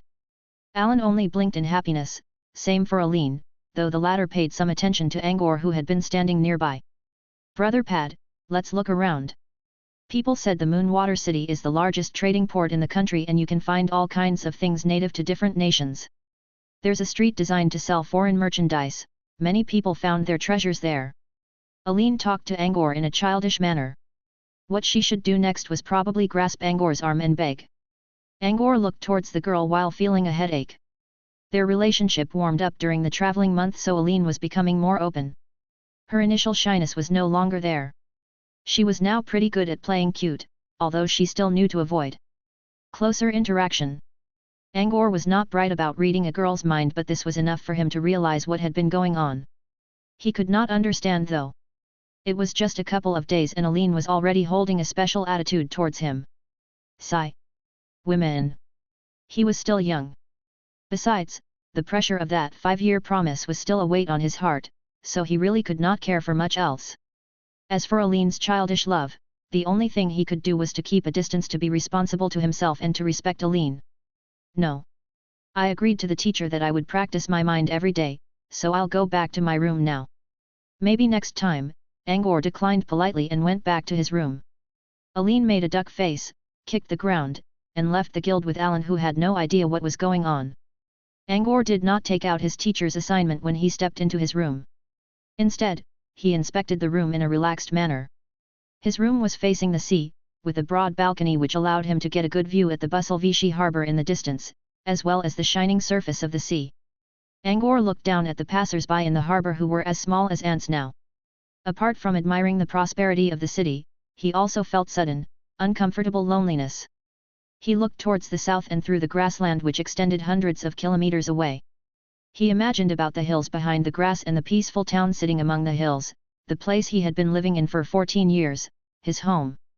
Brother, teacher, he muttered to himself, carrying undeniable homesickness. A dozen days passed quietly but surely.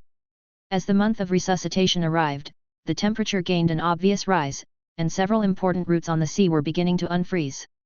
Groups of ocean-going ships appeared in the Vichy harbor. Mara hired a team of knights from the Bounty Guild to watch for merchant ships from the Fey continent day and night. Alan and Aline had their great fun during these days. They went out by dawn, returned after dusk, and bought lots of random stuff. The cold weather did not stop them in the least. Angor stayed inside to organize his belongings, especially the assignments left by John. They required lots of calculation and involved knowledge from different fields. Even a scholar from the earth would agree that the assignment was vast and difficult. One did not need to be an expert in any of the fields, but one would not make any progress either if one did not have really extensive knowledge. Giving Angor these assignments showed John's great confidence and expectation towards Angor. Angor kept a schedule after leaving the Pad Manor. A month had passed, and he had only made like quarter progress with the assignment. He felt defeated. No matter what he felt though, he had to solve the puzzles. His teacher had left him something behind the puzzles, and he could only make out what that was after solving all of them. The second weekend into the month of resuscitation witnessed fine weather. Following the melted ice, the harbor became even more lively. Since he had been staying indoors for too long, Angor decided to hang out today. He put on his casual clothes for the first time after all these days, tidied himself up, and stepped out of his room while carrying the signature smile he used to show politeness to others. The hall of the Bounty Guild was busy as always. The thick smell of sweat greeted his nose. Most people hanging around here were knights living dangerous lives. Even the occasional female knights would mostly wash their exposed faces only. As for the smell on their bodies, they could not care. Angor frowned.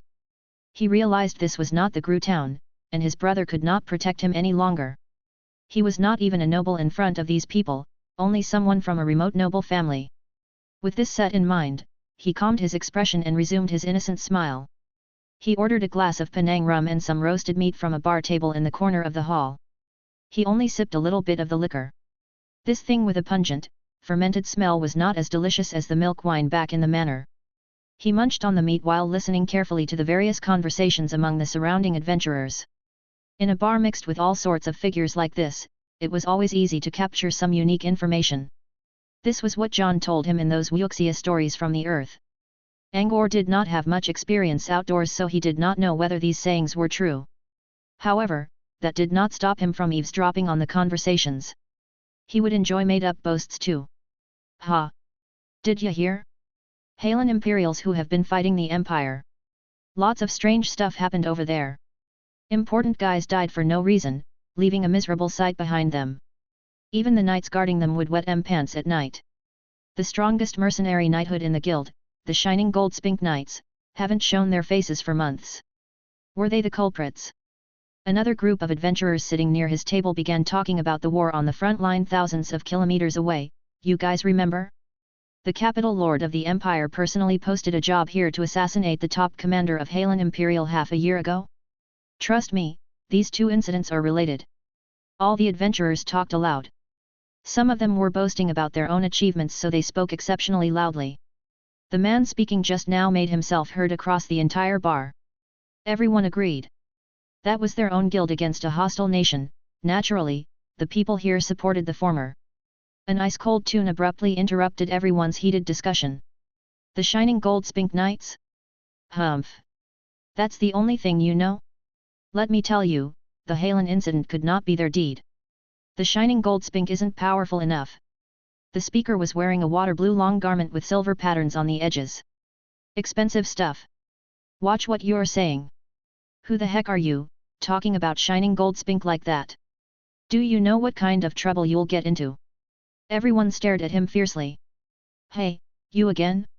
I know you have the certificate of Halen Chamber of Commerce, but that doesn't make you do whatever you like in the Empire. You're from Halen, so just keep shut and do your own business. Or are you looking for trouble? A rough male voice came up. The Halen merchant only gave him a cold glance before a dozen fully armored knights immediately rushed to protect him. The rough man could not possibly stand against all of them, but this was Gold Spink Empire. The knights in the guild quickly joined him. He might be a common rogue, but he was a supporter of Gold Spink Empire, and the knights could not just see him beat by the Halens. Each side now had a dozen strong, impetuous men wearing armors. The sudden showdown caused everyone in the bar to stop their actions. Chapter 18, Before Leaving. Before the fight broke out for real, the Vice Master of the Moonwater City's Bounty Guild came and stopped them. Both sides agreed to stand down following the Vice Master's advice, eliminating the imminent conflict. Pity. Angor said to himself. The Halen merchant sat down and explained in a cold voice, as I said, the Halen incident could not have been caused by the Shining Gold Spink Knights because it was not a human deed in the first place. Then he stayed silent. Not a human deed? Ghosts then? Nobody understood what he meant, but no one pushed either. Angor was just as curious as to the others. However, since he was about to leave the old Earth soon, the war might have ended for a long time by the time he came back from the Fey continent, so Angor put away his train of thought and finished his meat before he then left the guild. Thanks to ocean trades, the Moonwater City was only second to the capital when talking about prosperity. Angor was 14 now, and the biggest city he ever saw was Waterford, the governing city of Gru Town. The Moonwater City, however, was 3 times larger than Waterford, and this was without considering all those infrastructures. Everything here made Angor's eyes spin. He only saw magnificence and prosperity back at the balcony. Now as he looked at the city up close, he realized that delicacy and exquisiteness could also be found all over the place. God knew how many levels higher the city was compared to Gru Town, which only had stone houses. Angor wandered around slowly to observe different folks while thinking about stories and novels his teacher taught him. He even learned something new by combining them with reality. John told him to learn as he goes. Angor could not understand that before, but he was beginning to see when he started to travel outside the protection of his family and he combined what he saw with what he learned. He reached his destiny soon, the Sanbana Trader Street. This was the place Aline talked about several days ago. It was famous because people here only sold what they transported over the sea, from the other countries. One would not find most of them in Goldspink Empire. Aline bought a bunch of things the other day, including several books with unknown originations called Powdering in Palaces, Tones, Fan Languages, and etc. The titles did not make much sense, but they were only actually about the makeups and how to combine clothing colors for ladies. Angor only glanced at the books while Aline quite enjoyed them. She even followed the instructions and bought some powders to make up her face. Such a young admirer of beauty. Aline's behaviors did hint to Angor to buy some books on the street. He planned to send some proper and rich historical materials to his teacher if he found any. The first thing that greeted him on Sanbana Trader Street was a statue in the center of a fountain. It was a gentleman in formal attire. This was the Sanbana Principe, a giant figure in the empire who initiated ocean trading 200 years ago. Naming the street after the man showed how much respect people held towards him. Both sides of the street were occupied by low yet broad buildings constructed with colorful bricks.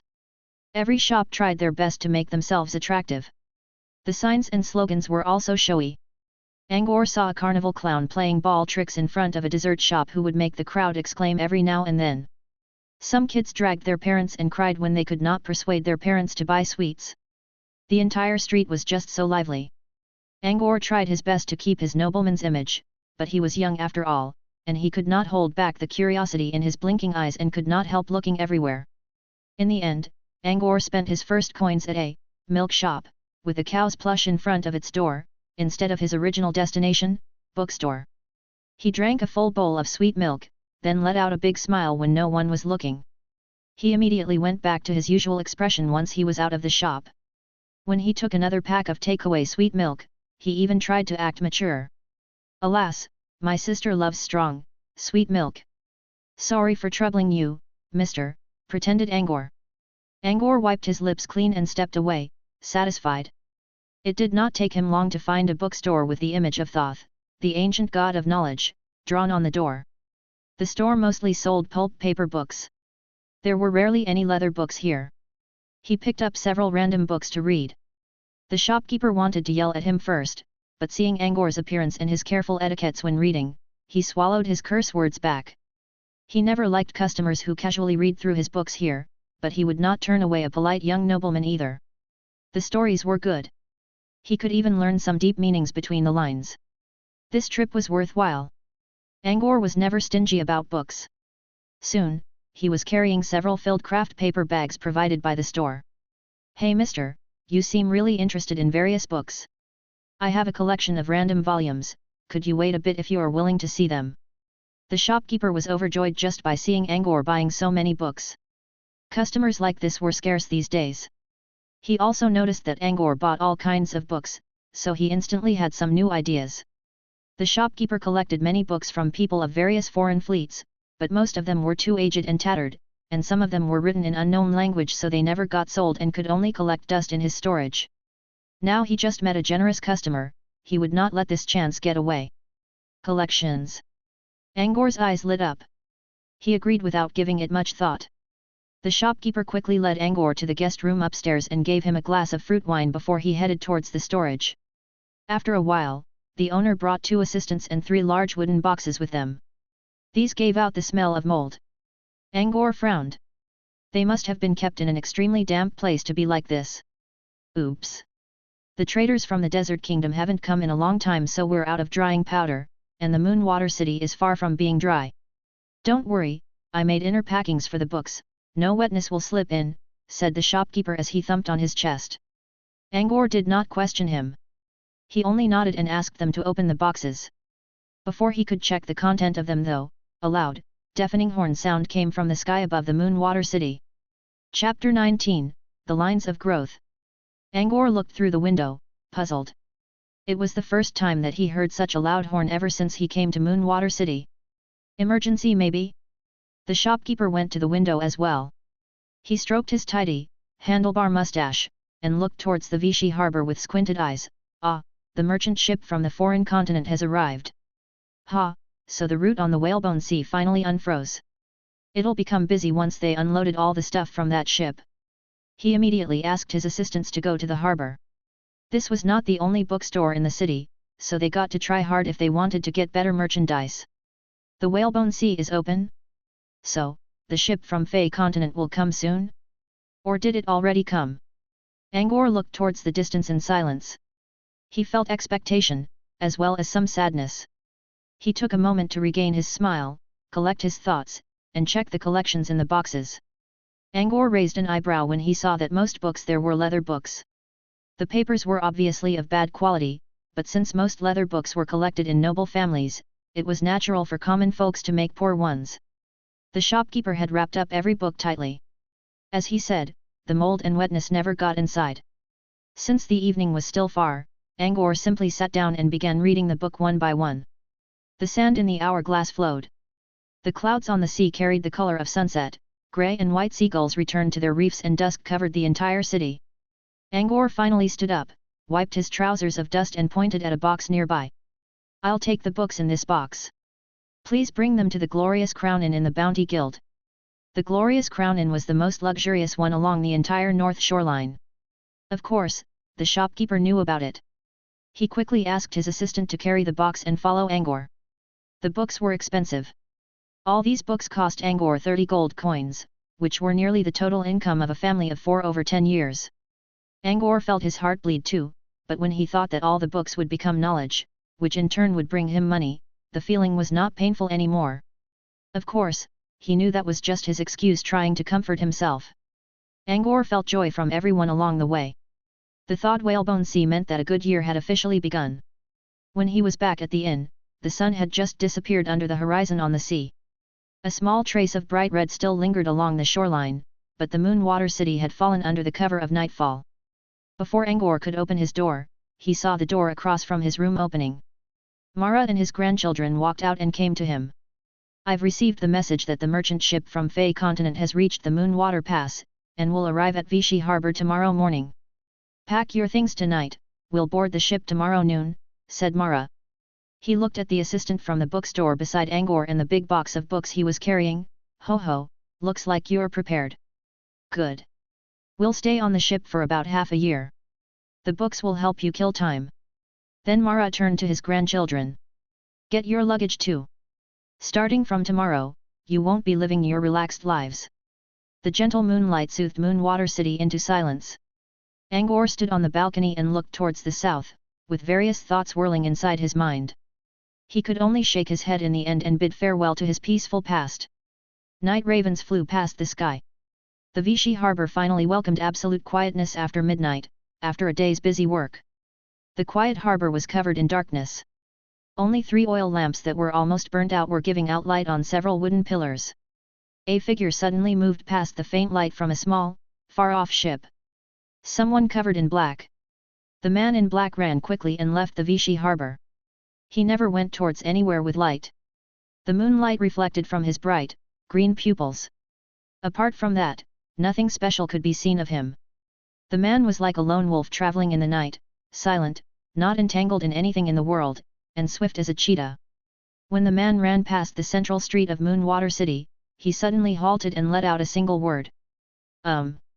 It was a high, pleasant tune. A woman. Strange. I felt a trace of a phantom. Maybe the Goman King made a pact with the people from Brute Cavern. Fear appeared in the woman's eyes. If it really was a phantom, she would die the moment she ran into it. Shit. It's only a freaking headwear, and they're after me for 2 years. Don't tell me the crown isn't only a sign of authority but also holds something else. She did not dare to linger. She only glanced towards where she felt the phantom, shivered, and ran away without looking back. She was looking towards the Bounty Guild. Angor dreamed under the gentle moonlight. His hands uncontrollably scratched his back, and his face showed great pain. No one could see that some jade-green lines began to stretch out starting from the blood ebbance on his back. Bit by bit, like creeper vines. Angor was woken up by Mara's knock on the door. He opened the door with sleepy eyes and saw Mara in his black robe, as well as the grandchildren, already dressed up. Why were they up so early? Aline's answer solved his confusion. Brother Pad, we already finished lunch. Why are you still in bed? Lunch? Angor was more confused. If he remembered correctly, Mara said they would board the ship at noon. Angor showed some embarrassment. He thought about an idea and cleared his throat. Sorry, I packed my things late into the night. So, wait a minute, I'll be ready soon. Angor closed the door before waiting for an answer. Mara did not say anything against the shut door. He only led a confused Aline and an indifferent Alan downstairs. Looking at the busy scenes outside the window, Angor finally realized how late it was. He could only go and wash up quickly without figuring out what happened. When he got dressed and asked the inn servant to carry his luggage, Angor finally began pondering what he just went through. He laid down at a fine time yesterday, so why was he woken up by noon? Angor was always on time about everything, now this was new for him. Angor considered for quite a while, and the only thing he could remember was that his sleep last night was not really smooth. He felt itchy on his back as if there were ants crawling in the veins under his skin which caused terrible itchiness and indescribable pain. Did that have something to do with his sleep-in? He scratched his back unconsciously. Everything was fine. Just an illusion in the dream? Angor did not get an answer even after joining Mara and everyone else, so he simply gave up. Maybe he was just mentally tired. Chapter 20, Thuas, the man with red hair. The group took a carriage and reached the Vichy harbour soon. The merchant ship from Fey continent the Red Bud had been pulled ashore by this morning. After being unloaded in the forenoon, all cargo bays were now empty. Once it got loaded with new merchandise again tomorrow, the ship would set sail once more. Mara took everyone to the ship this early as a precaution. The ship only came once in a year, missing it would be disastrous. Do not run about or cause trouble once we're on the ship. The Red Bud belongs to someone we absolutely don't want to offend, said Mara as he led the kids. He warned them, no ordinary ship can breach the ICC and make it past the Sea of Silence. There's a rumor that the floating mech city is behind this. If it's true, even formal wizards wouldn't attempt to get on their bad side. So you all remember, get rid of those noble tempers no matter who you're up against, even if it's the most common sailor on the ship. Mara's warning sounded more serious this time. He ran into a lot of sons of riches during his travel in Goldspink Empire, and a good number of them would draw their weapons over the smallest conflict. This was why he was so serious about all this, to avoid unnecessary trouble. The three kids nodded quickly like chickens pecking on the ground. Mara was much experienced in dealing with the world, of course, he would not do the kids harm now. As Mara told them his experience, Angor began to inspect the Red Bud in front of him carefully. It was huge, though maybe a little smaller than the cargo ships on Earth his teacher mentioned. Still, for Angor, who basically did not know much about the outside world, the Red Bud was already the biggest vehicle he ever saw. The ship was half the size of the Pad Castle, with elegant, shining steel walls painted in violet and white. What attracted Angor most was the figurehead on the tip of the ship. It was the statue of a praying maiden wearing gauze robe, with her fingers crossed. Soft, long hair flew with the wind, while bits of red bud petals would fall off now and then. The whole statue looked holy and solemn, perfectly beautiful and graceful. Anyone would agree that it must have been the work of an extremely skilled crafter. Also, there was a pale, crimson-colored gem embedded in the center of the maiden's forehead. Angor felt something strange about the gem, but he could not really tell why. "Oh, that's... Why is he here?" Mara suddenly yelled. Angor looked at Mara to see the old man was staring towards the exit of the ship, somewhat terrified. Angor followed his gaze and saw a young man wearing red hair slowly walking down the Red Bud with a blank expression. He was dressed in a black wind coat with golden patterns, black trousers with white lining, and a pair of brown riding boots. His hairs were wild, but his expression was cold and emotionless. Everything about him seemed to be telling everyone to stay away from him. "What, one of those ascetic uniform guys?" Angor muttered using the language John told him. "What was it, Brother Pad?" asked Aline, who somehow was standing nearby. Angor just realized he could almost smell her fragrant hair. Angor silently took a step back and gained some distance. Nothing. I was wondering who that is. Aline saw the strange expression on Mara as well. Who is he, Grandpa? Mara did not reply. He only dragged everyone and walked along the boarding bridge quickly. When Aline wanted to ask again, he only growled at her, silence. This was something new for Aline. She pouted in frustration. Mara did not notice her emotion and kept his hurried steps. Seeing this, Alan quickly paced ahead and wiped some tears off his sister's eye corner using his little chubby hand. Angor whispered to Aline to comfort her, Mr. Mara must have his reasons. Angor was wondering about everything as well. Mara's attitude changed drastically upon seeing that man and never dared to look at him again. Maybe the man was Mara's enemy? As the group stepped onto the ship, the young man glanced towards the deck of the ship, puzzled. I get a strange feeling. Maybe it's just me. He kept walking away without giving it much thought. He came to look for someone else, and should not be wasting time on other matters.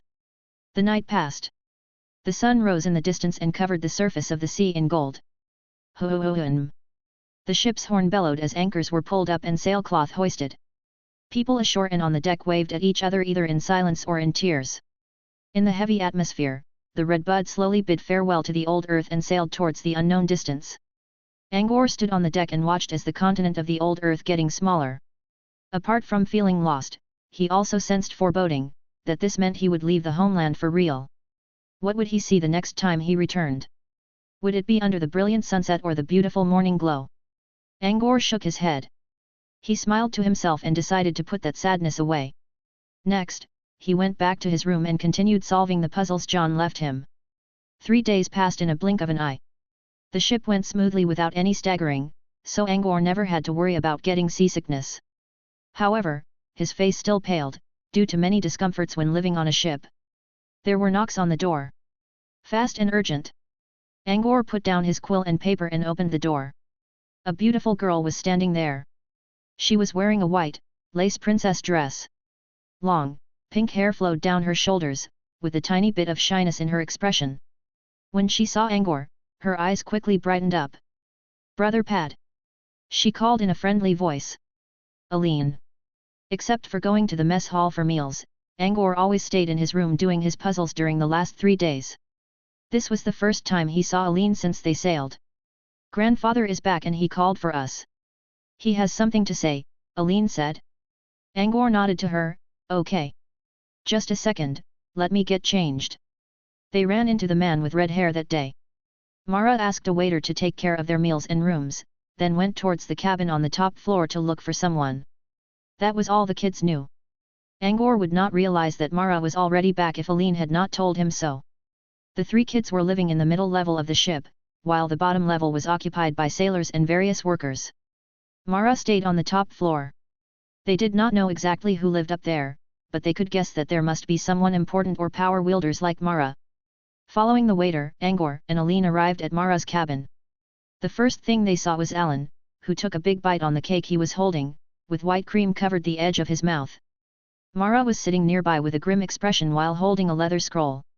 Hearing the door opening, Mara raised his head and nodded towards the pair casually before asking them to sit in front of him. Alan finished his cake too. He joined them with a smile while still wiping his mouth. Aline gave him a stare, then moved aside to let Alan sit near her. She also took out her handkerchief and helped Alan clean his mouth. Angor sat down and looked at the leather scroll on Mara's desk. There was a portrait of someone printed on it, and one single word above the portrait, wanted. You probably want to know where I have been these 2 days, so I'll tell you first, said Mara. He chose to talk about something else in the end. There are 3 wizard groups permanently stationed on the Redbud, to welcome talented ones as well as protect the ship from sea monsters. Our White Coral Floating Island Academy is one of them. I have been discussing with the Academy's escorts up there, about Red-Haired Thuis. Red-Haired Thuis, Mara paused for a bit before he continued, he was the man with red hair we saw the other day, and he came because of this wanted poster.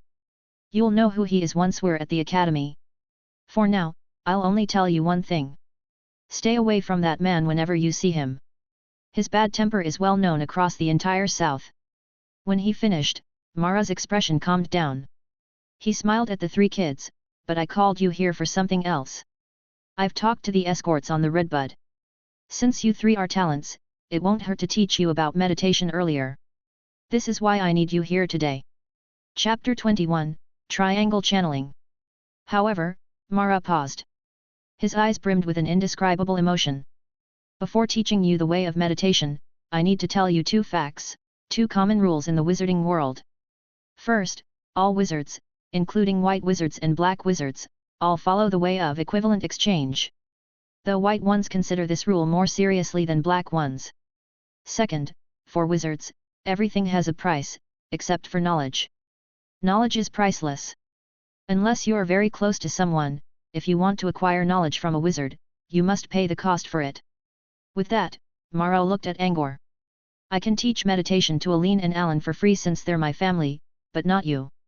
If you want to learn it, you must pay me and you don't have anything I want right now. Angor only nodded with his expression unchanged. John already taught him when he was small, that no one in this world would suddenly become generous to you for no reason. Mara had been a great man to Angor.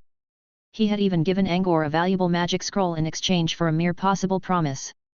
On the outside, Angor did not show much towards such generosity, but Angor was worrying about this deep in his mind. He finally sighed in relief today, when Mara finally made it clear. Aline seemed worried and tried to speak, but was stopped by Mara's stern glare. I can't teach you meditation now, but once you're at the academy and find a mentor, he or she will naturally help you. If your talent is good and become a formal wizard's apprentice, you can also learn better ways of meditation, Mara explained. When he saw Angor ready to leave, he continued, not so fast. I called all three of you, and I have my reason. I can't teach you, but I can tell you what meditation means to wizards. Mara did not wait for their response. Now look closely. Mara closed his eyes.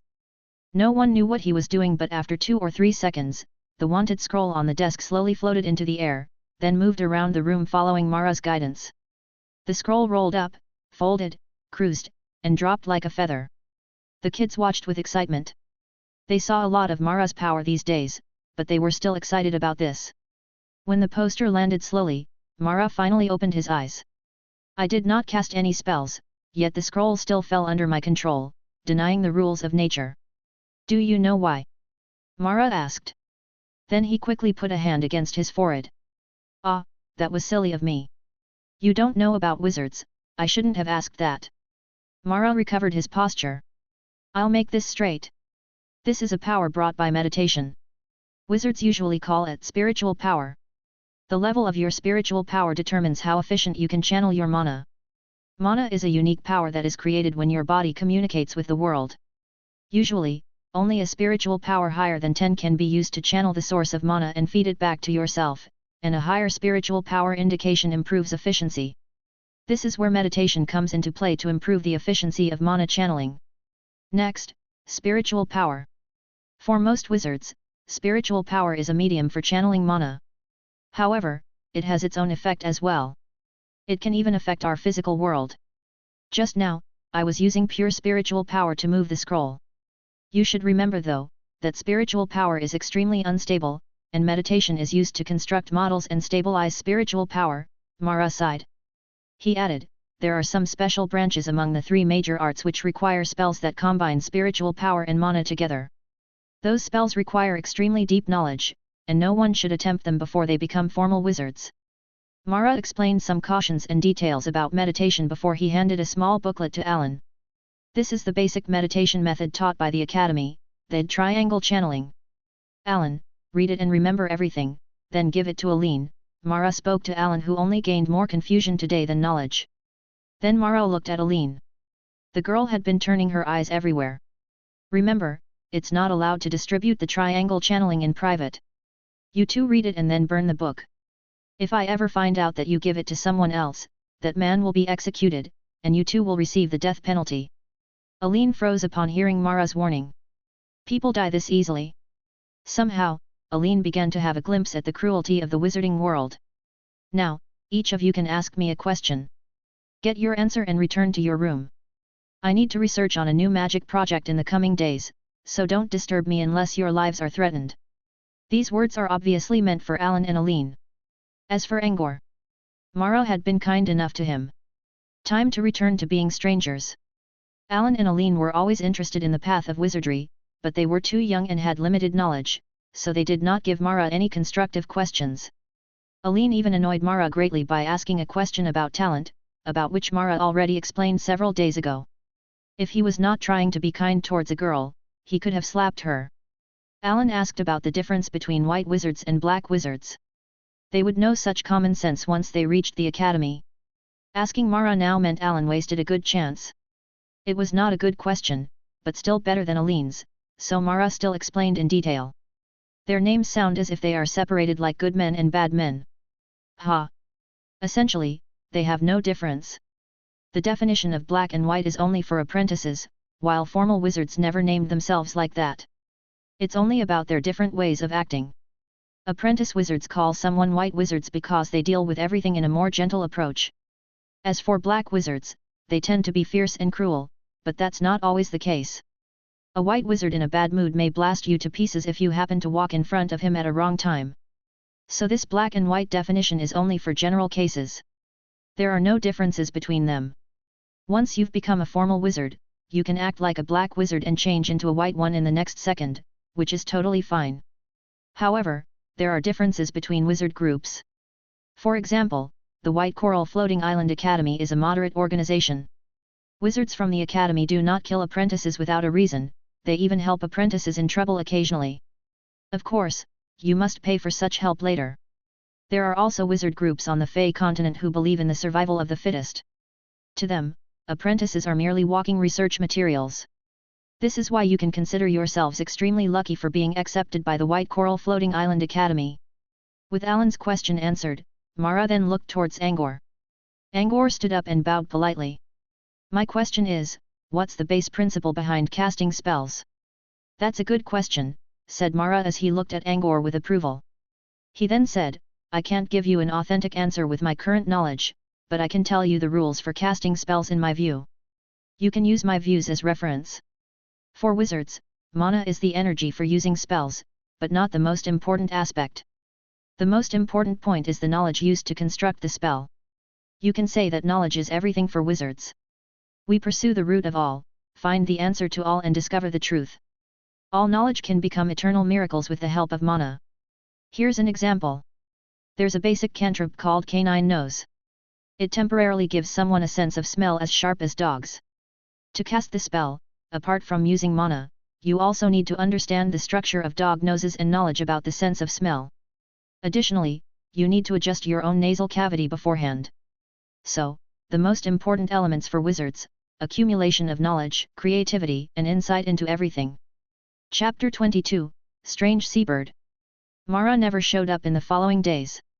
Aline and Alan began learning the triangle channeling, while Angor immersed himself in John's puzzles. As Mara said, knowledge was the most important thing to wizards. Angor did not know if what John taught him was useful, but he did know that this knowledge could enlighten him and broaden his view, so he would not be trapped by what he could only see. Angor did not care if the knowledge was useful or not. His quill flowed swiftly on the paper. Sheets filled with formulas and numbers soon became yesterday's draft. Angor would find new ways to solve the puzzles every day. He could think about molecular, atoms, magnetic field, different angles of view always brought him new surprises. As time passed, Angor could feel that he was getting closer to the correct answer. One day, Angor put down his quill and rubbed his temples. His brain had been running at full capacity for nearly half a month. With more puzzles solved, the final answer approached. There were only 10 more puzzles left. However, his head toiled too much under the constant concentration. He even felt ringing ears and blackened sight this morning. He knew his body was sending himself a warning. Angor was anxious about finding the answer, but he still stopped. He was only 14, a teenager. He would not want something bad to happen to his body during this most important growing stage only to live with regret for the rest of his life. John mentioned that he went seriously ill one time during his youth because of his bad habit. That was why John never grew taller than 165 centimeters. Angor was not sure if John was telling the truth or just finding an excuse. But, better to believe the worst, right? Angor yawned. He stretched his arms and straightened his legs. Then he checked the clock on the wall. 2 o'clock in the afternoon. Clocks were rare on the marginalized island or the old Earth. Even the Padmaner still used hourglasses. However, clocks had already joined everyone's life on the Fey continent. Angor flipped open a porthole on the wooden wall. The salty smell of sea instantly came in. The porthole was a window of the ship. The cabins on the middle level of the Redbud all had these windows to let fresh air in. The ones at the bottom did not have such luxury though. The sun was strong. The sunlight reflected on the sea's surface dazzled his eyes. Air exchanged between the outside and the narrow room. Angor was fine with the smell. He simply closed his eyes and let his imagination fly wild while enjoying the warm sea breeze. He recalled his sweet childhood, his loving parents, his kind brother, teacher's guidance, and himself a young man roaming in the sea of knowledge day and night. Those memories could always bring a smile to his face. He did not take anything from the Padmaner since only these memories could accompany him forever. Saving his teacher was not the only reason why Angor decided to follow Mara to the Fey continent and become a wizard. He also had a secret intention to help his family rise. On the old Earth, even apprentice wizards could receive treatment better than any nobles. Mara said that a formal wizard could live at least 500 years and someone who broke through further could go for thousands. Angor never expected to protect his family for that long, however. Allowing his family to stay prosperous for 100 years, within 3 generations, was enough for him. The weather was calm outside, which also calmed Angor's mood greatly. He took out a tea bag from his luggage. It contained the morning dew. Back at the manor, Angor divided the manor's stock of morning dew into 2. He brought a portion with him and gave the rest to Mara. Angor did not really enjoy the bitter taste, but he remembered Mara's words, that the morning dew was a lesser magic plant. Since he was about to step into the mysterious wizard world, drinking the tea might help him, right? Angor sipped the tea with raised eyebrows and his lips curled up. There was no one around, yet his postures, every detail, and his straightened back all showed elegance. The nobleman's quality was already carved deep into his bones. John also taught him poetry and virtue over the years. With that, Angor's temperament also carried a sense of gentleness and grace. Together, they granted Angor an attractive charisma. Some age lines in an adult face would make me better, Angor mumbled to himself as he looked at the mirror. The cup of tea was finished. As usual, the morning dew only presented him with a taste of bitterness and grass. It was not awful, but it was not enjoyable either. As for the effect of magic plants Mara mentioned, that basically had nothing to do with Angor. Tweet, tweet. As Angor savored the taste of tea, a bird's cry came from the window, followed by the sound of flapping wings. Angor looked up and saw a strange seabird perched on the windowsill. The bird was about double the size of his palm. Brown and grey feathers, red, sharp talons, orange, pointy beak, and dark green eyes. Those features still belonged to an ordinary seabird, but Angor knew something was strange because the bird was wearing something. It had a tall, white hat on its head and a small bib in blue and white stripes around its neck. There was a pattern on the bib which was shining under the sunlight. Also, Angor was most attracted by the little blue pouch hanging on one side of the bird. It made the bird look like a male pigeon in fairy tales. The bird chirped while staring at Angor with its green eyes as if trying to talk to him. Angor chuckled. When he remembered that he was alone with the bird, his childish curiosity took the best of him again, so he imitated a duck's beak and spoke to the seabird. Tweet, said the bird. Angor smiled, so your name is Tweet? Interesting. Who's your master? He made you look so cool. The bird half closed its eyes and made another tweet in disdain. Angor reached out a slim finger and gave the bird a tap on its tiny head. Come on, I said you look cool, and you're feeling proud already. The bird looked away and prepared to leave. It then hesitated and in the end, it stayed and still chirped away as if it was asking for something. Angor did not notice its intention. He still played around with the bird happily even though he saw a pattern on the seabird's satchel which was the same as the one on its bib. It looked like an emblem. The center was an extremely fat woman with violet, curly hair. She was so fat that the skin on her face hanged in several places. The woman had a pair of bright red lips, a tiny nose, coquettish eye makeup and a beauty mark on her jaw. She could have been a pretty lady if not for all that extra flesh. As they said, fair skin could hide all blemishes while all beauties were easily ruined by being fat. A knife and fork were beside the picture, crossed. The emblem looked weird. What did it mean? A family emblem? Then Angor laughed at himself. What kind of family would use this as their emblem? But then what? Angor could not understand. He did not intend to figure it out either. The question was soon forgotten. He knew that curiosity was the foremost virtue for every learner, but he would rather spend his curiosity on pursuing useful truth. Angor noticed that the bird's tiny satchel looked filled up. There must be a lot of stuff in there. He did not reach for it though. He would not allow himself to take something without asking for its owner's permission, even if the owner was a seabird. The bird was still chirping, while Angor could only respond to no avail. It looked frustrated too and began to pace around the windowsill restlessly. Hey, Tweet, what do you need from me? Are you hungry? Thirsty? When hearing Tweet, the bird tried rolling its eyes at Angor. However, upon hearing the rest of the question, it got an idea and nodded rapidly. You're hungry? Clever. You know how to ask for food, said Angor. He took out a pack of bread from his drawer and bit it apart while muttering, Who's your master? How did he train you? You can even answer people's questions. Angor looked towards the outside. There was only the borderless ocean. There's no island around. Maybe a power wielder from the upper level of the Red Bud is your owner. Chapter 23, Doom on Ancients. Angor put some breadcrumbs in front of the bird, hoping it would dig in. However, he only received another scorned side glance. Angor thought the bird disliked bread, so he gave it some fruit and jerky slices. The bird still turned its head away. Are you thirsty? The bird nodded its head quickly again. Ah, so that's why. Without much thought, Angor gave the bird a glass of fresh water. Then he received a slap in return.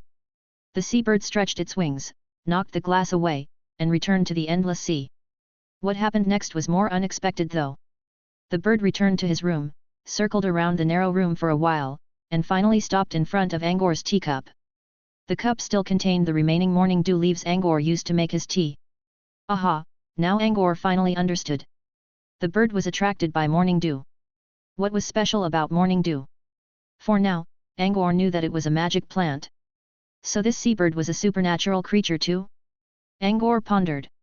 Maybe one of the supernaturals on the top floor was the bird's owner after all. Only one of those amazing wizards could have created such an extraordinary pet. The bird flapped its wings, pointed at the cup, then pointed at Angor. Angor knew what it meant. He refilled the cup with hot water. This tea brought from an ancient nation called China from another world was said to possess richer taste when served with water for the second time. The seabird was initially disgusted by the second-hand tea, but once the fragrance of tea began to fill the room, it soon became sprightly and flapped its wings as if intoxicated. When the cup was full, the bird did not even wait for the water to cool before it reached into the tea with that beak. There was a loud drinking noise, and the water level went down quickly until there were only leaves left at the bottom. The bird did not seem satisfied, so Angor filled the cup again. He brought a lot of morning dew. Besides, he was going to throw away his leftovers anyway. If the bird wanted it, he could wait. Though it seemed Angor did not have to wait. After consuming several cups, the seabird picked the remaining leaves clean. I think I'll call you cleaner instead since you did a thorough job. Angor did not know what else to say in this situation. Now the bird smiled in content. Those tiny eyes had become the shape of the crescent moon. It did not respond to its new name, but only nodded towards Angor in respect as if showing gratitude for the tea. Next, it reached sideways with its head, took out a small golden card from its pouch and put it in front of Angor. Seeing how Angor did not react, the bird even pushed the card further towards Angor. For me. He finally realized what just happened and picked up the card. Since Angor got its idea, the bird let out another gentle chirp as if saying something. Before Angor could reply though, it dashed out of the window. When Angor looked towards outside again, there were only the usual sky and clouds. The bird was nowhere to be found. Interesting. It even knew how to repay people, said Angor as he shook his head. He then chuckled, Teacher once said you should return people as best as you can for the tiniest kindness. I guess the bird just did it by giving me a card.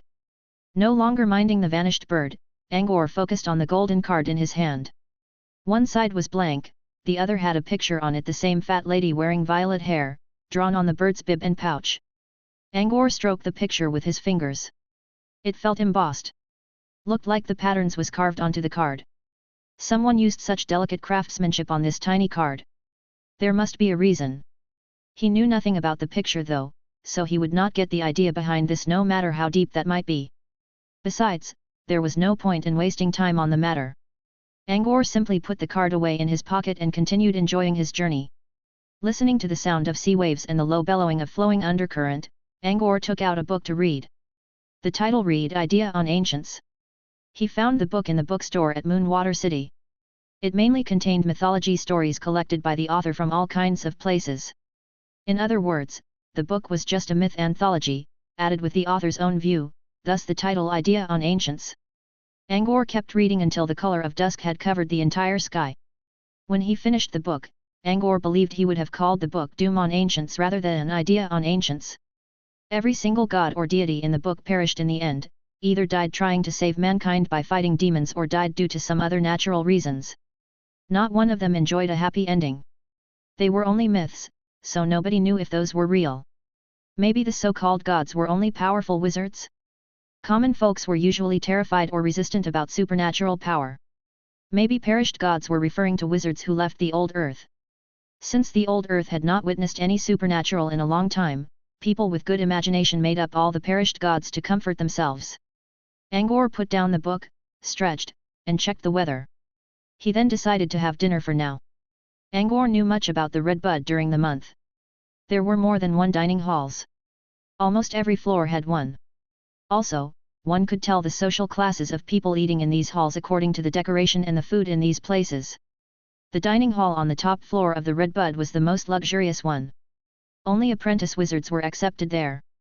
Angkor heard that a formal wizard was staying on this ship, though he was not sure if this was real. There were about several dozens of talents like himself as well.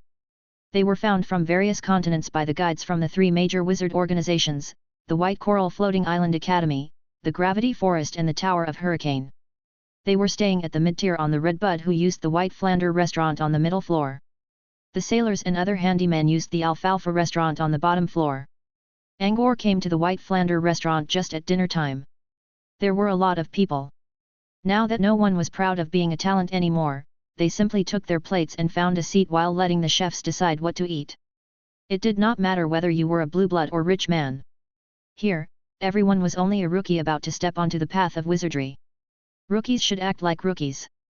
They could boast about their achievement after they actually made any. Angkor always followed his teacher's advice of being neutral. He would not make himself stand out. With that mindset, Angkor copied everyone's action, took a plate from the chef with roast fish and bread in it, with his head lowered. He collected some vegetable and winter fruits from another section, fetched a bowl of potato scallop soup with mashed garlic and took a seat near the window on one side of the hall. He had been eating roast fish for half a month now.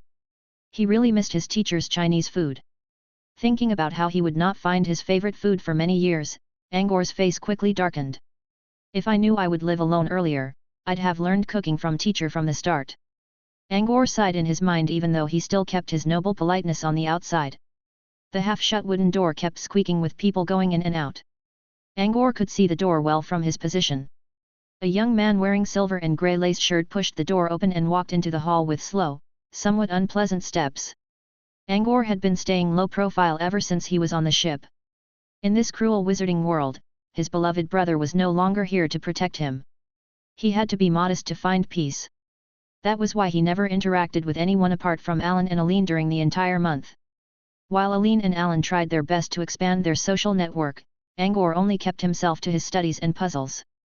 Solitary he might be, Angkor still recognized this man full of nobility and womanish temperament, which only meant how famous the man was on this ship. Dove Silver Heron, the third successor of the Silver Heron royal family from the Central Empire on the Land of Revelation. Chapter 24, The Cold Reality.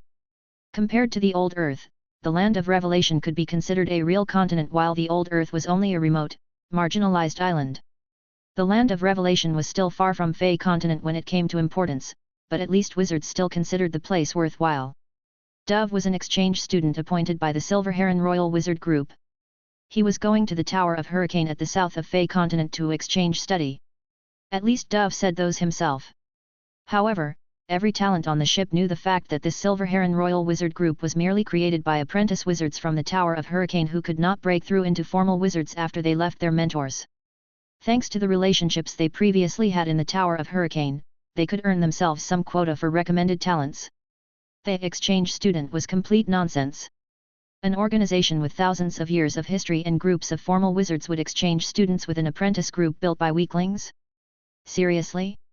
Everyone knew, but no one spoke that out, for they would not dare to offend Dove.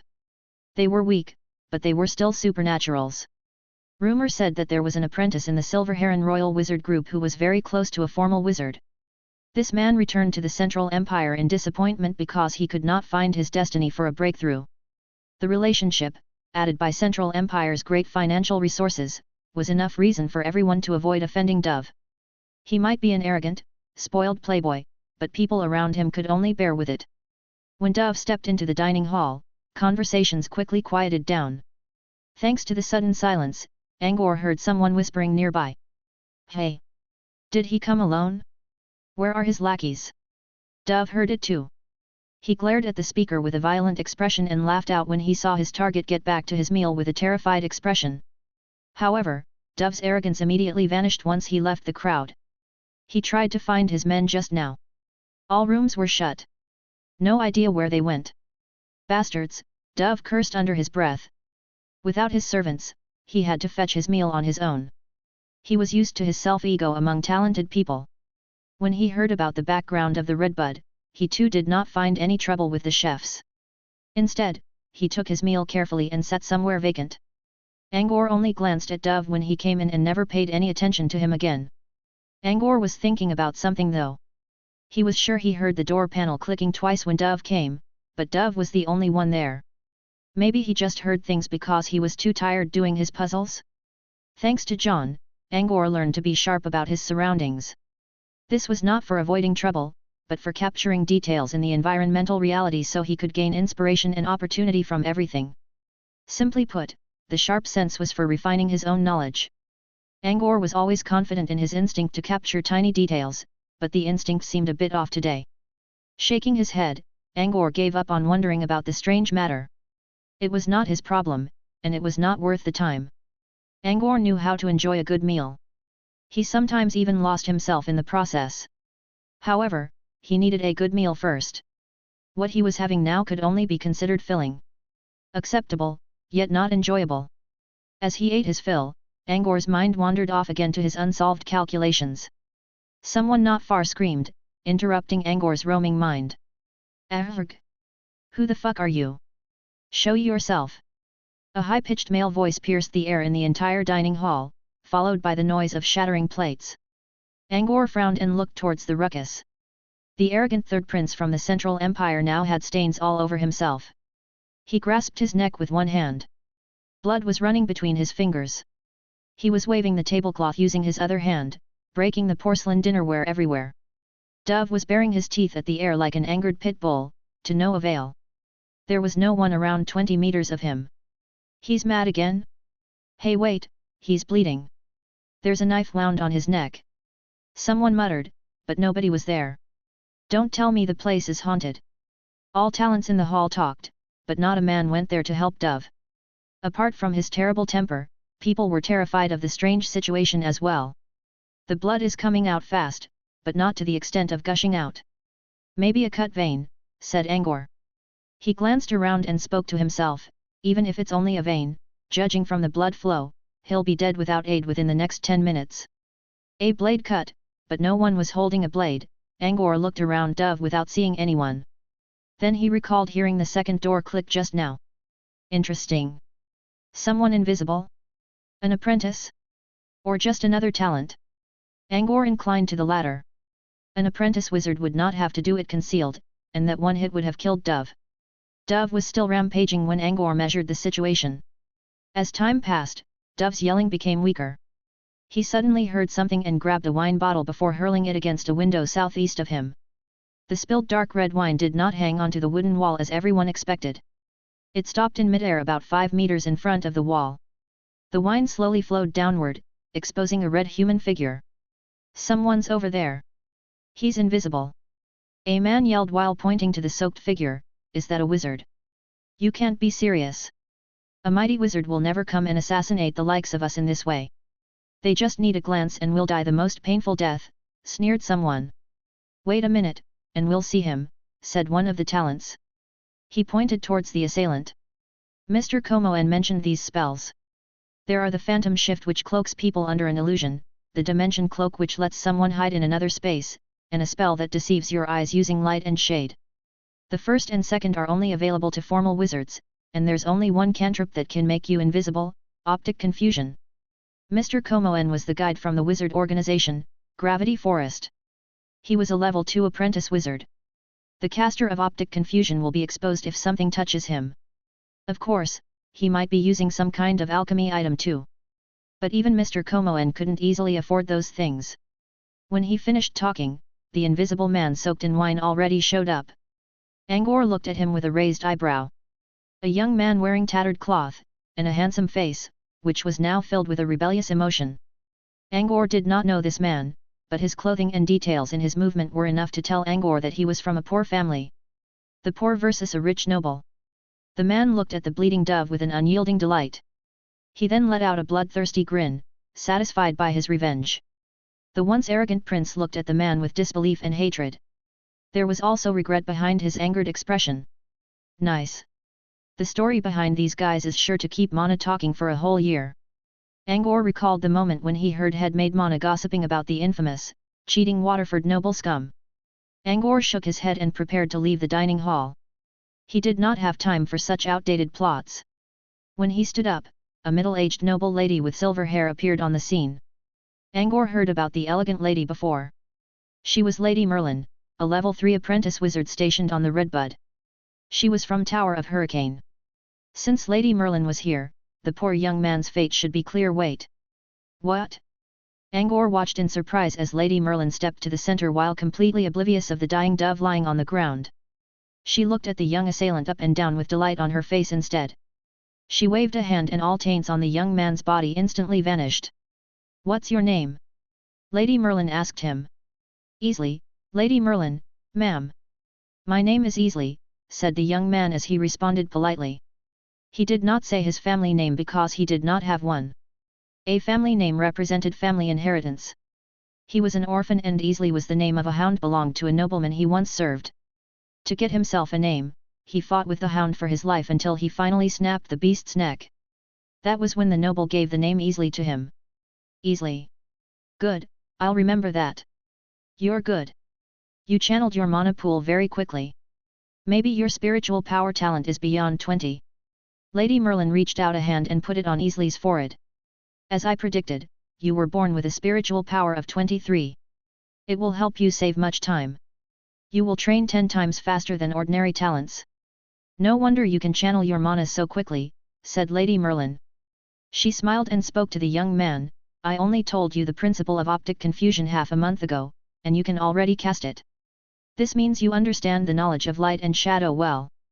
Splendid. Truly splendid. Remember, all spells are based on a wizard's knowledge and mana. They are mutually important. You have stepped into the gate of an apprentice wizard. Move to the top floor from now on. With that, Lady Merlin left without looking back. Dove, on the other hand, was taking his last breath on the ground now. As Lady Merlin's figure disappeared from the dining hall, Dove's expression changed from despair to stiffness. No one helped. His body turned cold under everyone's indifferent gaze. Easley, the killer, looked at the corpse on the ground. He then grinned and left the room as well. No one complained. No one stopped him. At least Easley made a difference on this ship and became someone who could dominate over another's life. Angor left the hall in silence. Now he truly understood that there was no black and white in the wizarding world. Justice or evil did not mean a thing to them. The Silver Heron Royal Wizard Group belonged to the same organization as Lady Merlin. Even then, Lady Merlin did not care about Dove, not even a glance. This completely explained how cruel wizards could be towards common people. After this incident, Angor tried even harder to conceal his presence. Without protection, Death's scythe was constantly placed against his own neck. This was a reality, the uncovered, brutal reality in the world of wizards. Chapter 25, Cloud Whale. Angor went back to his room to continue with John's puzzles. He even missed several meals. In the following 10 days or so, Angor heard about the story between Easley and Dove. A nobleman humiliated a young girl to death. The girl's childhood friend rose up in anger, lived a hard life while bearing the great hatred in mind, and finally changed his fate and killed the nobleman by his own hand. That was a lot of déjà vu, yet very acceptable. The laws were against the poor, and nobles were free to do whatever they like.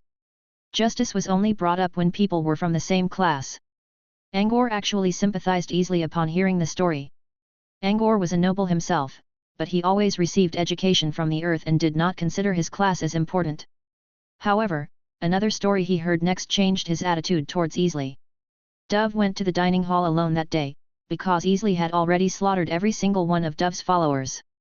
Some of the victims were smaller families from the Central Empire who clung to big families for protection, some were new followers Dove recruited on the ship, some were even pretty girls or talented people Dove brought here by force. The second and third types of people did not even have anything to do with Easley, and several of them were just like Easley himself. Yet Easley still killed all of them. Angor did not like such cruelty. Though he did not develop hatred towards Easley, only less sympathy, more caution. The wizarding world was even more brutal than he expected. Time went by. The Redbud passed the Whalebone Sea peacefully and moved into the most dangerous area in Rumor's Devil's Water. This place was full of vicious pirates, giant sea monsters, and strange weathers. Some even said there were ghost ships here. For civilian ships, the Devil's Water was a natural barrier that could not be crossed. However, the Redbud was protected by wizards who could repel evil. When the ship was halfway across the Devil's Water, Aline, who had been away from people for nearly half a month, came to Angor's room. Her face was pale, and her expression down. Those usual energies around her were nowhere to be seen. She came to the room and slumped onto a bench near the window. "Brother Pad. I'm so dumb. I don't know who can help me. My brother already felt his spiritual power the day before yesterday, but me. My meditation did nothing over an entire month. I can't find a single trace of spiritual power, let alone feeling any mana." Aline talked about her meditation training during the month without minding whether Angor was listening. As she spoke, her nose blushed, and tears appeared around the corners of her eyes. She seemed quite aggrieved about this. Angor let out a sigh. He did not know how to comfort girls, so all he could say was, "You will make it. Only need some time." That made Aline cry harder. Not only Alan, but someone from a poor class like Easley had already shown their great talent. Compared to them, Aline could not control her sadness. She even began complaining about how boring meditation was and all kinds of emotions were interfering with her training. But she still kept her reason by not spilling out triangle channeling. However, Angor still learned a lot from her words, about the possible problems during meditation training. When she finished pouring out her feelings, Aline wiped away her tears and blushed in embarrassment. She was just venting out her emotions at Angor like talking to a tree. Now she was done, she felt very unladylike. Would Angor see her as a spoiled girl? There was silence. Aline pinched her hands with uneasiness and tried to think about how to get rid of the atmosphere. It would be best if Angor could forget what she just did. "Hey, Brother Pad, what are you writing about?" Aline looked at the piles of papers filled with characters on the desk and asked in curiosity. She saw those characters before, in the stilt house back at the Pad Manor. They were called something like Hansi. "My diary. All I did these days were reading and sleeping, I need something to pass the time." Angor gave her a small lie. He was doing puzzles, but that would be too complicated to explain, and he might give away his teacher's secrets. Thank goodness that Angor and John were the only ones in this world who could read Chinese, and he did not need to worry about his lie being found out. Aline watched the papers for some more and realized she really could not understand any, so she simply gave up. Time to find other topics to ease up the mood. What she talked about next was only chit-chats among noble women, and Angor grew bored quickly. Before he could stop Aline, however, the ship shook violently. The pair did not panic. Instead, they quickly grabbed onto the iron rails on the wall to steady themselves. A ship on the sea was sure to run into some big waves and strong winds. Not mentioning that they were currently on Devil's Water, where the most strange weathers could be found, so the occasional swings and shakes no longer surprised them. This was also why Angor only kept some papers and quills on his desk. The shake lasted 5 minutes. A small one, compared to what they experienced since the beginning of their trip. Thanks to the sudden rough ride, they forgot about the embarrassment just now. Aline tidied her messed up hair, while Angor pulled down his short shirt to cover his exposed stomach. They exchanged a smile. The peace did not last long. Before they could say anything else, a lot of footsteps came from the ceiling above them. They were hurried and chaotic as if many people were running around. "What's going on up there?" they both asked in unison. Aline leaned over the window to check the outside. Then she yelled, "Brother Angor, look! Quick!" Angor listened and joined her. The outside was dark. A giant creature had blocked the vast sky. Angor tried to see what it was, but it was so big, and he could not make out which side was the head and which was tail.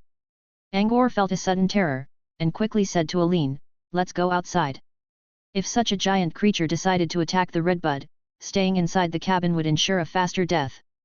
Aline knew this too, so she followed behind Angor without any hesitation. When they left the room, they saw all the other doors were open. Everyone was running towards the deck, either nervous or terrified. When they reached the deck, they saw it was already full of people. Talents, handymen, sailors. They all joined their own groups to look at the large creature floating in the sky.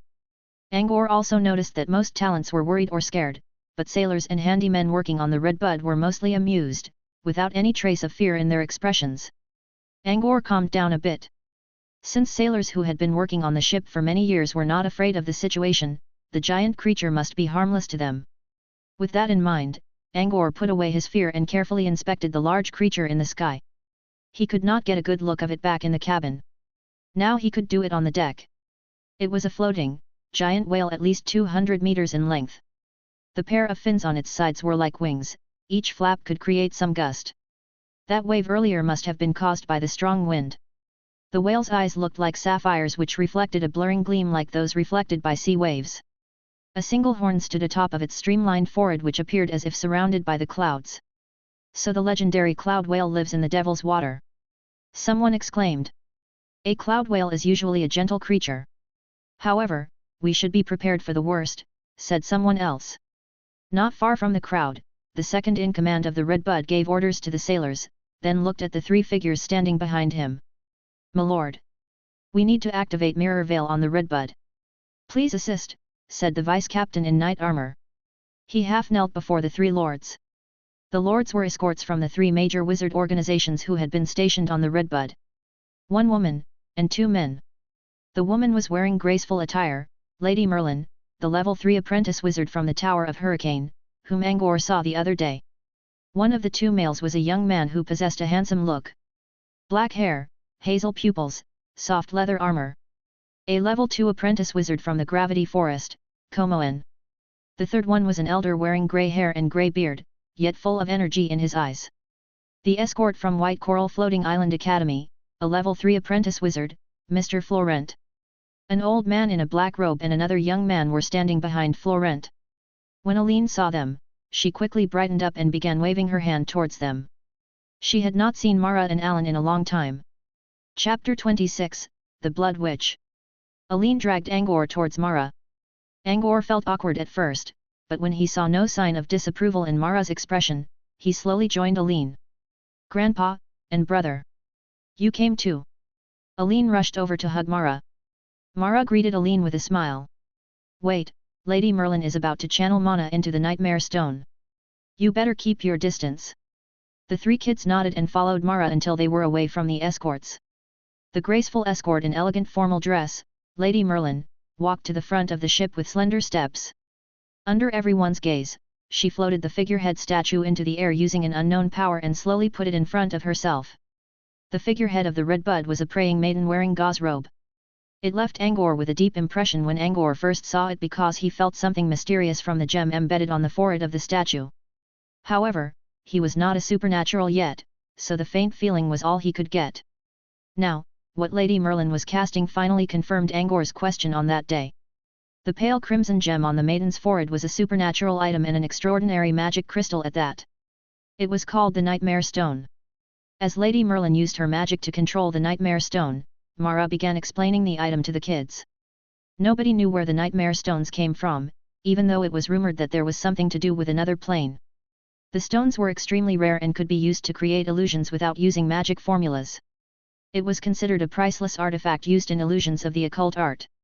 An ordinary nightmare stone the size of a sand drop could create an area of illusion covering dozens of meters.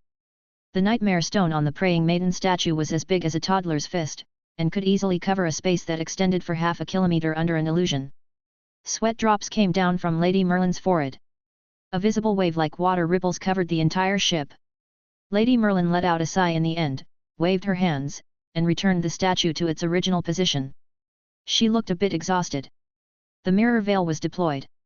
"The cloud whale won't break the illusion as long as we don't attack it first," said Lady Merlin. She walked back, limping a little.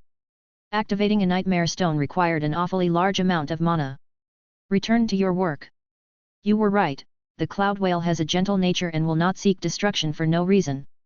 We're fine with the protection of Mirror Veil," said Lady Merlin. She waved a hand at the second captain to ask him to go away. When Lady Merlin returned to the platform, the second captain had already ordered his sailors to disperse the onlookers. Most people had left the deck, and talents had returned to their own rooms. Komoen from the gravity forest looked at the cloud whale in the sky for quite a while. With a passionate expression, he said, "The cloud whale can manipulate the power of the sea, and exchange air around it using its air sac to fly in the sky. The creature is one of the best mounts for traversing the ocean. If only I could." He did not finish his words, but his desire towards the cloud whale was obvious enough. Lady Merlin and Florent did not say anything. A cloud whale was as strong as a formal wizard. Apprentices like them would better spend more time meditating than wasting time thinking about the impossible. Look. Something's coming down the sky." A sailor on the deck suddenly shouted. That made everyone still on the deck raise their heads to look. About a kilometer up in the sky, a crimson dot slowly dropped down, like a feather falling in the wind. No matter how long it dropped, it only turned in place without going into another direction. Also, there was no doubt that the crimson dot was coming towards the redbud. It was still far, so the kids could not make out what that was. On the other hand, the 4 apprentice wizards had already begun to use their farsight spells. Various colors shined over their eyes. "It's a human!" Komoen yelled. "A woman in red," Mara said. He saw more details compared to Komoen. "An umbrella." That was the only thing Lady Merlin could say after hesitating for a while, but it already showed that her observation was even better. The woman was falling like a feather because of a beautifully crafted umbrella. The last one to comment was Florent. He had been wearing a serious look, and his grey hair and beard flowed upwards despite gravity. A stern look appeared on his once kind expression. When looking carefully enough, one could also find a bit of terror in it. "It's Flora," said Florent. His voice had trembled when he spoke. "Flora? Which Flora?" Komoen clearly did not understand. Lady Merlin seemed to realize something. Her pupils shrunk and she pointed towards the red dot with a shaking finger. "You mean, Flora the Blood Witch?" Florent nodded slowly and grimly. Everyone fell into silence. The 3 kids did not make any sound either since the lords and ladies were acting like this. Angor noticed that all the apprentice wizards seemed shocked, so whoever was coming was surely someone special. Angor already witnessed the cruelty of the wizarding world. He feared that the visitor might suddenly attack them out of the blue, so he slowly dragged Alan and Aline away. In the end, the kids leaned against the door leading into the lookout room. Mara recovered from his initial shock. He quickly glanced at the kids, pushed the door open, and urged the children into the lookout room. "Hide! Do not make a sound! Flora is a formal wizard, and a black one. Those people usually do not care the life and death of common people, but she won't harm you as long as you stay out of her sight," Mara warned the kids with seriousness and painful expression. He then closed the door. Mara joined Florent in a shaken mood. He was telling the truth. Formal wizards would never kill common ones for no reason, not because they were kind, but because their lifestyle was too far away from common folks. Would someone chase after an ant on the street? No. Even apprentice wizards were just like ordinary people in the eyes of formal wizards, but they had to stay here. They were the only strength on this ship. Someone had to welcome this formal wizard. More importantly, that was Flora. A wizard who was famous for her bloodlust in the entire southern region. Mara felt his legs shaking. Lady Flora was on top of the cloud whale, which means the creature could have been that man's mount. Lady Merlin addressed the formal wizard in a respectful way, even if she knew that Flora was actually younger than herself. A lot younger. They used Eagle Eye spell to check the cloud whale again. As expected, they saw something else. A group of demon falcons was circling around the whale's back. Demon falcons were originally predator eagles from Arctic areas. They became demon falcons once made into scout avatars by wizards. Demon falcons could not survive on the sea because they must find replenishment on the ground every day, and of course, they could not do that here. So someone must have been feeding them, and considering their position, that feeding place should be on the back of the whale. A demon falcon was that man's favorite familiar. Realizing that, indescribable fear climbed onto everyone's face. If that man is hostile against the Redbud, I'm afraid that even Lord Sabo won't stand a chance, said Komoen. He had completely given up his idea towards the cloud whale. He did not even dare to think about it anymore. Chapter 27, The Phantom Master. He. Look at that, such a big nightmare stone. It's my lucky day. A voice suddenly reached everyone's ears on the Redbud. It sounded like a child about the age of 7, only without the childishness. It was strangely charming. Angor saw the deck outside getting restless. A sailor exclaimed, "Impossible. The mirror veil failed." Looked like Flora, the Blood Witch, who could put fear into the hearts of all apprentice wizards, had already descended to the ship. Angor tried to peek out of the window. Before he could stand up, Aline dragged him back firmly. She was shaking her head with tears in her eyes. She kept silent, but she definitely meant to say something like "Don't. You'll die." Alan was holding onto Angor's sleeve as well, completely terrified. Angor curled his lips. Cowards. What he did not know was that when Flora floated past the mirror veil barrier created by the Nightmare Stone, a magic current began shifting in the air like water waves. All common people on the ship were repressed breathless by the aura. The aura sowed the emotion of fear and escape into the minds of them. This should be the effect of mirror veil, but since the spell was broken, such effect dispersed into the air, and small volume had seeped into the bodies of ordinary people. The mirror veil was only an inferior spell cast by an apprentice, but to common folks, even the weakest supernatural aura seemed like an imposing mountain to them. This was why Alan and Aline were getting an indescribable fear. Several sailors even leaped over the ship rails and joined the bottomless devil's water. Angor, however, was not affected by the aura. The reason was yet unknown. As Angor silently complained about the cowardice of Alan and Aline, someone let out an angry yell outside, "Stop it! Flora, you should know that taking the Nightmare Stone means defiance towards the floating mech city." Floating mech city? Hee. I was wondering what kind of rich man was behind this. So this is your ship? Oh, I see, 3 groups of random wanderers. This is a guide ship? Pity, I don't smell blood at all. Such kind of ship will only find apprentices as soft and weak as you lot. Angor, the reserved student of a wanderer group, wiped some sweat drops from his forehead. As the discussion went on, Angor quickly collated the information he could get. The one talking against Flora was obviously not from the 3 major wizard groups. There was no way a mere apprentice would dare to oppose a formal wizard. When Flora called them random wanderers, all they could do was to nod. Only a formal wizard of the same level could talk to Flora like that. The floating mech city, Angor spoke in his mind. Mara mentioned that someone powerful was behind the Redbud. That must be why the ship could sail on dangerous waters without worry. I heard there was a formal wizard on the ship, so the one talking to Flora must be him, a wizard from the floating mech city. Everyone on the scene was struggling to breathe right now. Angor was the only one free enough to think about this. The discussion outside faded. It seemed Flora and the wizard on the Redbud reached an agreement. They left before Angor could hear anything. When Angor finally stood up to the window to look, he saw 2 figures flying towards the cloud whale. One of them was a bulky male. He must be the wizard from the flying city. Of course, the other smaller woman wearing a long, red dress, black veil and a delicate umbrella must be Flora. As he looked carefully, Angor felt as if a black shadow was following just behind Flora. Maybe he was just seeing things? Before he could think again, the other 2 kids beside him began to scream. Alan and Aline knew that the danger had gone. They had been holding back, but now they finally fully released their fears by screaming out loud. Angor rubbed his temples and took out a silk handkerchief from his skirt. He began comforting the kids in a low voice while suppressing his urge to leave right away. The door of the lookout room was pushed open. Mara walked in with a pale expression, frowning. He seemed worried. Looking at how Angor was trying to comfort the other kids, Mara's expression towards Angor became gentler. Is she gone, Grandpa? Aline sobbed. Mara nodded. He did not explain about Flora, and only stroked Aline's hair to soothe her.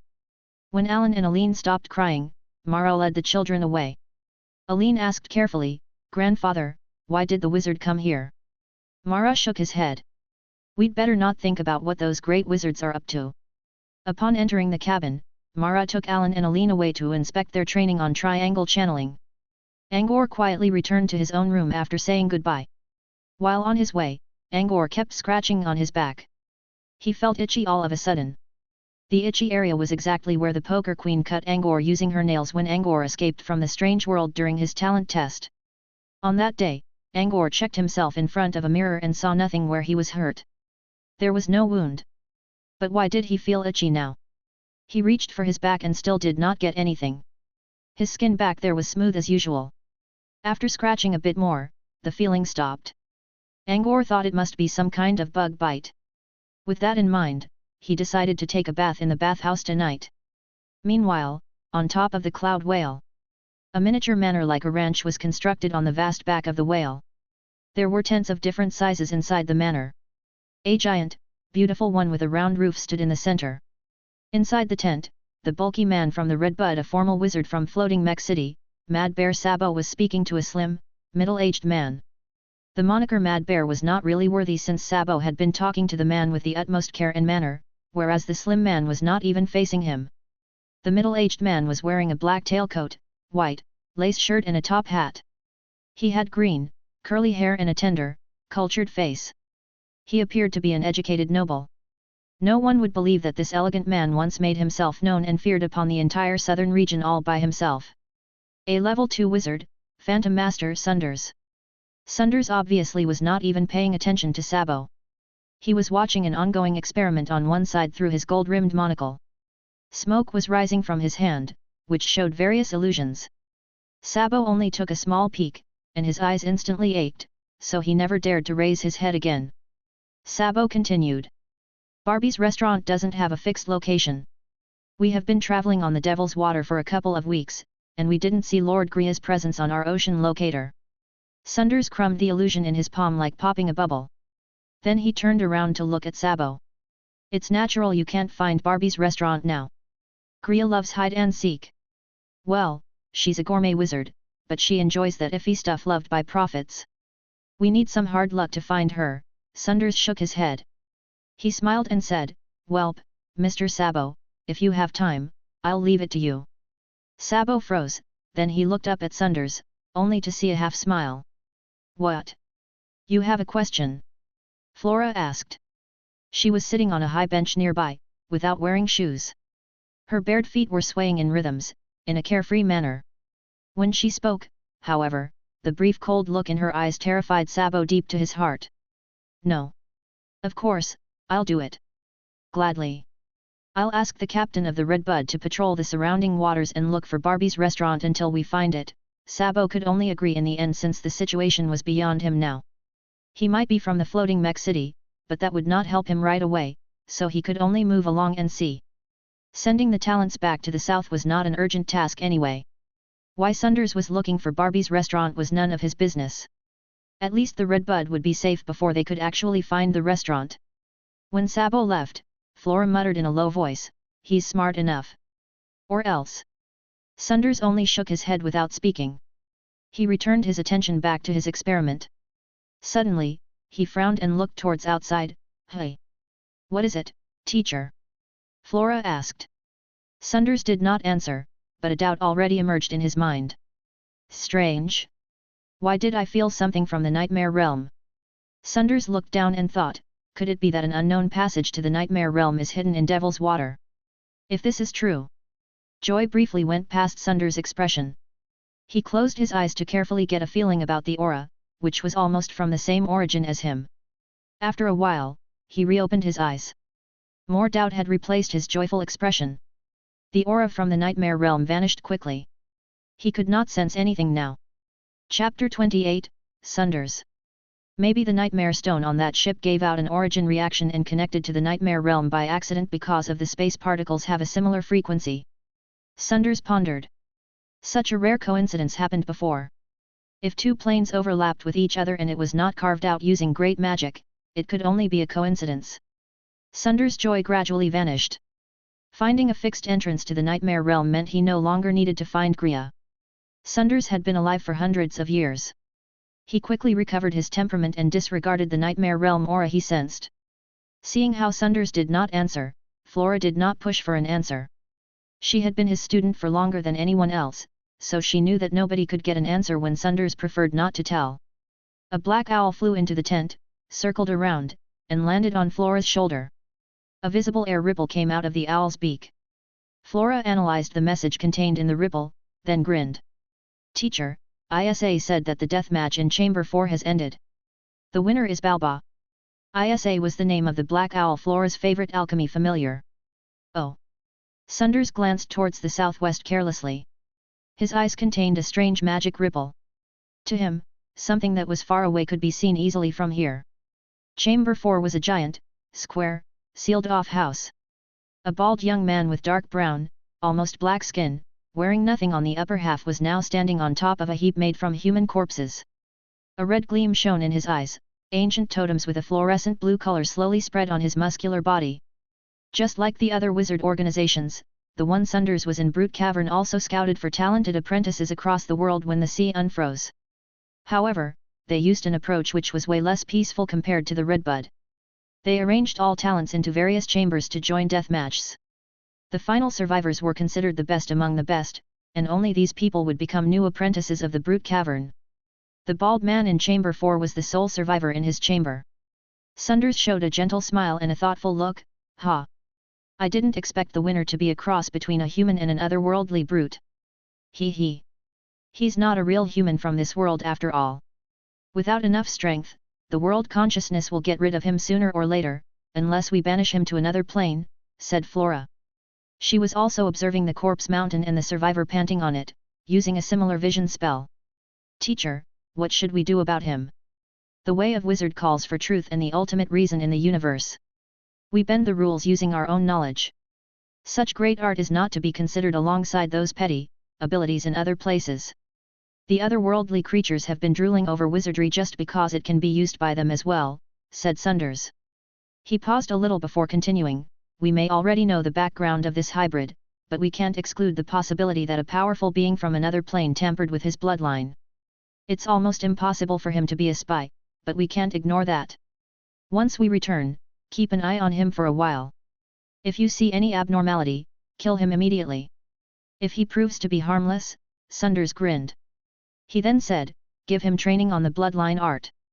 When he fused with the bloodline, make him into a puppet avatar. Spy or not, the young man's fate would be cruel, just because half of his bloodline came from another plane. To wizards, an otherworldly creature who came into the wizarding world by abnormal means either became slave or research material in wizards' hands or returned to dust as bones because of the world's consciousness." The other 8 chambers witnessed their winners as well. "Apart from the one in Chamber 4, we Brute Cavern only found 8 talents this year," Flora feigned a sigh, pretending to be troubled. "Less than 10. Geez. Those infidels are going to chatter again, about revoking our death chamber recruitment or whatnot." Sunders only smiled. "Don't mind them. Those people should know that if we use the same mass recruitment method like the Redbud, the Brute Cavern would have already fallen out of the top 10 in the southern region. Only a battle for life would make someone understand the rules of the wizarding world." Flora made a sourpuss face. "Whatever. Hey teacher, when you find Barbie's restaurant, just drag Griya away with us so we don't have to go find her every time we need locations. This is so tiring." Sunders only shook his head with a smile. Griya was not much of a fighter, but she created all sorts of strange spells. If he personally confronted her, he might win, but he certainly could not capture her alive.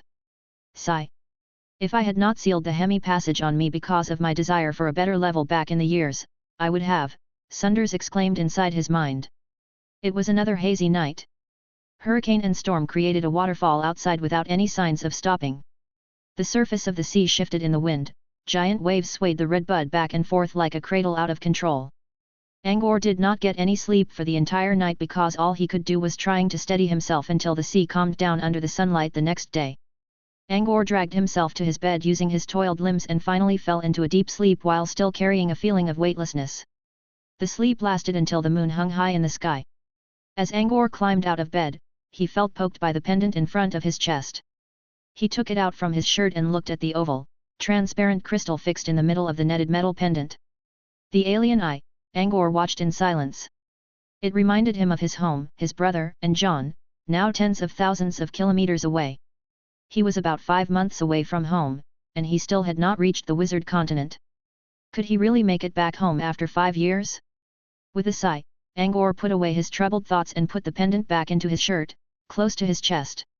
The glaze sphere accompanied his teacher to this world, and there must be something about it.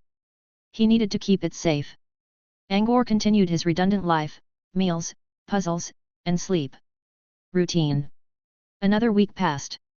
When Angor walked by the dining hall one day, he unintentionally looked at the mercury mirror by the door. Inside the mirror, Angor was no longer himself. The energetic, handsome noble boy had become gloomy. His eyelids were hanging, decorated by dark circles. His lips were dry and chapped, his face pale and dark. Exhaustion and pressure had forced him into this shape in such a short amount of time. He could no longer recall when he had a good laugh last time. He went to the wash basin and planned to calm himself down by putting his face in the cold water. The 5-year promise had led him astray, and those noble manners and politeness carved inside his bones were beginning to crumble. His mind was not right. Yet Angor did not intend to change it, at least not before he solved the puzzles left by teacher. He would keep his spirit tensed up for now. Besides, the Red Bud did not have any facilities for relieving stress. The other talents could train meditation. But what could he do, apart from solving puzzles? Chapter 29, A Letter to My Student, Angor. As time went by, Angor's daily routine never changed, but at least his spirit recovered a lot compared to his dejection several days ago. While working on the puzzles, he noticed something strange. The Red Bud kept cruising in the same area. Just a while ago, Angor saw a uniquely shaped red reef for the 4th time in the half-month. This was why Angor believed that the Red Bud was not planning to leave Devil's Water at all. He once tried asking a pilot, but the man only mumbled something vague without giving him a clear answer. Apparently, the pilot already knew that the Red Bud had been staying in the same place, but did not want to talk about it. There must be someone important behind all this, and the pilot either could not explain or did not dare to. Who could manipulate the will of the Red Bud? There was no doubt a formal wizard. Reaching that conclusion, Angor decided not to think about the matter for any longer. No matter what the wizard was trying to do, he could not do anything about it. The Red Bud was his only foothold on Devil's Water anyway, so Angor's only choice was to get along. He did not enjoy such powerlessness, yet he had to comply. Angor really hoped that someday, he could gain enough strength to protect himself, instead of leaving his own life in the hands of someone else. Today was the 167th day Angor was away from Gru Town, and the last day he worked on his puzzles. Angor carefully opened a red-painted wooden box in his luggage. The box contained one single object, a square-shaped, crystal tablet, smaller than a child's palm, while as thin as insect wings. The crystal tablet was not something from this world. John brought it from the Earth. It only acted as a holographic communication tool back on the Earth. It was made into a watch and sold across the world. The strap of the watch was already worn down during all these years, so John discarded the strap and kept the watch in perfect condition. Angor shut his door and adeptly pressed on the small bud located on the bottom right corner of the tablet, the power button. A simple hologram and a set of holographic buttons appeared in the air. A line written in Hanzi was displayed on it. Screen locked. Answer the question set by the admin to unlock. Question 100. Rectify the hologram below using the 5 Seidel aberrations, then resolve the final password using Vigenera cipher according to the spectral alignment. The 100th question was the last one John left Angor. He used to be very cautious about using the tablet before coming to the ship. He had to memorize the questions quickly and put the tablet away in somewhere safe. Now that he had his own private room, he could finally take the device out. Every solved question led him to the next one. Angor used all the knowledge he had learned to find the answers. Chemistry, physics, medicine, mathematics, sometimes even philosophy. There were a lot of physical constants from the Earth which no longer worked in this world, but John only left him basic applications, and Angor had no problem working them out. Today, he was about to give the final answer. He spent the entire afternoon. When he finally arranged the answer to the last question, his hands froze in place. 9371201. This number meant nothing to other people, but Angor understood what it meant. Using the calendar of Goldspink Empire, this was Goldspink year 937, the first day of the month of freezing earth. Angor's birthday. This is the final answer. Angor entered the digits into the answer box on the display, puzzled. The light shifted on the screen, then a different system message came out. Correct answer detected. Now unlocking the screen. The admin can change the login password from the system menu. The words disappeared, which were then replaced by a clean-looking picture of a vast grassland. There were two icons on the upper right of the desktop, a folder, and a text document, named to Angor. John told him about how to operate the smartwatch before, but this was still the first time for Angor to try the actual system himself. With curiosity and some expectation, he gave a gentle tap on the document icon. A second later, an electronic letter was displayed quietly in front of Angor. To my student, Angor.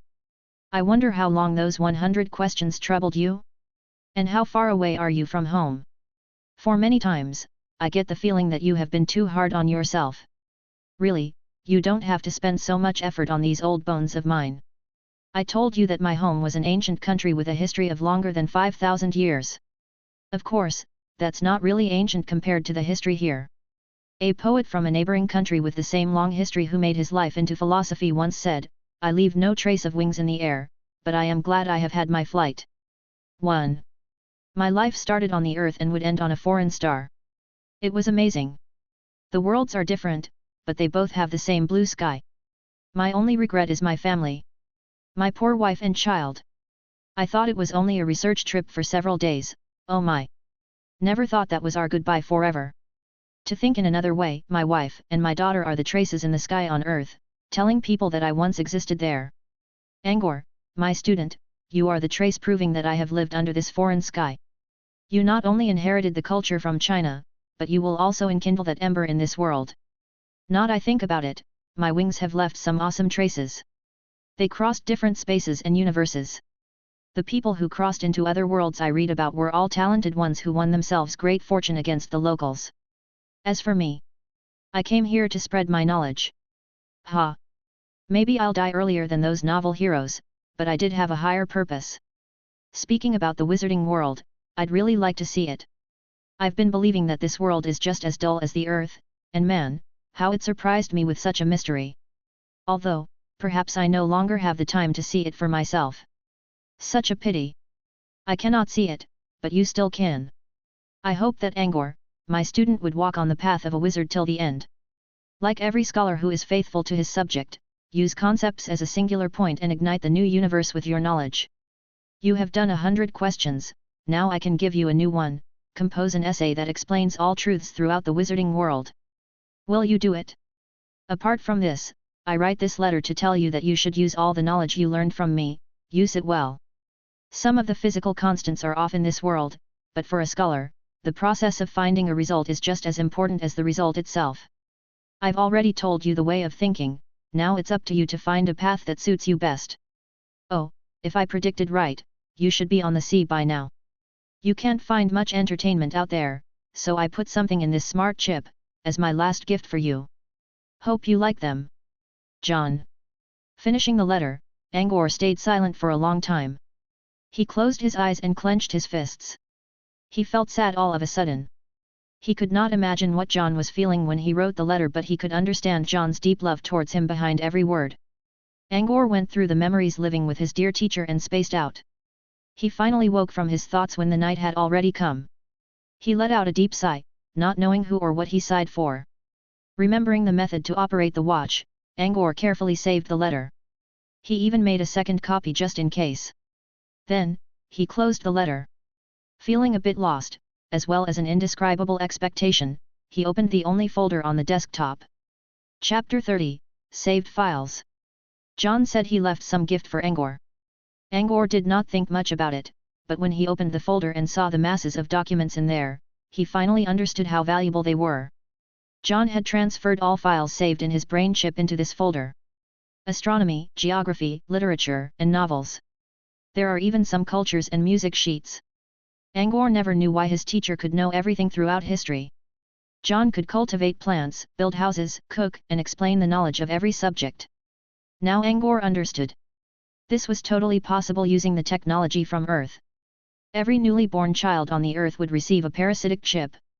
This chip could be considered a computer without a network. It automatically saved various data and connected the data to the hippocampus on the brain so the data was never forgotten. This must be why John kept everything he knew even after crossing into another world. The chip on the brain could not be physically transferred, or else John might have given Angor the chip instead. It was bound to one's brain and would never be lost. Having the chip meant someone had the ability of instant photographic memory. Angor still had the holographic tablet though. It might take more time to memorize the knowledge since it could not be connected to the brain. However, as long as he was persistent, Angor would become well learned sooner or later. With that in mind, Angor carefully put the tablet away, close to his body. To him, the device possessed more value than anything in the world. With the holographic tablet, Angor's life changed greatly. He spent almost all his days on the tablet, and would only put it down when it needed to recharge using solar energy.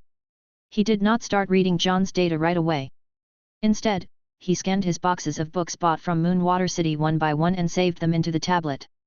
As John said, knowledge was everything for a scholar. This was why Angor's first task was to transfer his books into the device. The scan process was not easy.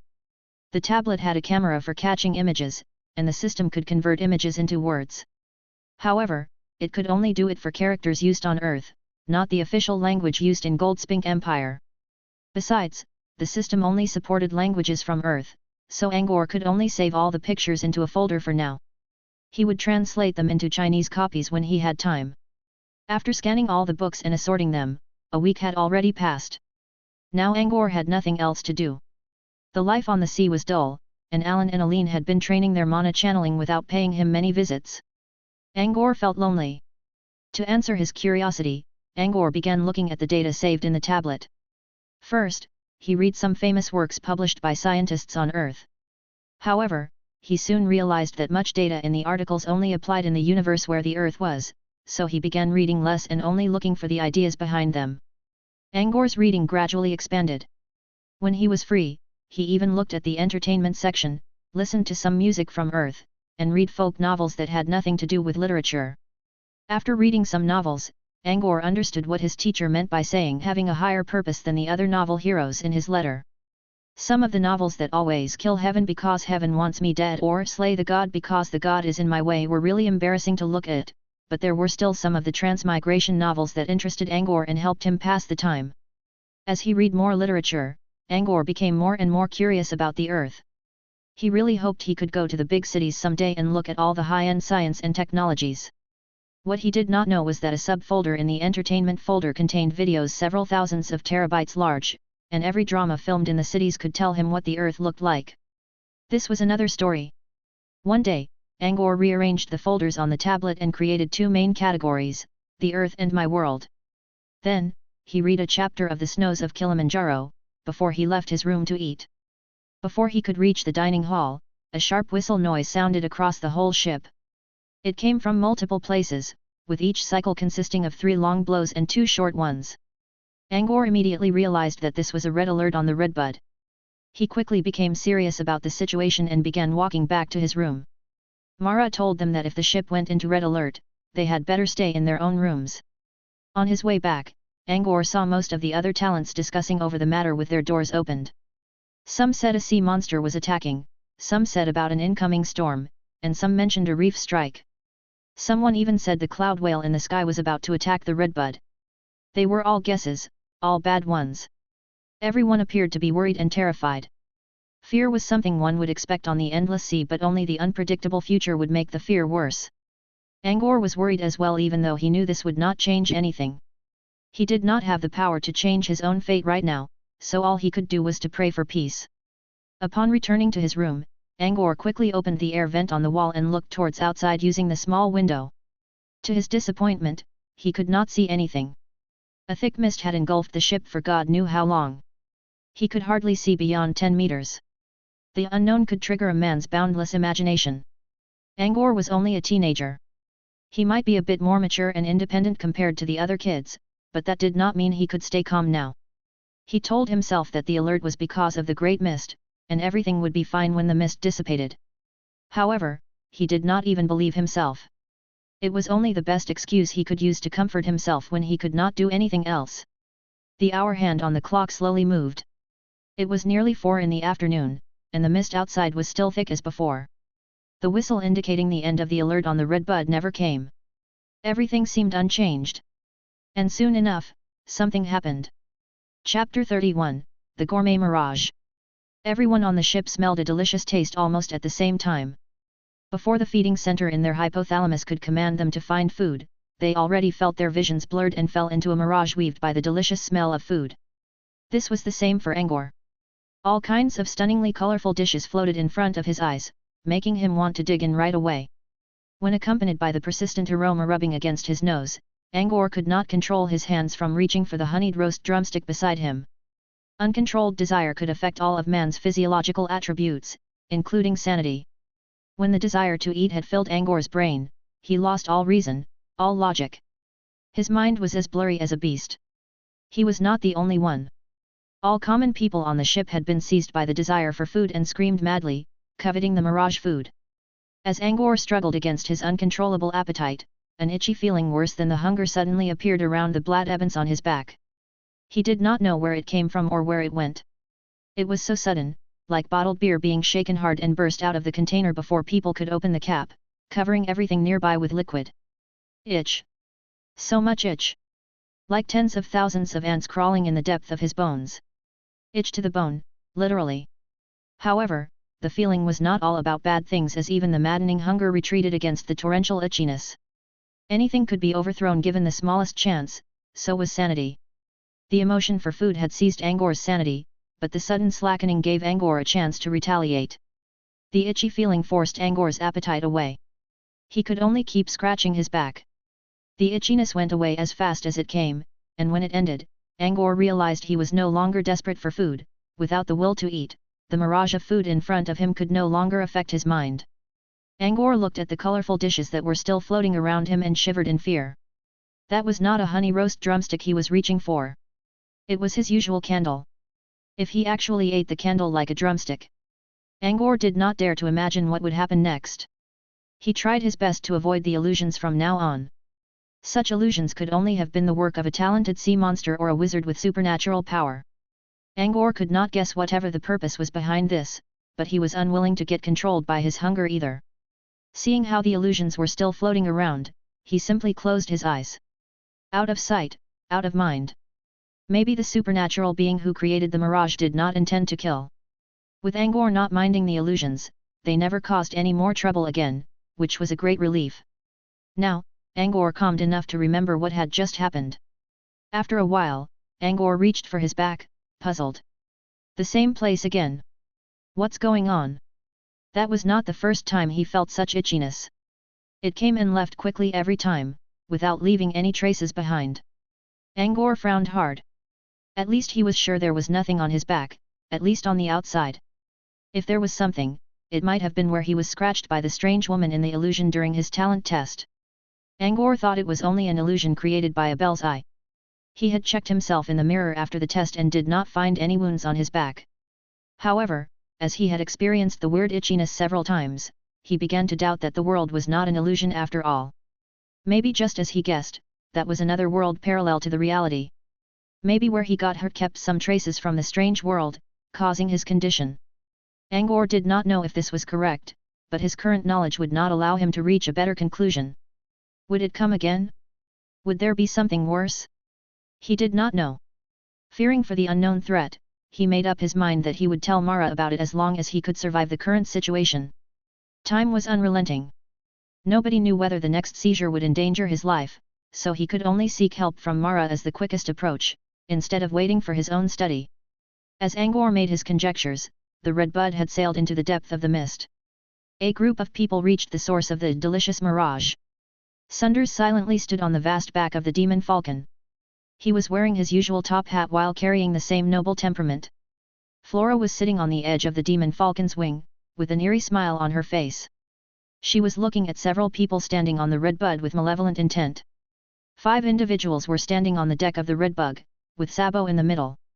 Apart from the 3 guides appointed by the 3 major wizard organizations, Mara and Easley, who just broke through into level 1 apprentice, were also among them. Flora inspected the group for quite a while. Then she chuckled and spoke with her strange yet charming childlike voice, "Hee hee. Mad Bear Sabo, since when did you become a babysitter? Are you gonna feed those kids?" The three guides, who were just referred to as kids, lowered their heads in silence. Of course, Sabo was angered by the insult. Yet he did not dare to do anything in front of Sunders. He only pretended to be oblivious of the taunt and replied with a hearty smile. "Haha, the blood witch is joshing. It's hard to run into Gria's restaurant, and these inexperienced lots are itching to see it," Sabo joked.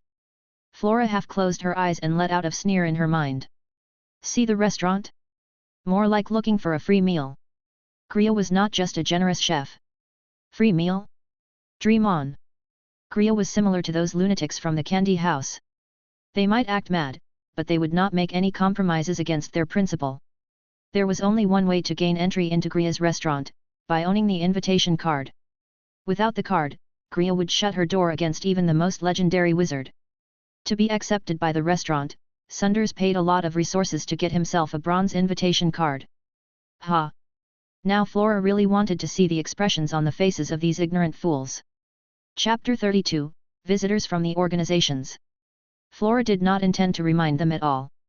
Instead, she cast an interested glance towards the young man standing behind Lady Merlin, easily.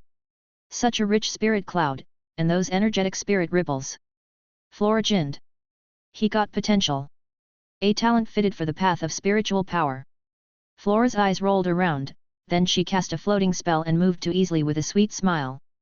"Hey, honey, do you want to come to the Brute Cavern? Big Sis can introduce you to a mentor." She reached out a white finger and gave Easley a gentle tap. Easley shivered as if he was just electrocuted. A pink shade quickly covered his handsome face. Flora was floating in front of Easley. Thick mist lingered behind her back. The air was damp, and Easley was sweating in his palms. The scene had become a fixed painting for him. This was the first time he felt such warm emotion since his childhood partner was murdered by the Silver Heron family. Flora appeared young. She had a slim, short body and an innocent smile. Behind those blackish-green eyes carried something deep behind them. Every gesture, a raised eyebrow or a mild glance would release something irresistibly charming. Just like her voice, the combination of something from two extremes. Her clothing was just as attractive. Her pastel hair was coiled into the shape of a flower, with only several wisps dangling near her ears. A dark red netted lace veil covered her hair and one side of her face. The long, crimson gauze skirt on her was somewhat transparent. Several dark red roses were sewn around the pleats. She was not wearing shoes. Those smooth, clean white bared feet would appear occasionally from under her semi-transparent skirt. For Easley, every part on Flora, from tip to toe, was attractive. He did not even know where he should look at. I easily gulped and tried to answer, but somehow, all he could do was to stutter. Flora smiled because of her successful attempt. Before leaving the Brute Cavern with Sunders, a wizard colleague who shared a fine relationship with her asked her to find talent with spiritual power beyond 20. Looked like the wizard needed such a talent to complete a spell design. She did not find any on her way, and she was not expecting to meet one right here. If she could bring Easley back to the Brute Cavern, the wizard would reward her for good. She was not interested in rewards, but she had been researching on a plague source spread via blood, and she needed a pathogen originated from the demon abyss from the tainted plane. The colleague happened to possess such a pathogen. As for what would become of Easley when he was sent to that wizard, who was famous for his cruel experiment during which he actually extracted the brains from living creatures, that would be none of her business. What? You don't want to come? Flora dragged on Easley's collar with a childish giggle. A gentle pull and they moved exceptionally close to each other. Easley could not speak a word right now. He could only feel his face burning, and his heart racing like hell. Happy scenes he never could dream of during his slavery began to flash through his mind. The guide from Tower of Hurricane, Lady Merlin, had been standing beside Easley. She was very confident in Easley's talent and believed the young man could very possibly become a formal wizard. She even secretly decided to wager her valuable resources on Easley. She only waited to get back to her organization and act quickly. Now she did not expect Flora to suddenly come in her way. However, Lady Merlin could only bear with her anger with her teeth clenched. She could not oppose Flora. All she did was looking at Easley with worry, hoping that the young man could clear his mind quickly and get rid of Flora's fake charm. Easley was only a young man without much experience. He could not even control his own drooling with Flora seducing him up close, and could only have his mind dragged around by the woman. "Okay," Easley muttered with misty eyes. Flora chuckled and prepared to drag Easley away. However, a sudden yell stopped her. "Flora! Taking Easley away like that means you finally decided to go against the Tower of Hurricane." Flora squinted her eyes and looked at the speaker. A man and a woman wearing mysterious-looking wizard robes emerged from the thick mist on the endless sea. The middle-aged man was wearing a black, golden-edged robe. He was rushing in the air. Every time he waved his metal stick, his figure would advance hundreds of meters. While the young woman beside him was covered by water blooms and walking on the water. There seemed to be a long, slim shadow in the water under her bared feet. The middle-aged man was the one who warned Flora. Jalal the mithril innovator. Realizing who had come, Flora no longer used her charming voice and replaced it with a cold, emotionless tone. "What? The child is willing. You want to stop him now?" With that, Flora glanced at Sabo in defiance. The mad bear had been trying to pretend that he did not exist. The visitors were Jalal, the mithril innovator, from Tower of Hurricane, and Heroline, Ocean Moray, from White Coral Floating Island Academy. They were both formal wizards. Famous ones. Especially Jalal. He majored in alchemy, and earned himself the title of mithril innovator. That alone showed his great knowledge about the changing properties of metallic elements. Jalal was not strong, but the title of an alchemist gave himself a great position in the southern wizard world. Even Sunders would not want to make him an enemy without a good reason. Without a doubt, they came here because of Sabo's message for help. That was why Flora glanced at Sabo. Sabo did not really have a choice. The Redbud was forced by Sunders and Flora to look for Barbie's restaurant on Devil's Water, and no one knew whether these two moody wizards would suddenly decide to slaughter every talent on the ship after they found what they wanted. Sabo was from the floating mech city, so he was not afraid of the pair himself. However, his mission was to ensure that every talent reached the Fey continent untouched. So, he sent alert to the three organizations just in case. Jalal already reached the crowd in a blink of an eye. He first nodded towards Sunders as a greeting and made sure Sunders would not intervene, before turning to Flora. "Look at Easley's spirit circulation closely, Flora. He has already learned the Nirvana hexagram channeling method of Tower of Hurricane. Are you planning to take him away and steal our secret?" In the wizarding world, every organization had its own channeling method. Peeking at someone else's method might result in hostility towards the respective organization. However, this was not always the case. There were good and bad channeling methods. The methods openly distributed by the organizations were usually intended for the public, and such methods were not really efficient. Besides, most wizards were used to living carefree lives. Giving away their channeling methods occasionally was not something serious. Of course, valuable and rare channeling methods had their own safety measures. Most of such knowledge was only accessible to core members of wizard organizations while under the limit of a lot of restrictions. This was the reason why rarely any wizard wars were launched around channeling methods. However, Jalal's excuse was still enough to discourage Flora. A green light appeared upon her eyes. Flora scanned easily to see the inner model constructed by his spiritual power. As Jalal said, it was a hexagram, drawn with both dotted and solid lines. Flora humphed, "It's just a petty model, anyone could see how to make one. Big deal." With that, Flora returned to Sunders, never to mind Easley again. Easley was still hesitating. He felt disappointed. Jalal noticed his condition and glared at him, "Get behind, you little disgrace." Easley's face quickly went pale. He gulped and stood backward in fear. However, no one noticed the small trace of darkness lingering in his eyes, and his tightly clenched fists hidden under his sleeves. Chapter 33, Nothing Special.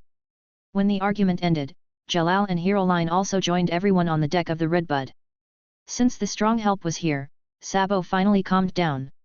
Jalal looked really pissed off. He gave his metal staff a strong grasp, and where the staff was pointing at the sturdy deck below immediately cracked open. Dust and wooden shards flew everywhere. Jalal's action scared every apprentice on the scene terribly. Easley even kept stepping back until he was backing against a mast. Easley's calves trembled hard. How could he forget that a mighty wizard was standing in front of him, but not some spoiled noble kid from the Silver Heron? His fear worsened. He nearly wished to kneel before Jalal and beg for mercy right this moment, but he could not even find the courage to do it when being suppressed by Jalal's mighty aura. Luckily, Jalal did not intend to hurt anyone. He only gave easily another cold glare, before he lifted his aura.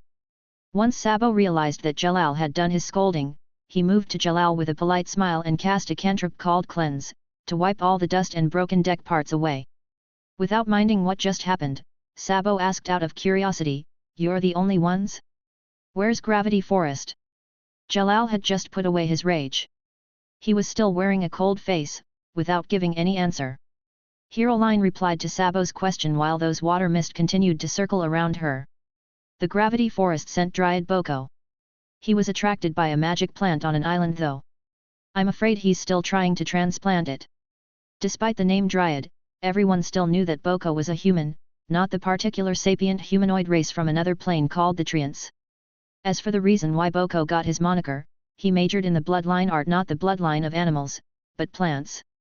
He never told anyone what kind of plant he transplanted into his body. When he joined a fight, he would show his giant figure like a treant, thus his name Dryad. Komoen, who had been standing behind Sabo, also let out a sigh in relief when he heard that his organization also sent someone. Dryad Boko. I heard he's an expert in carving spell lines. The wands he made are considered fine works even in the floating mech city. Sabo nodded in respect. Heroline only smiled.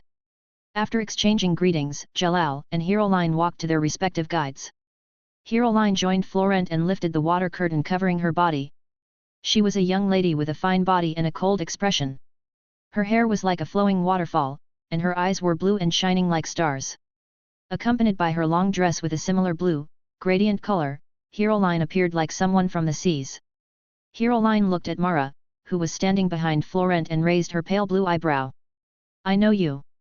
Mara Morn, right? You learned flame spells from my mentor 20 years ago. With a start, Mara quickly nodded. Lady Heroline.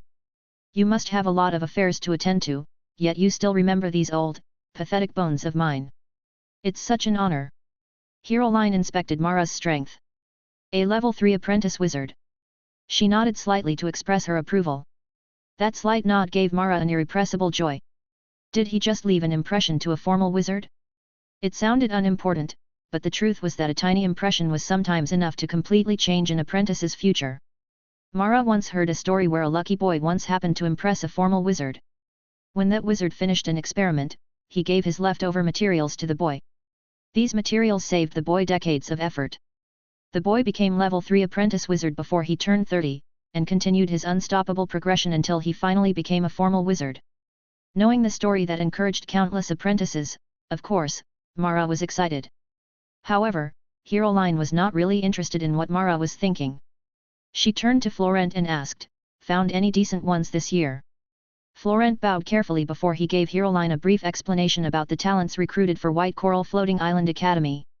Anyone with special body properties or talents? Heroline asked. She had not found herself a real student for several decades now, because students with good talents were so scarce.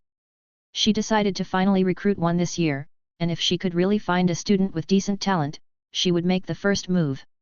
This was why Heroline did not even ask about Barbie's restaurant first. Florent tried to recall the talents he found and remembered no special ones. I found a total of 7 from the Land of Revelation, the Magus Corridor, and the Valhalla Isle. None had special body properties. As for special talent, there seems to be one. A talent from the Valhalla Isle claimed he saw shining stars in the sky when taking the talent test when there was nothing at all in the middle of a winter night. Stars on a starless night? Heroline pondered. She hesitated before saying, I think I saw a similar description in the 467th volume of Abel's annual talent collection. It talked about a child from a wizard family. When he touched the Abel's eye, he saw every star in the sky circling around a track, so all stars formed countless star trails. It also mentioned about the test being done on a starless night. After a more detailed test, the talent was truly a special talent that was proved to develop towards astrology of occult art, so the kid majored in astrology divination, said Heroline. She then shook her head in pity, regretfully, he did not become a wizard. He died of age, putting his talent to waste. Everyone also felt regret. Even good talent could not save people from aging. If one did not become a wizard, one would turn to dust. The one you talked about just now appeared to possess talent in astrology. Not bad, said Heroline. She then sighed, it's a pity that I don't know anything about occult. Accepting that one as a student would be wasteful. Of course, she could still do it. However, she would have to spend a lot of time teaching him while knowing that the student would probably fail. Heroline certainly would not want to do something so thankless. She declined the idea silently, then asked Florent again, "Are there any other special talents apart from that one?" Florent shook his head. Apart from the 7 talents, Mara also found 3. "I don't know about them though." When Heroline looked at Mara, Mara quickly tidied his clothes and stepped up politely. He said, "I found 3 talents from marginalized island. 2 of them are my grandchildren, their talent is fine, but not special. As for the third one..." Mara recalled the day of Angor's test. The talent sphere shined brightly, but he remembered Angor mentioning floating. Floating was still a common talent. There was nothing special about the third one, either. Mara gave Heroline a firm answer. Listening to their explanation, Heroline's expression became disappointed. Decent talents were rare, after all. Heroline glanced at Easley. If not for the fact that the kid already learned the channeling method of Tower of Hurricane, she would have tried to win him over.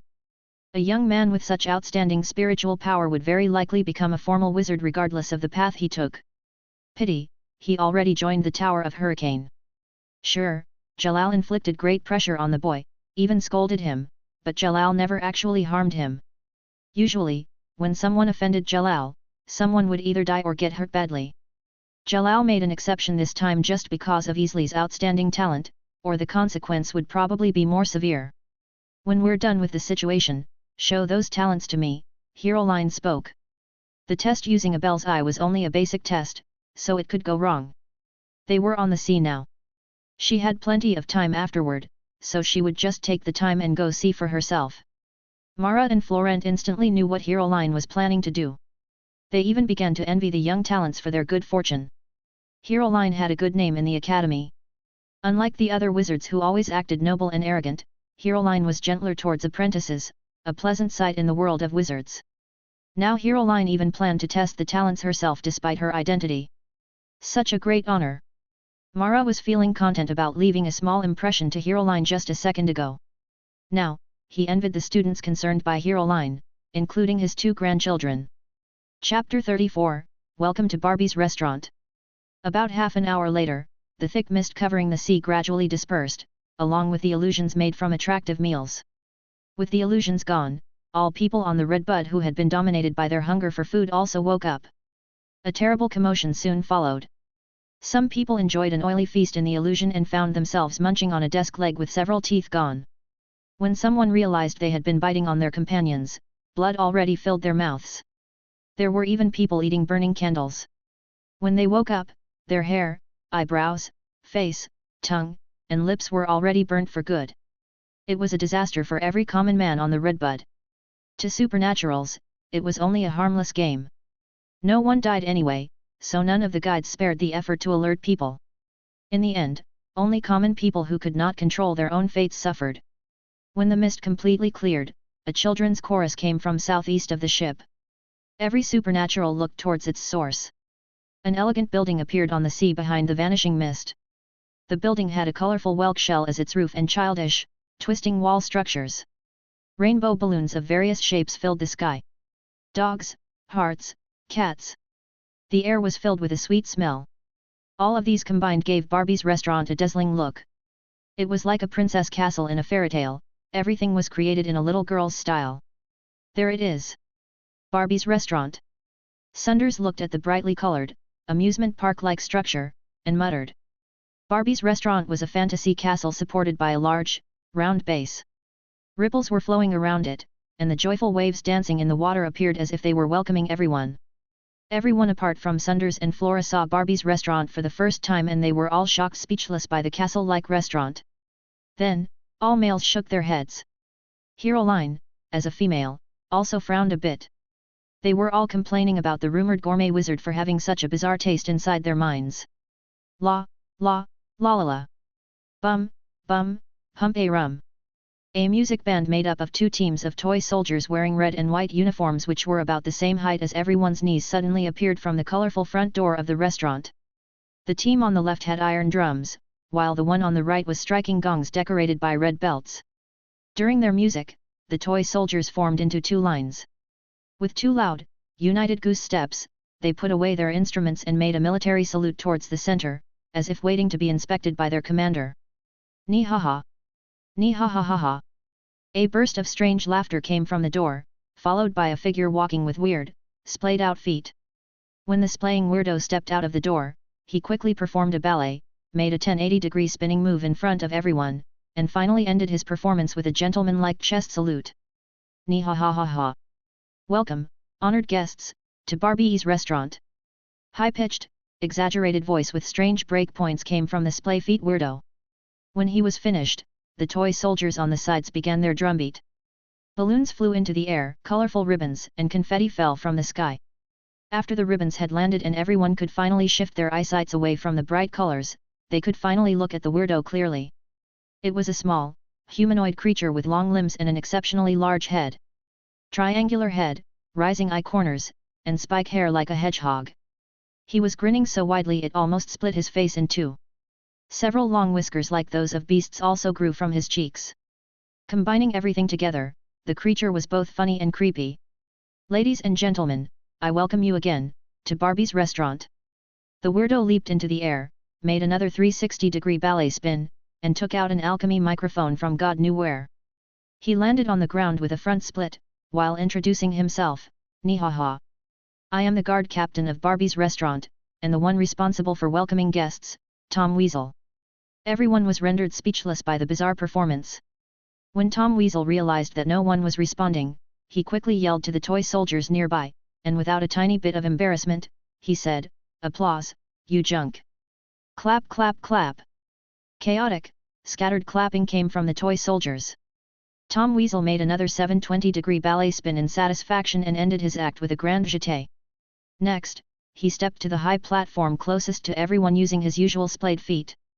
Showy, exaggerating, and childish, Sunders pulled the edge of his top hat down to his forehead and chuckled coldly. Gria's strange taste never changed. Tom Weasel heard Sunders' words and looked towards him, who had been standing on the back of his demon falcon. Ni ha ha ha, Mr. Sunders. Weasel was wondering why he felt something from the nightmare realm. Sir, your aura grew even cryptically stronger compared to last time we met on the Soul Upland. Tom Weasel exclaimed with an exaggerated expression. He even performed another ballet move when mentioning stronger. Sunders did not reply. He simply looked away without paying attention to Weasel anymore. Everyone from Barbie's restaurant was as insane as Weasel, one could not communicate with them using common sense. Tom Weasel did not mind Sunders' cold reaction. He kept leaping and spinning with his eyes closed. When the sunlight reached the front door and the chorus was replaced by sea waves, Tom Weasel made another gentleman salute towards everyone. My honored guests, it is time to enter, said Tom Weasel. His voice suddenly turned serious. With that, the elegant restaurant door slowly opened. A strange smell came out. It was not delicious, yet the smell seemed to carry magic with it. It fiddled around everyone's sense of smell, causing them to swallow hard. A plain smell had drawn out everyone's appetite. Now this is the real thing, not the fake sense triggered by using dirty tricks to stimulate your brains to release desire in the illusion, Sabo explained to everyone with a smile. Gria is a real genius. Looks like we'll have a real feast today. While explaining, Sabo followed Sunders towards Barbie's restaurant. Sunders walked into the colorful door with a plain face. Flora was following behind. She suddenly turned around and gave Sabo a sweet smile. Before Sabo could understand what it meant, the toy soldiers leaped in and crossed their guns and swords in front of everyone, stopping further visitors. Being repelled by the toy soldiers while the juniors were still looking at him, Sabo felt his face burning with embarrassment and rage. What's the meaning of this? Sabo gave Tom Weasel a cold, angered stare. You have a problem with me. Chapter 35, Owner of the Golden Card. Sabo's rage instantly lowered the temperature around him. Tom Weasel, however, only gave Sabo a nonchalant glance and regained his exaggerated tone. Ni ha ha ha. Here's a friendly reminder from Weasel. The rule of Barbie's restaurant, a card owner can enter, and a card owner can bring a number of guests, depending on the card's rank. Those without a card, please return with one next time. Tom Weasel made a please go away gesture towards Sabo. Sabo was about to burst in rage. Tom Weasel grinned wide again, but those squinted eyes contained malevolence this time. If you have a question about the restaurant rules, please submit a complaint to the manager on duty. Today's manager is Greasy Bird Neo. Shall I call that roasted chicken here? Greasy Bird Neo? Sabo never heard of that name. However, out of the corner of his eye, he saw Flora and Sunders frowning unconsciously upon hearing this name. Sabo felt a shiver on his back. He calmed himself and measured the situation in his mind. Whoever that Greasy Bird Neo was, he should not cause trouble now. With those two formal wizards here, if he made a scene now, he would become a laughing stock. Laughing stock? He suddenly recalled Flora's smile earlier, and the conversation he had with her, and finally understood why Flora had been giving him all those weird smiles. She planned to make fools out of them all along. He was angry again, although he did not show it. So they can get in because they both have a card. Jalal, who had been standing near Sabo, walked up and asked Tom Weasel. Weasel made a ballet spin and spoke, "Nihaha. Nope. Only Mr. Sunders has one, but his bronze invitation card allows him to bring 2 people with him. Can we get an invitation card now?" Heroline also asked, frowning. She was not here for the restaurant, but she still wanted to see the legendary place since she had the chance. Tom Weasel shrugged. Weasel doesn't know how the cards are distributed. I heard that Gria gave them out according to her mood. Plus, her favorite way of giving out cards is throwing them away, said Flora. She giggled, you can try looking around for them, maybe you'll find one Gria just tossed. But, maybe only a rumored golden card can bring so many people in. With that, Flora turned away, made a toodles gesture towards everyone, and vanished into the depth of the door. As for Sunders, he was not even interested in any of the argument.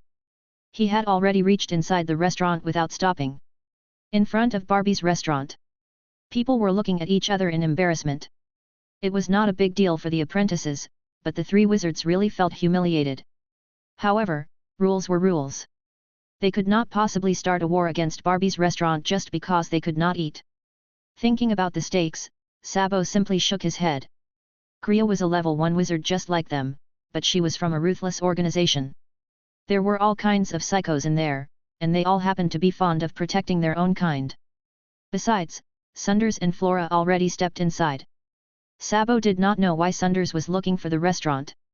However, since he spent several months, even dragged the Red Bud into this, there must be a reason. If they fought Gria now, they might have to go against that terrible man as well. Even if they won, they would get nothing out of it besides some useless pride. In the end, Sabo gave up his intention to force his way into the restaurant. You all heard. Let's go, Sabo sighed. He said, Mr. Sunders is not here anymore, so I bet he'll leave us alone for now. Let's take the chance and get out of here, so he doesn't suddenly change his mind and fight us when he comes out. Sabo called Jalal here because of Sunders. Since they would not get anything from Barbie's restaurant, they might as well get away from Sunders and return to Fey Continent in one piece, fulfilling their mission. With that in mind, Sabo brought everyone to leave. Suddenly, Tom Weasel looked towards the cabin entry of the Red Bud with a strange expression. He spoke in a surprised tone. Oh! There's another honored guest beside Mr. Sunders. And it's a... Weasel paused a while before saying, a golden card owner. A golden card owner? Tom Weasel said that aloud, so Sabo heard him as well. A golden card owner here? Who is it? Maybe it's Dryad Boko. Heroline pondered.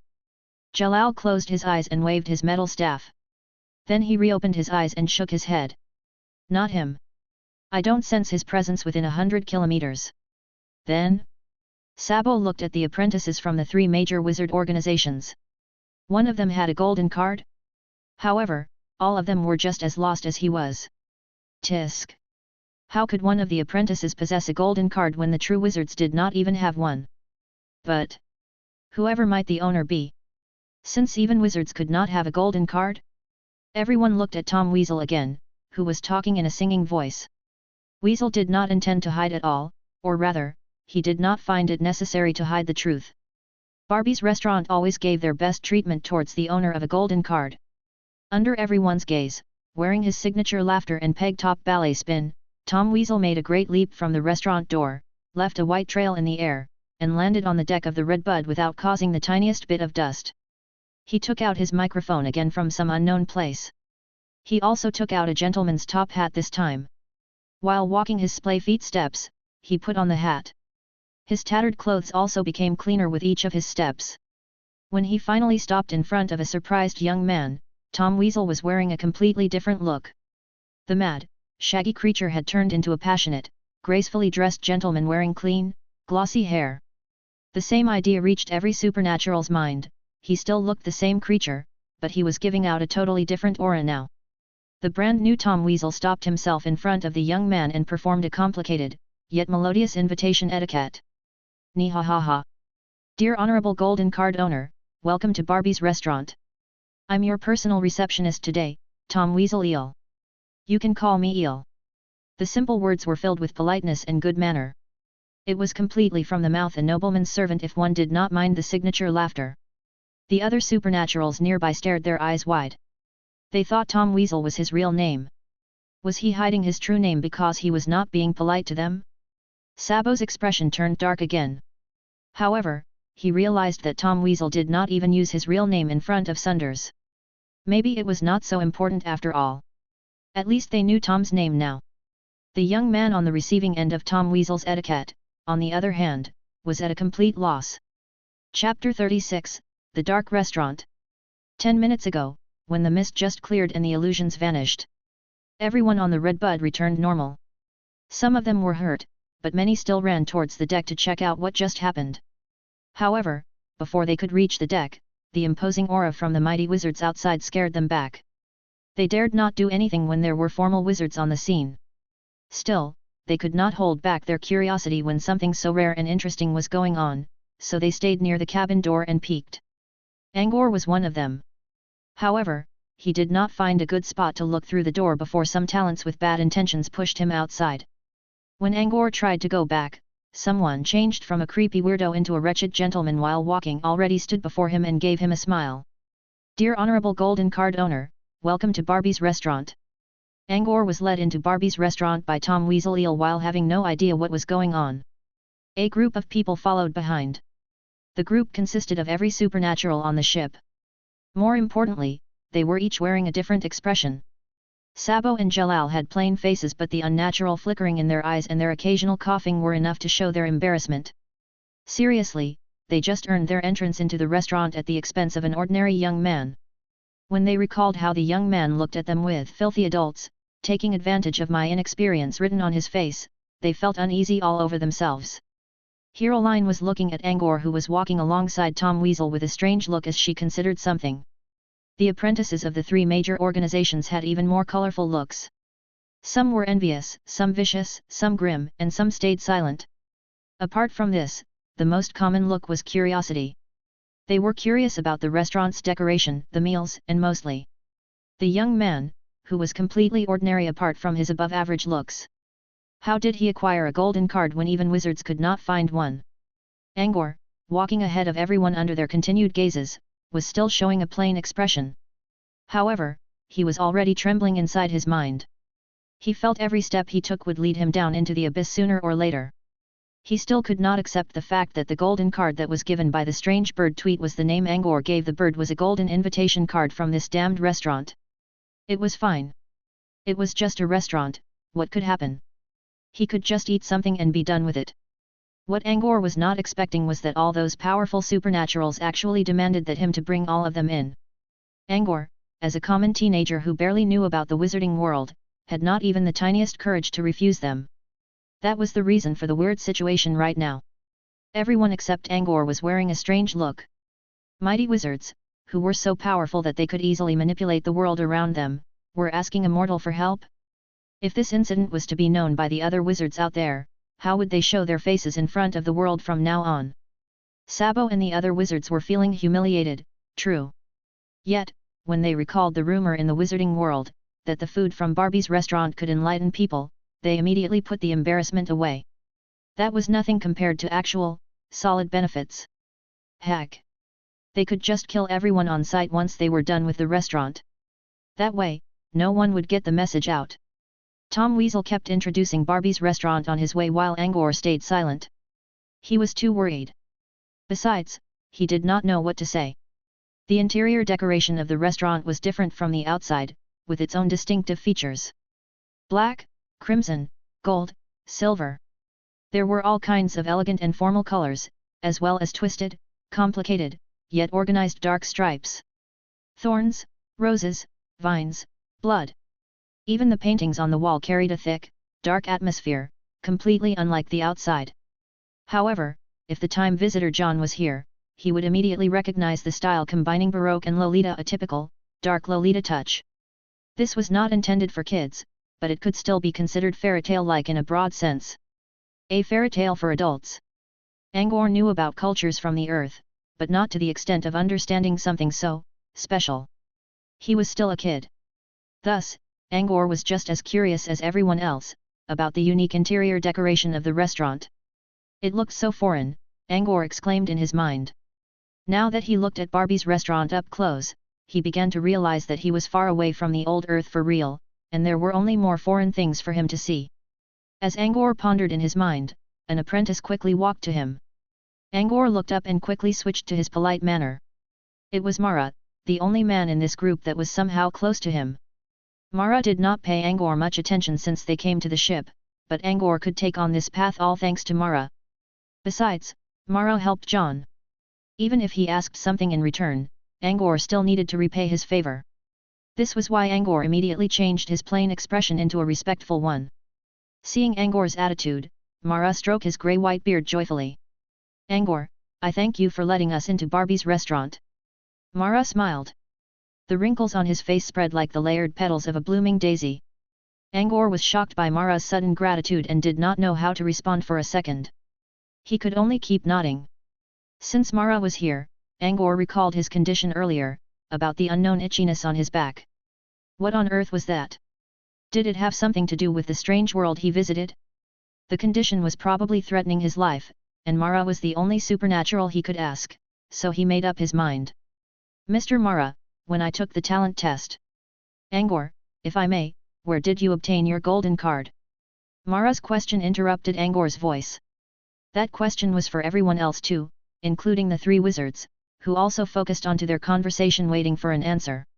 Even Tom Weasel walking beside Angor was not hiding his curiosity. Since all people were looking, Angor was no longer comfortable about talking about his privacy, so he gave up his question and answered Mara. Angor took out the golden card from the seabird from his pouch. One side of the card was blank, but Angor could feel something uneven when touching it and see some kind of complicated patterns when looking from the side. The other side of the card had the same inconspicuous carvings, but they were colored. There was a clear image of the half-figure of a plump lady with violet hair. This card? Tom Weasel replied, "Ni-ha-ha-ha-ha, yes, my honored guest. This is a golden card from Barbie's restaurant. With this, you can enjoy a free meal from us, but only for once. When you leave the restaurant, the card will vanish on its own." Chapter 37, Greasy Bird Neo. Now I think about it, the card has something to do with Mr. Mara too. About 3 months ago, Angor explained his encounter with the strange seabird to Mara. The seabird wearing strange clothes drank the morning dew tea and left. It gave me a golden card. Mara's expression turned weird hearing Angor's words. It was mixed with regret and envy. When they left the Pad Manor, Angor gave most of the remaining morning dew to Mara. Morning dew was only a low-level magic plant, but its special attribute could compete with the White Orchid Potion. For most apprentices, White Orchid Potion was something they could never afford. Mara planned to make a good fortune selling the morning dew when he returned to Fey Continent, and see if he could get help from a wizard using the chance. Thus, he never took out his tea on his way. Even Florent had no idea about the amazing tea leaves Mara possessed. He hid the morning dew as best as he could so he could use it to seek destiny later. Yet Angor simply took it out to drink, and actually earned his own destiny. Mara regretted to his bones. If he could, if only he. Mara only let out a sigh in the end. There was no if only in this world. He missed his luck, that was about it. No one noticed Mara's change in expressions, and even if they did, they would not care. Ni-ha-ha-ha. So Mr. Toby gave you the card, said Tom Weasel. Mr. Toby? You mean the bird wearing clothes in a pouch? Asked Angor. Weasel made a ballet spin and explained with a worshipper's look. Correct, Mr. Toby. He is the master's favorite familiar. He shares an equal position with the master in Barbie's restaurant. When Angor asked further, Tom Weasel no longer said anything about it. He only smiled. Nihaha, you will see Mr. Toby when you enjoy your meal later. After Angor told his story about the card, Tom Weasel explained Toby to him. However, the other apprentices were interested in something else, the morning dew. Angor was walking with Tom Weasel, and they were not close to Angor like Mara, so they could only keep the question in their minds for now. As for the wizards, once they heard about the origin of the golden card, they were no longer interested in Angor. The morning dew meant nothing to them. Only Heroline, the wizard from White Coral Floating Island Academy, gave Angor another thoughtful look. Good luck was part of one's strength. If Angor could keep his luck going, he was very likely to break through into a wizard. She pondered in her mind. If the kid did have a fine talent, she would keep an eye on him for now. Oh right, the kid was asking Mara about something. Something like on the day he took his talent test, which Mara interrupted. No matter. He was just a lucky talent. Who knew if he could actually achieve anything? Every inch of the wall on the sides of the deep, dark hallway was covered in thorny vines. A blood-red rose would appear occasionally. The extreme contrast somehow created an absolute beauty. A crimson curtain was blocking the end of the hallway. Behind the curtain was the restaurant's banquet room, or rather, a banquet room for bronze card holders. In front of Sunders, a woman raised a cocktail glass filled with white mucus. Ho ho ho ho, the demon vine seed is ripe now. We can plant it in the brain fluid of a black-skinned gnome, ho ho ho. 3 months, and we'll get the most delicious brain flower. A sweet smell, as well as a dark violet vapor, was coming out of it. The woman was so fat that she literally had her jaw layered in 6. Care for a try, old friend? Ho ho ho ho. Drink this black gnome's brain flower, and you will have your mind focused for 10 days and nights without getting tired. Sunders took off his black felt top hat, exposing his short, grayish-green curly hair. He put the hat on the table and took the cocktail glass from Gria, drinking the content, food from hell, according to Flora, in one go without hesitation. Pretty good. Sunders put down the glass, crossed his fingers and shrugged over his neutral answer. Hee hee. I forgot to tell you that, the black gnome's brain flower also triggers your brain to release more pheromone. Do you like it? The fat woman with violet hair, Gria, narrowed her eyes. Sunders' expression remained unchanged. I feel it. A lot of it. Gria approached Sunders and took a deep breath beside his neck but without catching any scent. Gria frowned and gave Sunders a despising look. You numbskull stopped your brain from releasing pheromone? I wonder how you really smell like. Must be as boring as yourself. Flora, who had been floating around in the air out of boredom, absolutely agreed with Gria's words. Getting Flora's approval, Gria made a loving eye at Flora, only to receive Flora's rolled eyes instead. Sunders was still indifferent whatsoever. Let's not tarry over irrelevant matters. It was not easy to get your invitation card, you know. Gria hunched to show her fullness. She held her chin with her white, plump hand wearing vermilion nail color, and looked at Sunders with a seducing look. Those coquettish eye makeups were releasing fuzzy ripples as she made eyes at Sunders one after another. Sunders still did not look at her. He did not even lift his head. Sexual apathy? You don't get many chances when a beautiful woman's trying to get to you. Gria, who thought herself as a beautiful woman, rolled her eyes, and walked to her material desk while swaying her large buttocks. The material desk was filled with various strange items. There were floating glass containers with cooking materials in them, but none of them really looked like cooking materials. Blackish meat chunks, thick mucus releasing violet and red smoke, piles of living eyeballs, crawling worms. There were even gas vortexes with visible colors. Gria found these cooking materials from all over the world. One of the reasons why Barbie's restaurant kept traveling around was for Gria to hunt for materials in different places. She sometimes even went to foreign planes. For example, most of the materials that gave out violet and black aura were from the Abyss plane, and most gaseous materials were from the Blaze plane. Gria was wearing a pale crimson, close-fitting skirt. She made a pose so she could expose her curves most, or so she thought, in the kitchen, lifted her fleshy chin, and raised a giant spoon decorated with diamonds. Twisting protozoa again. Sunders nodded. Tisk, Gria twitched her lips, such a boring man. Twisting protozoa was a special bug that could neither be bred or naturally produced. The only method to obtain them was to use a spell created by Gria, with the help of various cooking materials. The result of the cooking was such a bizarre, living dish that would not have any effect on people except Sunders. Griya cast her particular occult gourmet spell and began processing the materials using her unique cookers. When she was hardly halfway through, the curtain of the banquet room was lifted, and an extremely sloppy, short, greasy man with a beak-like mouth and bead-size eyes slipped in. The short man was about the same height as Flora, with thin limbs and a hunchback. He looks a lot like those lazy, cheap workers one could find sleeping under a sky bridge. As he came in, Flora frowned and quickly flew towards Sunders. Her expression showed disgust and intention to avoid, which meant the visitor was not anyone ordinary. Greasy bird? What do you want? Chapter 38, Golden Guest. Hee hee. I thought waiters in Barbie's restaurant all knew its rules. Flora chuckled in sarcasm. Greasy bird Neo was not offended in the least. He kept speaking with tensed lips while picking his nose. Lady Griya, Tom Weasel brought a guest and needs you to admit him. Guest? Now? Sunders raised an eyebrow. Could it be those wandering wizards outside? Flora frowned while smiling. Tom Weasel did not let them in because they did not have a card. So, who was it this time? Griya was focused on her cooking and was not listening at all. She did not even look at Greasy Bird. As a gourmet wizard, she had her own rules to obey when cooking. Who is it? Don't you see there are already customers here? Don't tell me it's a silver card holder. Flora kept her sarcasm as if she really hated Greasy Bird. In this small banquet room where Griya was currently working silently, Flora's words were exceptionally loud.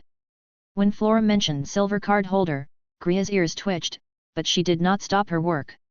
Greasy Bird picked something from his nose and swallowed it carelessly. No, not a silver card. Flora sneered at the answer, but when she saw Greasy's action, she almost vomited.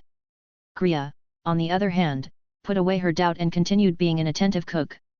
Greasy Bird shrugged. It's a golden card. Flora was not sure she heard right, so she frowned hard and let out a hey. Sunders, who was slowly tapping on the table with his finger, stopped when he heard the answer. Clang! The cooker in Griya's hand dropped on the ground, causing a loud metal clanking noise. A golden card? Are you sure?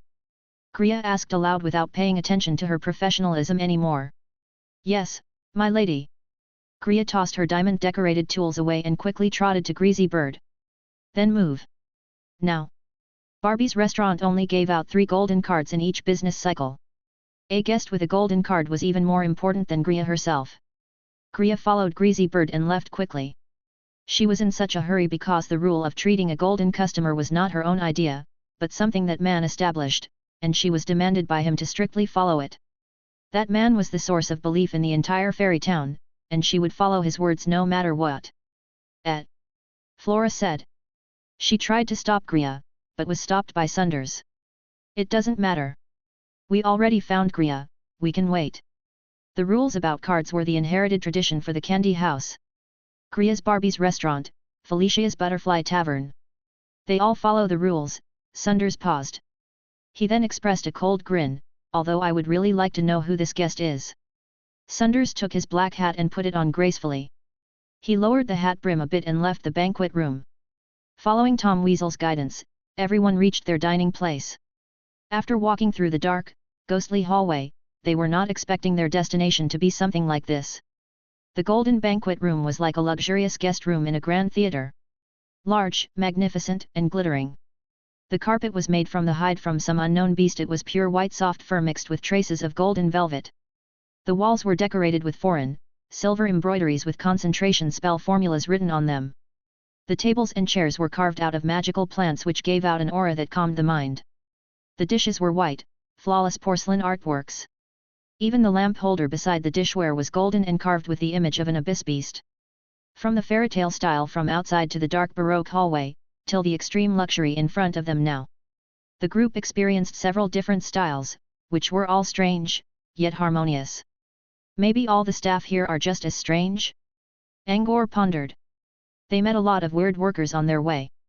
The dancing Tom Weasel, a ghost cleaner who kept talking nonsense, sloppy manager Neo who was drenched in oil, an eyeless waiter with a stiff body who could only hop forward, oh, and finally, this one. Angor looked at the mass of flesh, Griya, and gulped. Of course, that was not because of Griya's bewitching makeup. He was scared. As Griya followed Neo into the golden banquet room, she immediately sensed the ripples from the magic lines on the golden card. She was surprised too. She was expecting Al Wizard, or at least a wizard's companion. However, it was only an ordinary man who had not even constructed his spirit model. The surprise only lasted for a second before Griya quickly put it away. Tom Weasel had told her telepathically that this young man named Angor was the golden card holder. So little Toby was behind all this? Griya raised an eyebrow. Whatever was the morning dew that attracted Toby? Greasy Bird Neo quietly stepped back to somewhere out of sight while Tom Weasel led everyone into their seats. Hiroline, Jalal, and Sabo sat down in a leisure manner, while the other apprentices hesitated. There were seats for them, but they did not dare to sit down. Same for Angor. However, Tom Weasel just kept staring at him, and Angor could not stand those stares in the end, so he took a seat in embarrassment before Tom Weasel finally walked away with his dancing steps. Jalal humphed in frustration, for sharing a table with a common mortal. However, he did not say anything. The mortal had the golden card, after all. Hiroline and Sabo chatted nonchalantly while Angor sat with a blank face, with no one to talk to. He kept shifting anxiously until Griya walked in front of him with charming steps and swaying hips. "It's good to see you, honored guest," said Griya as she sat down on the table in front of Angor in a seducing way. She took out a folding fan decorated with laced edge and gave Angor's shoulder a gentle tap. Angor shivered. "I'm Griya, your chef today." When she mentioned her name, Hiroline, Sabo, and Jalal all looked at her. They thought this monstrosity of human flesh was also one of the workers. But man, she was the owner of the restaurant, Warrior Barbie Griya. "So you're Lady Griya. Back at the floating mech city, my mentor Mithra mentioned your name," said Sabo. Sabo was expecting Griya to respond or exchange a basic greeting with him, but Griya only turned around, looked at him up and down, and turned away. Sabo was speechless. Hiroline had a clear idea about her position. The three wizards were only receiving a free meal thanks to Angor, so she did not try to talk to Griya. Instead, she watched the interaction between Griya and Angor with interest. Ha, a real wizard, serving a common mortal. This was fun. "La Lady Griya, I'm Angor Pad, a reserved student for White Coral Floating Island Academy." Angor stood up uneasily and gave Griya a deep bow. Griya stopped him with her fan. "Angor Pad, is it? I'll call you Angor from now on, can I? And put away those manners. You're in my restaurant, you're my guest. To hell with the wizard rules." She unfolded her fan and hid her crimson lips behind the laced fan leaves as she said, "Not to mention that you're the most respected golden customer of Barbie's restaurant." Chapter 39, Customized Food. On the other side of the golden curtain, Sunders was leaning against the wall with his arms crossed while Flora was leisurely floating beside him, still bare feet. "Tisk! They again? They don't learn when to quit," said Flora. She covered her mouth as if surprised, but changed into her usual smile quickly. "I didn't think a common mortal would possess the golden card. Maybe he was still inside the red bud when we came to the restaurant, so we didn't sense it." Next, she acted angry again. How could the shameless fools freeload on an ordinary boy? And yeah. That's a golden card, I say. Griya's got to cook him a custom meal. A custom meal for a mortal? Such a waste. Wait a second. He's just a mortal. I can go in there and threaten him to count me in, so I get a free meal too. Yes, good idea. I'm so clever. Flora talked to herself while Sunders did not give her any comment. When she finished, Sunders finally spoke. "Barbie's restaurant set their strongest protective spell arrays right here, with multiple magic traps. You sure you want to barge in?" Flora blinked at Sunders with a pleading look. "Teacher, won't you help me?" Sunders gave her a side glance. "I could if you want me to annihilate Barbie's restaurant for good." "That means that, even the teacher could not get in by normal means?" Flora considered. The golden banquet room was so well protected. Inside the room, Griya cast a glimpse towards the curtain. Of course, she knew the pair was eavesdropping outside. She would have asked Neo to drive them away if it was not Sunders. As the man said, he could not get into the banquet room by ordinary means quickly, but he could absolutely blast the restaurant to pieces. Griya would not offend someone so powerful without a good reason. "Angor, according to the restaurant's practice for golden guests, I will make a customized serving, following your requirements," said Griya in a serious tone, as if going over a ceremony. Then she became coquettish again. She even held up Angor's chin using her hand fan. "Boi, dear, do feel free to make any requirement about what you want to get from the meal, ho ho ho ho. You're still a common one, so I suggest you choose something like raising your talent or your spiritual power limit. It'll greatly help with your breakthrough towards a wizard." With that, Griya returned to being silent. The meal could raise one's spiritual power limit? Talent? All apprentices around the table all stared with wide eyes. Either choice was something they had been dreaming of. While wizards did not really care, since when someone became a formal wizard, one's spiritual power of talent would not be as important. For wizards, accumulating knowledge and gaining insight about themselves was more essential. However, apprentices could only get bigger chance to become formal wizards as they improved their talent. If they failed, they would rot with age. Knowledge and truth were something too distant for these apprentices who did not even know how long they could live. Seeing how the apprentices were getting restless, Griya looked away from Angor and addressed everyone. "Oh ho ho ho, dear me, I almost forgot. In my restaurant, a bronze card guest can only choose a custom meal between level 1 and 2, and cannot share the meal. Silver guest can choose level 3 and can share the meal. But I only make one serving, so it's your own decision who should eat it. As for golden quests..." Everyone pricked up their ears. When she got everyone's attention, Griya explained, "A golden card guest still chooses a level 3 meal, but I'll make a number of servings according to how many people are here. You have 8 people, so I'll make 8 dishes. You all should know that you earned your free opportunity thanks to little Angor." Griya's words made everyone even more agitated. The apprentices were so excited their eyes were almost giving out light. They would all have a share. No matter what Angor chose, talent increase or spiritual power improvement, it would raise their aptitude further, which meant they would be one more step closer to becoming wizards. Mara nearly jumped from his seat in excitement. Destiny. Finally. He searched and dreamed about this for a long time. He completely did not expect that Angor would bring him destiny a second time after leaving Pad Manor. He thought that being a level 3 apprentice wizard was all he could achieve in his life, and yet, he met another destiny. Angor helped him again. He suddenly felt a bit of regret. If he had known that Angor was such a fortune bringer, he would teach him the triangle channeling already, so Angor could respect him more. But no matter. When this was over, he had plenty of time to mend their relationship. On the other side of the table, as the weakest of the group, and the biggest appendage, Easley, was feeling excited as well.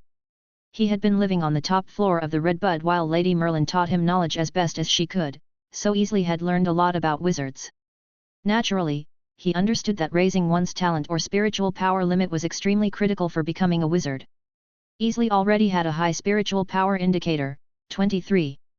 If he could improve his talent too, becoming a formal wizard was dead certain.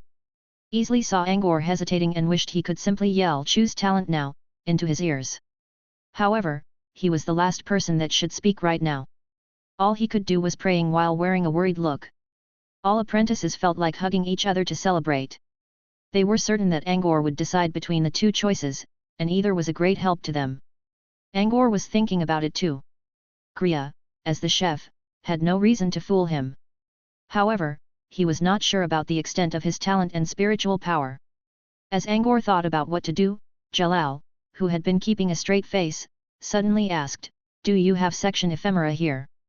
Like twisting protozoa, section ephemera was also a non-existent creature. Unlike twisting protozoa that only a few people could use, the section ephemera would easily attract every wizard out there who learned about its appearance. It had a very unique effect, to open a new two-way tunnel in a stable plane. The tunnel was only single-use, but it was still extremely valuable to wizards because it helped them steal their way into another plane without relying on the plane passages controlled by major wizard organizations. By doing so, they would have a chance to run into their destiny. For this reason, section ephemera was a priceless item which most wizards could not afford. Still, section ephemera was valuable mainly because it was so rare. No one knew how it ended up in the wizarding world or where to look for it. There was only a rumor that every appearance of the item had some kind of connection with the fairy town. Barbie's restaurant belonged to Candy House under the administration of Fairy Town, so this was why Jalal asked such a question. Chapter 40, Section Ephemera. Every supernatural in the room immediately got Jalal's idea. If Griya did have section ephemeras, they should give up on improving their talent or spiritual power. Each of them should take a section ephemera home and be done with it. The apprentices were frustrated by Jalal's question, but they quickly accepted the fact when they thought it over. If they could get their hands on a section ephemera sought by wizards, they could just use it to exchange talent-improving potions from the wizards. It would take longer, but they could also earn favor from formal wizards. The apprentices were still happy about the outcome. Outside the room, Flora yelled "Ayayaya," anxiously. Section ephemera. Arg. I want it too. Let me in, you shameless assholes.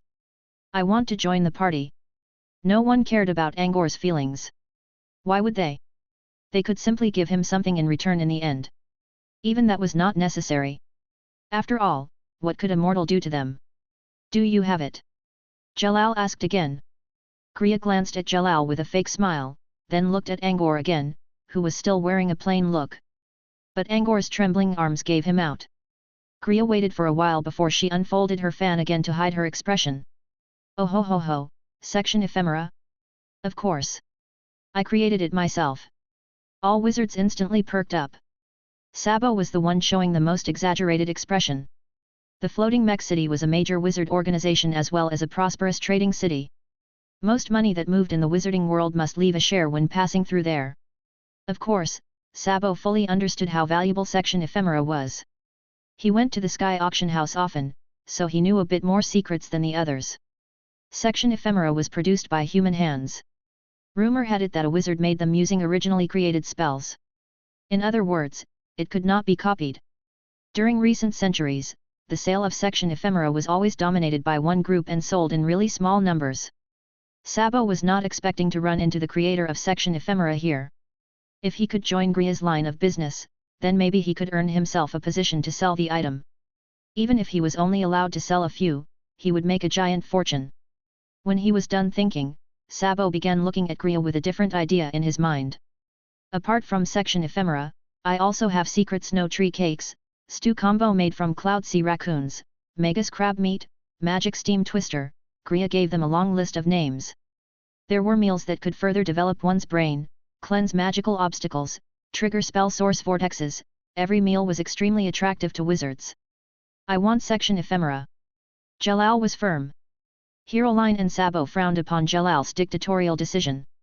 Heroline preferred a meal that developed her brain, while Sabo wanted something to improve his magic power. They could only choose one. In the end, they both remained silent. Section ephemera was fine. They had no use for it, but they could at least exchange it into something they needed. No need to offend the mithril innovator for now. You're not the one who's making the decision. Kriya tilted her lips towards Angor. Jalal was as confident as ever. He will listen to me. He looked towards Angor with a complicated expression. He got into the restaurant because of the young man. Otherwise, he would receive the humiliation of getting rejected in front of all the apprentices. However, Jalal was not feeling any gratitude. Instead, he was a bit angry at Angor, for putting him into an embarrassing situation somehow. Jalal held hostility towards Angor. Still, he did not completely give up his sense of shame by venting it out in front of everyone. Angor, is it? Choose section ephemera, and give your share to me. I'll give you a bottle of potion of austere night in return. It'll increase your spiritual power limit by 2. Jalal did not care for Angor's response before looking back at Gria again. The potion of austere night was very useful to apprentices but was valued far less compared to section ephemera. 100 bottles of the potion might be enough to exchange for a piece of tail from a section ephemera. Angor was hiding his anger against Jalal. He did not expose any of it, he only kept inhaling and breathing, while telling himself to relax in his mind. Ever since he came to the Redbud, he experienced several incidents where he could not grasp his own fate, and this was the worst one.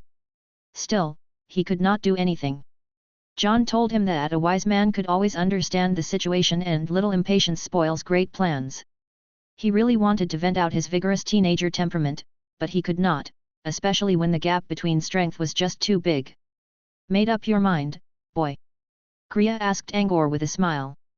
No matter what Angor chose, be it the section ephemera or a meal to improve aptitude, Kriya would agree with him. The improvement meals she made was hardly better than the potion of austere night. This was why Kriya did not interrupt Jalal. Otherwise, to obey the rules established by that man, she certainly would have intervened, when a golden card guest was being forced by someone else. Angor kept silent for quite a while, before he finally spoke, I think I'll choose the section ephemera. Upon hearing section ephemera, Jalal nodded. He did not even care about what Angor meant by I think.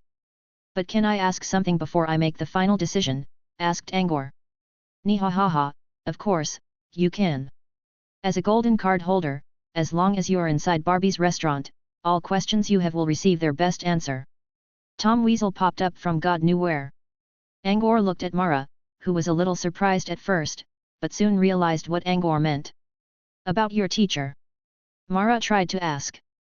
Angor nodded, and slowly explained John's condition to Griya. Of course, he did not say anything about John's origin. He only emphasized John's physical changes and his current situation. Griya raised an eyebrow and considered for a moment. Your teacher's body wilted on its own? Including his limbs. Angor nodded. Mara also added something. I have cast detect disease on him. There was no illness. The body wilted without a cause of disease? Every wizard in the room realized an answer, but no one broke the silence. In the end, it was Heroline, who had been keeping a low profile, spoke up first. A wilted body without disease is likely because someone is being expelled by the world's consciousness. Heroline paused a little.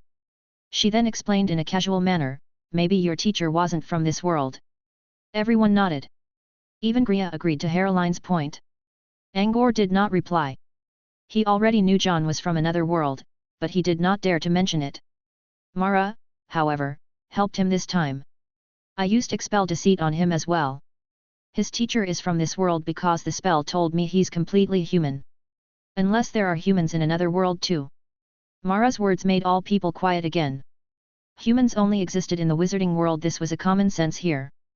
Humans in the other worlds or planes were either travelers from the wizarding world or humanoid creatures. There were no otherworldly humans. Even if a human immigrant gave birth in another world and then returned the child to the wizarding world, the world's consciousness would not repel the child. In other words, as long as someone had human blood in them, they would not have trouble with world's consciousness even if their appearance had become a humanoid creature. Not to mention John was a pure human. Everyone was stumped. Heroline considered for a while and spoke again, if he's a human, he shouldn't be repelled by the consciousness. Well, if it's not a disease, it could be cursing spells or something similar. Before Mara could explain that he did not find any magic traces, Heroline continued, maybe the cause is some ability from another plane, which means you can't detect it. Just like that, the nature of John's condition was somewhat determined under people's discussion. Angor was planning to ask if Griya had any food to save his teacher. If so, he would try to get it, even if it meant he would displease Jalal. However, the discussion had reached a wrong conclusion on John's condition. A meal made while following such a conclusion would not help John at all. The reason for John's condition was just a visitor from another space was unaccustomed to this world. Yet Angor could not say it. He only pretended to laugh it off in front of everyone. Any more questions? If not, I'll start making the section ephemeras. No. Please go ahead. Angor bowed towards Griya and prepared to walk away, but he suddenly recalled the itchiness on his back. Oh wait, I have something else to ask. It's about myself. Chapter 41, Special Talent. Angor was planning to ask Mara when they were finished with the restaurant, but since there was a good chance now and a real wizard would help him, Angor simply explained his condition without a second thought. A few months ago, Mr. Mara helped me with a talent test. When I touched the talent sphere, I found the world around me change, and I floated in the air. As Angor slowly spoke out, everyone's expression became more and more strange. There were many examples of the Abel's Eye recorded in the Abel's annual talent collection. However, none of them looked similar to what Angor was talking about. The wizards already reached their own conclusion. If what Angor said was true, his talent certainly was not normal. It might be a special talent. Or rather, it must be. The only question was what kind of talent. Even Mara stared at Angor with wide eyes. He thought to himself, didn't he say he was only floating? Mara finally recalled the details on that day. When Angor was done testing, he said floating, but he was going to say something else. At that moment, Mara just turned to a level 3 apprentice. His mana was disturbed, and his mood, impulsive. He interrupted Angor before the boy could finish. Mara rubbed his temple in frustration. He missed a young man with special talent from under his nose. If he discovered it earlier, he would definitely make a profit out of this. Maro let out a sigh in regret. Suddenly, he felt a cold gaze. He secretly glanced aside. Heroline was looking at him with a stern face. Before they came here, when Heroline asked about special talents, Mara gave her a firm answer, none. It was hardly an hour, and the truth slapped him in the face. He did not mean this. Although Heroline just gave Mara an angry stare, she already began to ponder in her mind, about Angor's possible talent. The young man has some luck, has his destiny, and does not panic under stress. Now, he might possess a good talent. Heroline was becoming more and more satisfied with Angor. Seemed like she did not have to keep an eye on him anymore. She would take him in now. Heroline made up her mind, but she did not stop Angor's explanation. He was going to join White Coral Floating Island Academy anyway, so she could just wait until they left the restaurant. With that in mind, Heroline relaxed. My back was scratched by that woman, whose face was full of sutures. Thank God I was already inside the closet, Angor continued telling his adventure, while every supernatural around the table was trying to guess what kind of talent Angor had. Outside the curtain, Sunders and Flora heard Angor's story as well. Flora had no idea what Angor was talking about, while Sunders frowned mildly.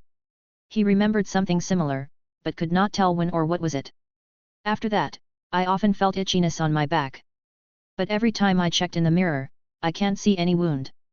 I can't feel anything either when I touch it, said Angor. He scratched his head and kept talking. Just now, I was confused by the illusion of food on the redbud. The awful itchiness came again, and it won over my hunger. That was how I escaped the illusion. Kriya spoke, it's called a mirage, something that happens when us gourmet wizards cook. People without a spirit model constructed inside their bodies cannot escape being eroded by the mirage. So that itchiness helped you clear your mind? Oh my, whatever caused that wound on you, it wasn't anything ordinary. When Angor said itchiness, Sunders' eyebrow twitched, as if he remembered something. Can I look at your back? I think I saw something alike in an ancient book. Heroline thought about it for a while and spoke to Angor. Angor hesitated a bit before he decided to remove his upper clothes in front of everyone. His slim body and clean white skin were almost transparent under the bright lamplight. He was still young, so people looked at the bared, childlike body without any improper ideas. Kriya even pinched Angor's arm playfully. His arms hardly got any muscles on them. Angor only kept his head down bashfully, and put his hands over his stomach. He did not get any chance to exercise on the ship, and his 8-pack began to fuse into one. Only the carves around proved that he was once a slim boy. Angor turned around so everyone could look at his back. White and flawless. There was not even a beauty spot. Although this was not important. Everyone was focusing on where Angor said his condition was around his blood ebbance. Nothing out of ordinary on the outside. Kriya used a cantrip called True Sight to observe. Conclusion, nothing. All wizards who were interested in Angor's story all used their own means to check. No one found anything. Kriya used a spell only available to formal wizards, Remove Delirium. It was a level 1 spell, the effect was mainly to find hidden truths. The principle behind the spell was using small traces to backtrack truths appeared in the line of history. And even with that, Kriya did not find anything wrong. Strange, Kriya was puzzled. Maybe Angor was lying? But how did he get out of the mirage then? Besides, Angor did not have any reason to tell lies in front of all these wizards. They did not find the wound caused by the woman with sutured face Angor mentioned. The apprentices whispered to each other to exchange ideas, while the wizards went through their own thoughts. Here, I'll give Angor a proper test and determine what his talent is. We'll deal with the scratch later, said Heroline as she stepped up. She added, Angor will be a student of White Coral Floating Island Academy soon, we might as well finish the test right here. Heroline intentionally emphasized on a student of White Coral Floating Island Academy. If nothing strayed too far, Angor certainly possessed special talent. It did not mean he would become a wizard, but anyone with a special talent that actually succeeded was sure to achieve great things. Heroline spoke like that to discourage the wizards from the other organizations from claiming him for their own. Considering the wizards on the scene, Boko from Gravity Forest was not here, so he was a pass. Sabo was from Floating Mech City, so he would not intervene. That meant Heroline's words were directed at Jalal from Tower of Hurricane. Of course Jalal knew what she meant. He only gave her a small nod. A special talent would somewhat catch a wizard's attention. However, if Angor failed in becoming a formal wizard, he would perish like every mortal. The Tower of Hurricane already recruited an exceptional student with a high spiritual power rating easily. They did not need to care for another. When Heroline saw Jalal's attitude, she walked to Angor with a smile and prepared to give the young man a formal talent test. Every talent would undergo such a test once they reached their respective organization. The test was different from the one using a bell's eye. It would give the testee an all-rounded evaluation. Usually, taking the formal test meant that the talent had officially joined the wizard organization. This was because the wizard organization would take a sample of the testee's blood during the test. When the test was over, the blood was used to make an identification token with the organization's emblem on it, and the token would be given to the testee. After that, the testee would be considered a member of the organization. Everyone except Angor knew what this meant. Knowing this, Florent and Mara began to regard Angor with a little bit more friendliness. Before Heroline could fully enjoy the fact that she just won herself a real student, the sound of a giant explosion filled the room. Chapter 42, Destined Encounter. The giant shake forced every supernatural in the room to use their spells to stable themselves. What is it? Someone's attacking. All foundations in Barbie's restaurant were protected by spell arrays that could stabilize the space around them. This meant people inside the restaurant would not feel anything no matter where or what condition the restaurant was in, be it flying, floating, or being moved by force. Yet they were feeling the great swaying. There was only one explanation: someone was attacking the restaurant, and the strength of the attack had surpassed the spell arrays. The attack continued like surging waves, and the protective spells were on the verge of giving in. The elegant crystal chandelier in the middle of the hall was swaying like a pendulum, giving out a chaotic cracking noise as the crystal parts knocked into each other. As the only common one in the room, Angor thought he was going to stumble like a clown. Before he was thrown off the ground though, Tom Weasel leaped beside him with a ballet step and kept Angor stable, using an unknown spell. The floor was still shaking, but he felt as if he was standing on solid earth. "Wizards are amazing," Angor exclaimed in his mind. Kriya suddenly floated into the air and bellowed towards outside. "Sunders, what's the meaning of this?" The shaking stopped. Then a soft chuckle came from outside. "Hee, I wanted to ask something. But the room was so very protected, so I could only use a little force to get in." Everyone became grim over the low-toned voice. It was Sunders who was attacking Barbie's restaurant. If it was another wizard, everyone could stick together and win this over. However, against Sunders, they were not sure they could get away in one piece even if their number was doubled. When Sabo was forced to stay in Devil's Water, he secretly called Jalal's group, for they represented their own organizations, but not because they could actually defeat Sunders. If Sunders decided to ignore the organizations, their only choice was to get the hell out of here before Sunders became fully agitated. Sunders had been a level 2 wizard for decades. The other wizards in the restaurant were all level 1. The different number might not look like a big deal, but the actual gap was even bigger than the one between an apprentice and a real wizard. Not to mention that Sunders was still a top tier when compared to the other level 2 wizards. They could not understand.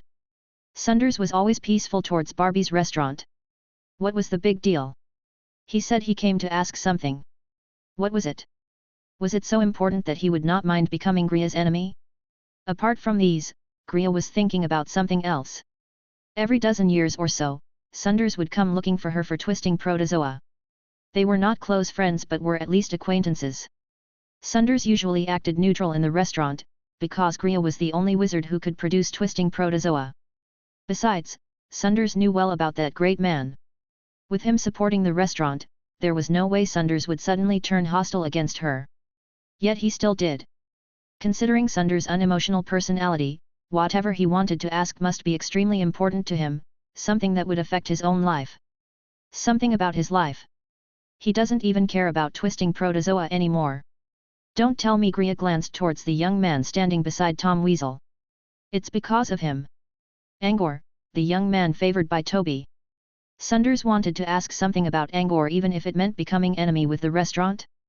This explained why Sunders decided to attack before Angor was about to receive his talent test. Gria inspected Angor and fixed her gaze on his bare back. An idea came to her mind. She began to have a faint conclusion. Angor said something about entering a strange world. She did not pay much attention to it, but considering Sunders' action, there must be a connection. Sunders' moniker was Phantom Master. Unwitting people might think that Sunders was a master at illusions, but Griya knew the truth. Sunders did not get his name because he was good at creating phantoms, or illusions. The biggest reason was a strange plane called the Nightmare Realm. The Nightmare Realm was a plane without a fixed location. It was first recorded in Expedition into Endless Plains 200 years ago. Till now, there was not even a stable tunnel that connected the Nightmare Realm to the Wizarding World. The only way to enter the place was to open a random wormhole and stumble in there by chance when the plane moved closer to the Wizarding World during its movement cycle. Everyone who successfully entered the Nightmare Realm used such a method. Also, there had been less than 10 wizards who went there and returned in one piece, which proved how terrifying the place was.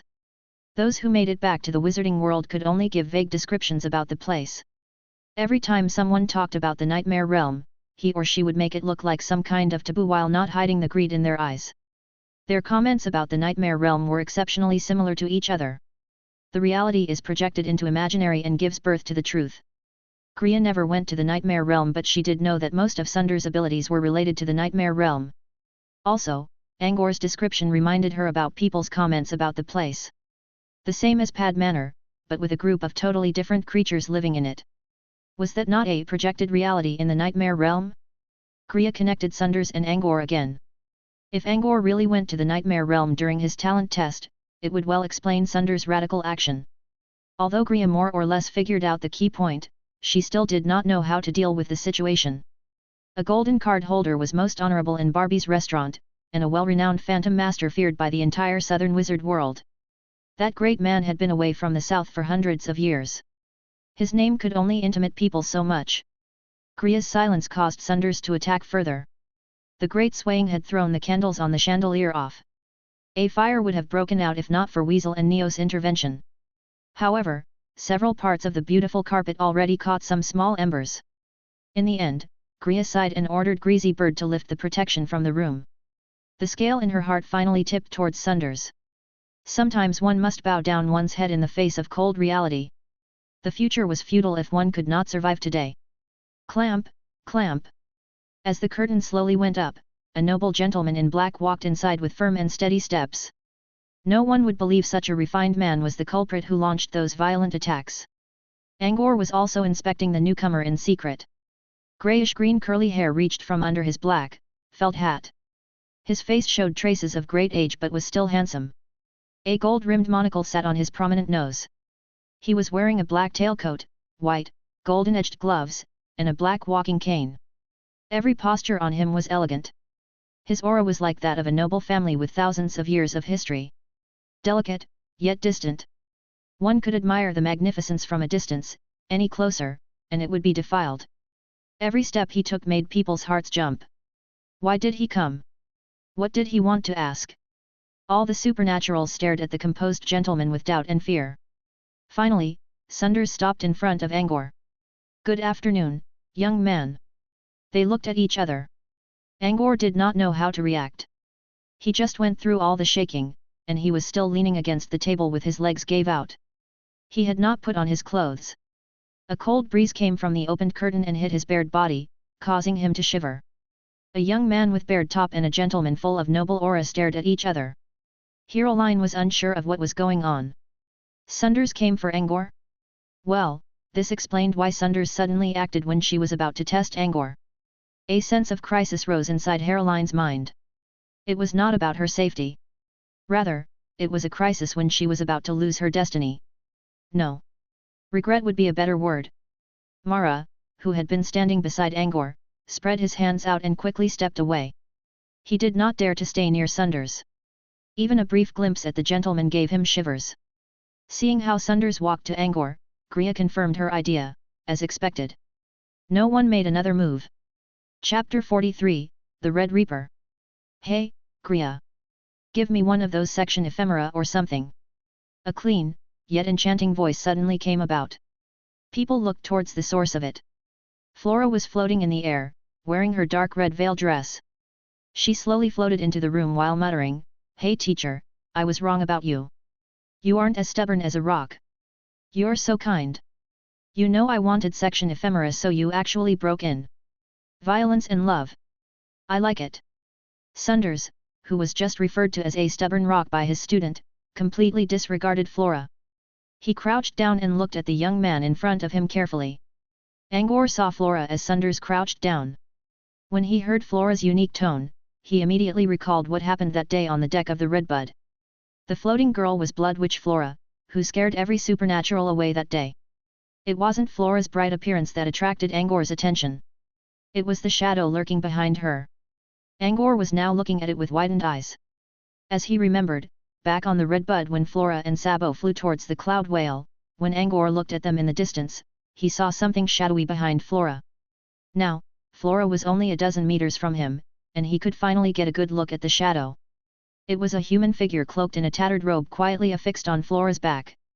The figure noticed Angor's gaze and slowly lifted its ragged hood off its face. In the next second, 2 lumps of dark green fireballs and a pale white skull appeared in front of Angor. A skeleton was hiding beneath the robe. What Angor just saw caused him to step back in fear and fell on his bottom. Since Sunders was looking at him, everyone was focused on him as well. His action was noticed by all of them. Did something scare Angor? With that question in mind, people followed Angor's line of sight. They only saw Flora, who had been yelling and asking for section ephemera. Flora had a terrible personality and thirst for blood, true. However, her appearance was absolutely beautiful. So whatever scared Angor so much? Sunders cast a side glance at Flora, then focused on Angor again. A mild grin appeared around his lips. You can see the Red Reaper. That was not a question. Sunders was firm about it. What the fuck is the Red Reaper? Everyone asked in their minds. Flora was chatting about irrelevant things with Griya. When she heard Sunders' words, she quickly turned to look at Angor, with great surprise in her eyes.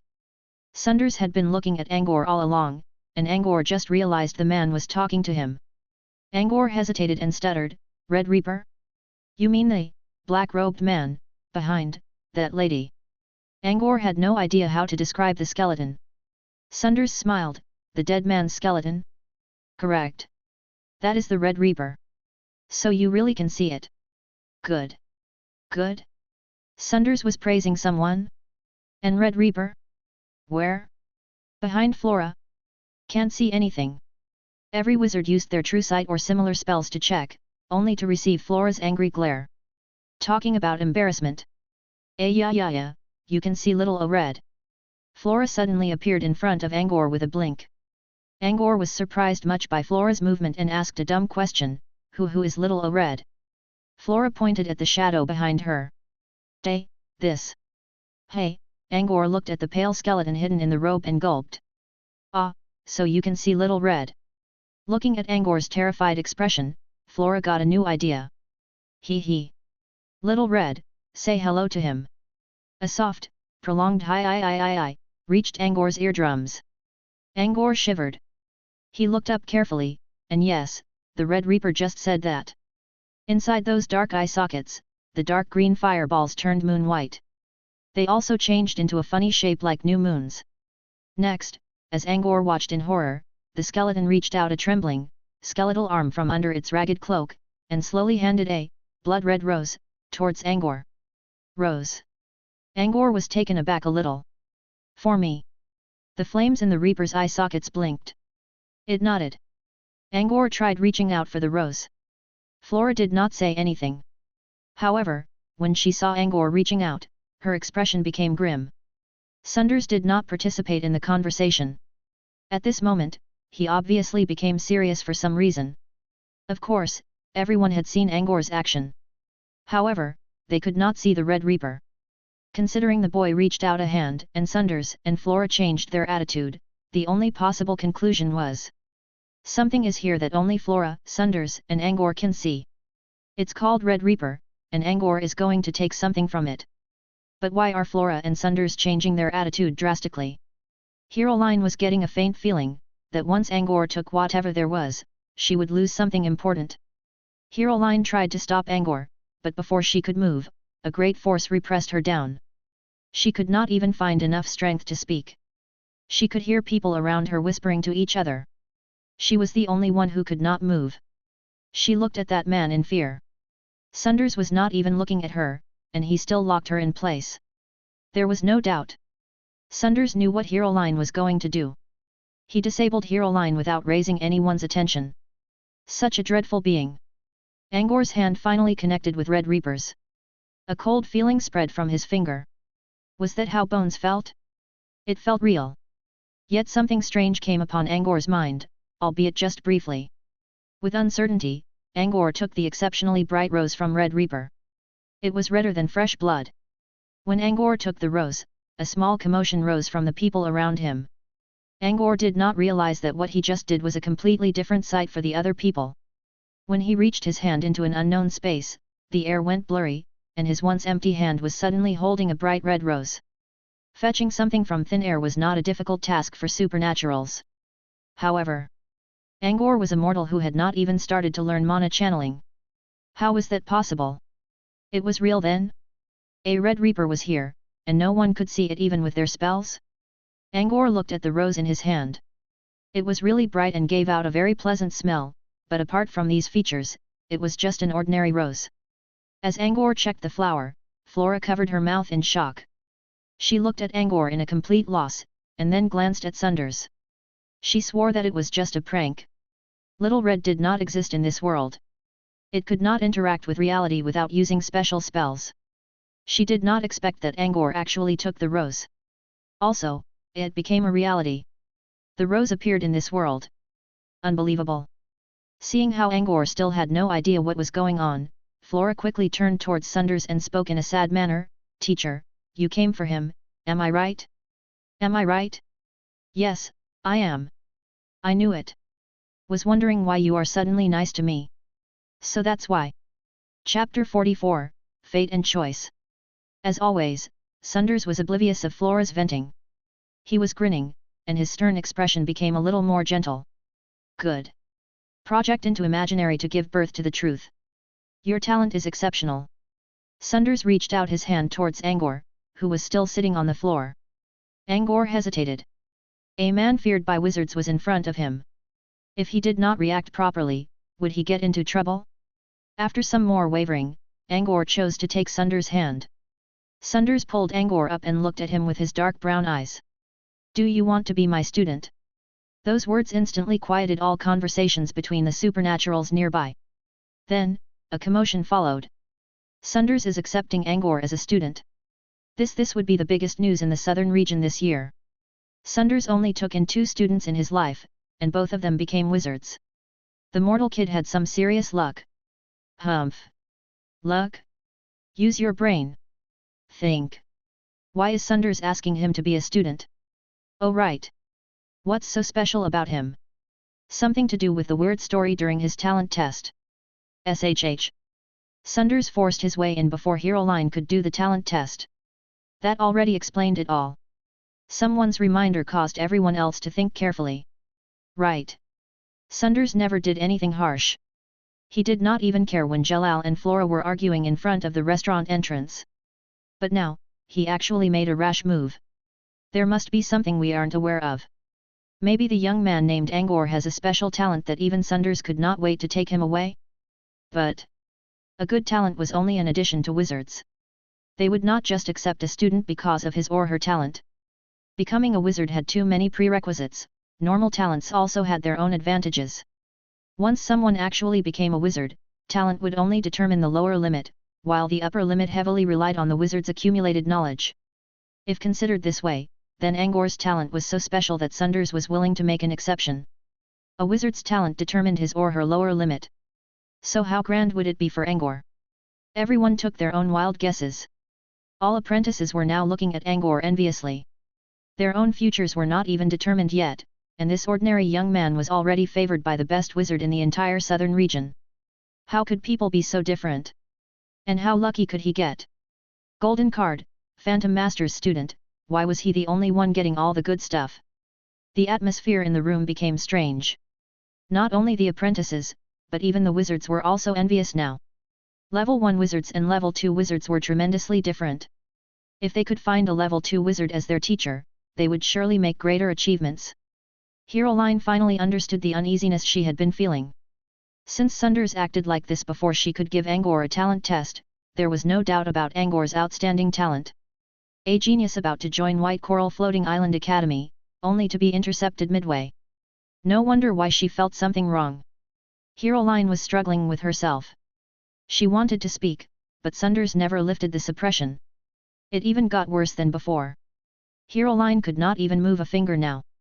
All she could do was praying in her mind, don't accept the offer.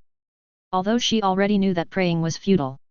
People's discussion did not take long, and the discussion did not change the situation. Ever since running into the strange seabird on the redbud, Angor felt something was changing. He had no idea what it was, yet an unknown force still led him here. He had no idea how he got the golden card, how he came up to the deck, how he was taken away by Tom Weasel, how he chose section ephemera. When he thought his strange journey would soon end, this noble gentleman invited him to be his student. An unknown force pushed Angor to an unknown direction and changed his future towards the unknown. If the philosophers from Earth would discuss the situation, they might have a name for it. Fate. Angor did not know whether it was fate that put him in the center of the whirling chaos. However, he did know he should give an answer to the man standing in front of him. The other people were about to murder him with their sharp glares. Sir, I agreed to Mr. Mara that I'll join White Coral Floating Island Academy. You want to save your teacher? John, am I right? Asked Sunders. Yes, sir. Do you think a wizard at the academy would take you in and help you find a way to cure your teacher within 5 years? I don't know. But I'll try my best. Angor hesitated. Mara told him that every apprentice would find a wizard as their tutor once inside the organization. However, the apprentices were only nominal students, and what they could actually learn relied on their teacher's mood. It was extremely difficult to find a real teacher. Heroline was trying to say I will teach you, but she never got the chance to move her lips, and the other wizards certainly did not want to offend Sunders now. Trying your best will not always get you a good result. If I'm your teacher, I will personally train you, said Sunders. He stroked his white gloves as he continued, if you can't save your teacher in 5 years, I will give you a magic scroll that can freeze any life form in ice and give your former teacher another 5 years to live. However, if you are still powerless in 10 years, his death will not be prevented. Angor immediately raised his head. 10 years. Almost half a year had passed since he left the Pad Manor, and he had not even reached Fey Continent yet. Returning to the manor and save John from his illness in 5 years was just too difficult. Angor appeared to be calm during these months, but his mind was not calm at all.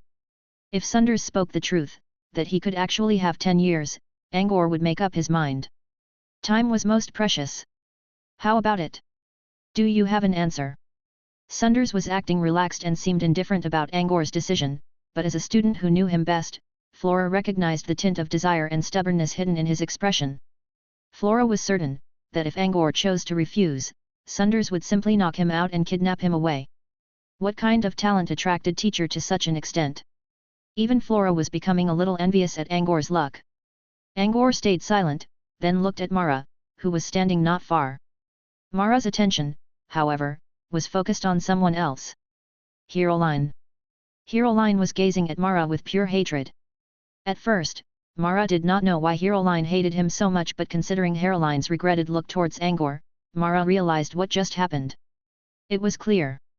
Heroline was blaming Mara, for not noticing Angor's talent beforehand, thus giving Sunders such an opportunity. Mara felt really upset. He did not know there was something else besides floating during the talent test. He was being excited about his own breakthrough on that day. It could not be helped. Despite his feeling, Mara could not argue with Heroline. Otherwise, he would not be going back to the academy at all. Heroline's resentment sent a chill down Mara's spine. An apprentice was like an ant in the face of a wizard. If Heroline decided to end his life right here, the academy would not even question about it. With his future dangerously hanging on a thin string, Mara changed his train of thought, clenched his teeth in determination, and made a great decision. Chapter 45, Mara's Regret. Sir, Sunders. Sir, an Angor already joined White Coral Floating Island Academy, so. Mara did not finish. It was not because he was scared of Sunders. He was sweating because everyone else was staring at him. The room was filled with the voice of chattering and went quiet when Angor was about to answer Sunders. As all people were waiting for Angor's choice in dead silence, Mara's sudden reaction naturally caught their attention. Angor was only feeling uneasy under people's gaze because he was still young and did not know much about the wizarding world. He could at least talk like normal. Mara, on the other hand, had seen many incidents showing human natures. He usually knew how to act in certain situations. He knew to be modest when wizards were around, this was why he kept stuttering when all the formal wizards were looking at him. Looking at the big disappointment, Heroline spat in disgust inside her mind. Florent lifted a hand and covered his face. He was already burning red. Mara did not finish his words, but his intention was clear. However, Sunders never paid him any attention. He was still waiting for Angor's answer while stroking his gloves. Mara stood in the center of attention in embarrassment. Before he felt devoured by the terrible quietness, an eerie giggle broke the silence. Angor is the Academy's student? Why didn't I hear about that? It was Flora. She was floating in the air like lying in an armchair, with her smooth, bright thighs crossed. Her white toe tips were dipping in rhythm. I brought him to the ship. So what? Bringing him to the ship means he must join your, what group was it again? Flora began taunting again. Besides, he's still a mortal. No spirit model inside him. How is he your student? Said Flora. She took out her delicate umbrella and pointed to Mara. Your academy teaches triangle channeling, am I right? So did you teach it to Angor? If you did, I don't mind leaving him be, like what I did to Easley. Or did you not do it at all since you started from the marginalized island till Devil's Water? Mara and Florent froze in place. No, they did not. Flora looked at Angor again. Angor, is it?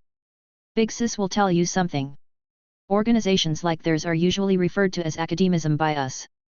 Similar to how some apprentices divide wizards into black and white. Such organizations value new talents and usually teach their channeling methods while on the guidance ship. I checked on the talents on the ship, more than half of them already have spirit models constructed inside their bodies. It means, if they see a talented one as important, they will teach him or her the channeling method as soon as possible. Now, look at you. How long did you stay on the Red Bud now? And still a common one. You see now? Hee hee. They never cared about you. Flora's remark hit the nail of it. Mara was trembling hard again. He was planning to teach Angor channeling along with Alan and Aline.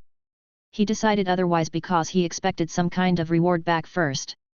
He was true when speaking about equivalent exchange in the wizarding world, and of course, he would not want to teach channeling to someone for free. Any questions? If you already taught Angor, you can take him away as a wizard's rule, we won't stop you. But if you didn't, Angor has the right to choose for himself. You should stop meddling. Mara did not move. Everyone else in the room was supernatural, they certainly noticed. Angor was a common mortal, and there was not a tiny trace of channeling training on him. Flora was using Jelal's reasoning a while ago to slap Mara's face. And Mara could not argue. Angor neither received the Academy's channeling method nor went through a formal talent test. He could be considered a reserved student for the Academy, and a reserved student was still free. There was no contract, no emotional bond. Mara could not even use moral grounds to push the matter. In the end, Mara no longer had anything to say. He stepped aside quietly. Looking at how Heroline was staring at him in hatred, Mara could only look down in shame. If only he knew what would happen today, he would have already taught Angor the triangle channeling. It was nothing valuable anyway. If only. Mara felt his situation changed from fortunate to desolation so fast. Thinking about his possible consequences upon returning to the Academy, even Griezmiel could not cheer him up now. With endless sorrow, Mara felt himself instantly gaining another 10 years in age. He moved to a corner and sulked on his own. Angor, dear, made up your mind. Flora floated to Angor and looked at him with a seducing look. She said, I'm sure you want to become my little junior. Her flirtation did not receive an expected outcome. Angor's eyes were clear as always. He even frowned at Flora's attempt. Flora paused, and secretly let out a little bastard in her mind. She rolled her eyes, then returned to Gria to keep talking about meals. People were looking at Angor again. Angor looked at Mara, then back at Sunders. He was hesitating not because he was afraid of offending someone. Instead, he was worried about Sunders' intention. He did not believe in free favors. When Mara refused to teach him triangle channeling, he actually felt relieved. Sunders came too sudden. There must be a reason why the man wanted to take him away. Angor was worried because he did not know if he could satisfy Sunders' expectation, thus angering the terrible gentleman. What did he want? How far could Angor satisfy him? Angor was struggling over these questions. He did not have to worry about these if he chose White Coral Floating Island Academy.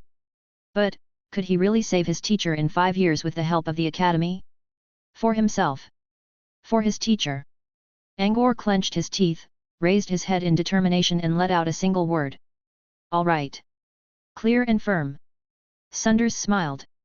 Very good. Even Flora began to show a more gentle look towards Angor. Apart from those people from White Coral Floating Island Academy, who all showed regret, the rest of the group regarded Angor with a serious look. Before they came into Barbie's restaurant, this young man was only someone extremely lucky, and that was nothing important to them. However, half an hour later, this young man was going to earn himself a higher and higher ground with the help of his mentor. No one would ever consider him a common kid. He might still be immortal at this moment, but his future was unpredictable. Chapter 46, Living Food. Angor's mind was clear. Choosing the academy did not mean he could be free, and choosing Sunders did not mean he would be restricted. Besides, the academy never promised him anything, while Sunders already said he could help John live another 5 years. Angor's choice was reasonable. Although Angor did not realize that the academy's representative, Heroline, would actually give him a promise if not for Sunders' repression. Heroline could not even move a finger now. As Angor spoke his decision, the repression on Heroline vanished. She let out a sigh in relief. It was just a few minutes, and she was already drenched in sweat. Angor was going to join Brute Cavern, there was no stopping it. She could only regret in her mind, without actually showing discontent at Sunders. She humped when walking past Mara, gave Angor a last, thoughtful look, and returned to her own seat. Oh ho ho ho! Such a loving scene in my restaurant. Kriya moved her bulky figure in front of Sunders. She intentionally squeezed the word loving between her teeth. Breaking the restaurant's rules and most of the spell arrays, if it was not Sunders, she would have already driven him away. Kriya suddenly removed her anger, tilted her head towards Sunders and asked in a whisper, "Whatever is the boy's talent?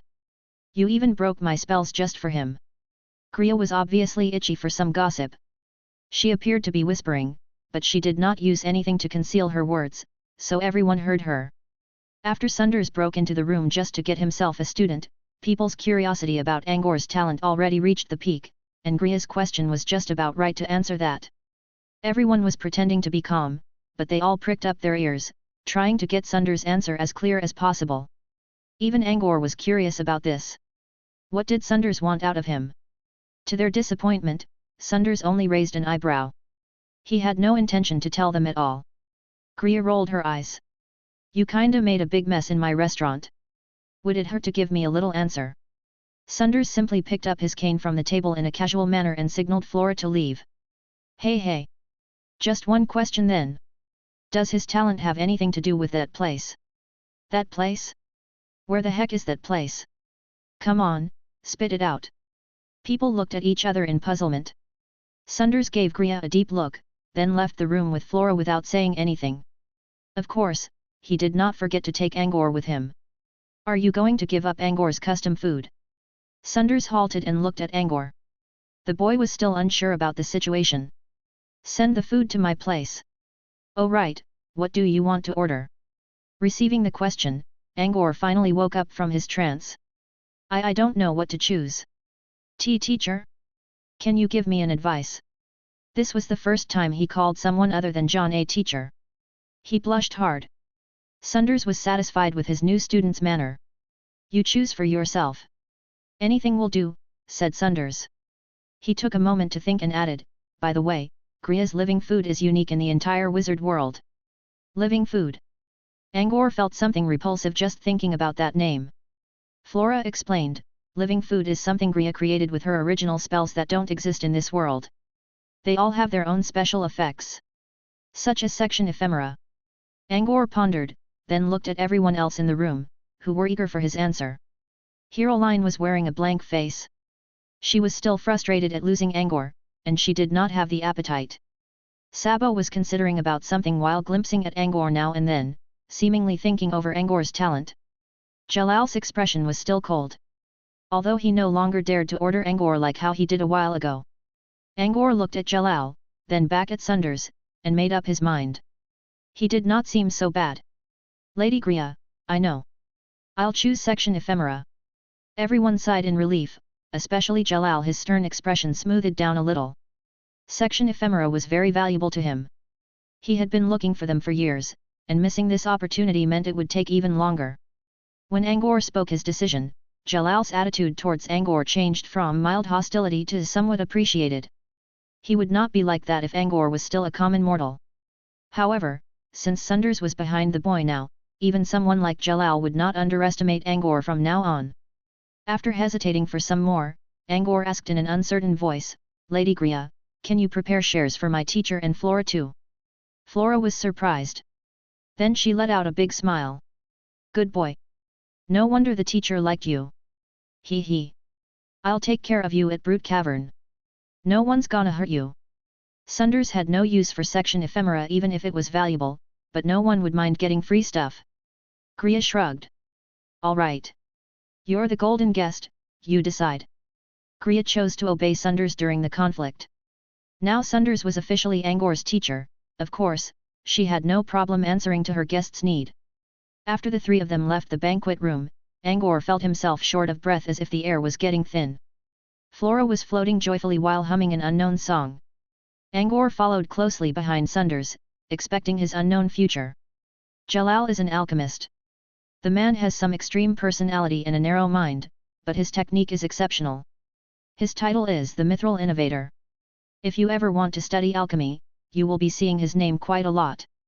His contribution towards mithril refinement was a major breakthrough in the alchemy field 100 years ago. Maintain a good relationship with him, and you will see the benefit. Sunders' voice broke the embarrassing silence. Angor nodded quickly. So that was why Sunders left the choice of food to him. If he did not choose section ephemera, he would get on bad terms with Jalal. Sunders was his teacher now, but he was still useless against someone like Jalal. Considering the cold and selfish natures of wizards, Angor could not do anything if Jalal suddenly decided to kill him. Keeping a basic relationship like now was the best choice. They came into the bronze banquet room Sunders was in. It was empty. Griya was preparing section ephemeras for everyone. Sunders closed his eyes to relax. His grin suggested he was having a good mood. Flora took the chance to tell Angor about all kinds of rumors about Barbie's restaurant. Compared to Tom Weasel's exaggerated introduction, Flora's remarks were more directly perceived. After a while, Angor began to have a basic idea about this mysterious traveling restaurant. Those strange waiters aren't a big deal. If you ever go to Fairy Town, you will find more weirdos there. Those Iron Men, Scarecrow Men, and Heartless Princesses, at least Griya acts like a human, Flora concluded.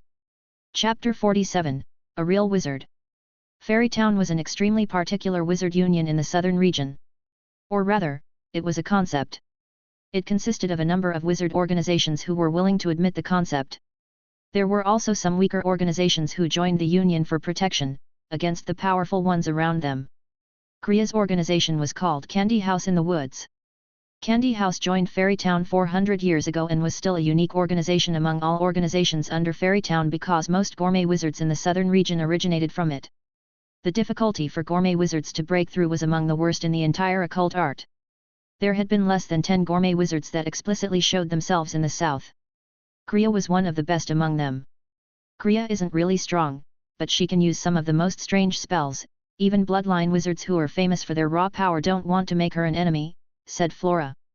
After talking about Fairy Town, Flora spoke about Griya. If I make a top 10 list for wizards who I absolutely don't want to offend, Griya would be in there. Getting the golden card from Barbie's restaurant already earned your friendship with her. Once you become a wizard, it will bring you to profit you won't expect. Flora was talking about profit again, but that was how the wizarding world was profit over everything. Sunders also nodded gently. He gave his own opinion towards Griya, which was rare for someone like him. She is a real wizard who deserves people's respect. Either as a friend or as a rival. A real wizard. Angor mumbled.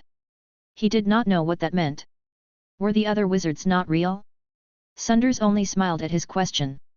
The kid should walk down his wizardry path on his own. Telling him now would confuse him. Still, Sunders added something. Walk on your own path without being restricted by the ancestors and keep it up for years on end. Even if you can't see where you are going, you are creating your unique sight. Such a wizard is a real wizard. Sunders stroked his cane. Pity. Many know of this and tried to walk down such a path. But they had neither enough knowledge nor enough insight. That's why there are fewer and fewer real wizards now. Sunders stopped there. What he said was enough to tell Angor to decide his own path. As the discussion went on, Angor felt more relaxed. With Flora hinting him, Angor began to tell something about himself. His life had always been a routine of study, eat, sleep. Angor thought his new teacher would be bored listening to his uneventful life, so he looked at Sunders with some uneasiness. As usual, Sunders was not showing any emotion on the outside. He put down his cane on the table, crossed his legs, and spoke in a casual tone, "From what you said, you already possess the will to study as a wizard, but your approach is too moderate. I think you will be a better academism wizard." Angor froze. From their conversations earlier, Angor learned that Sunders and Flora were from Brute Cavern.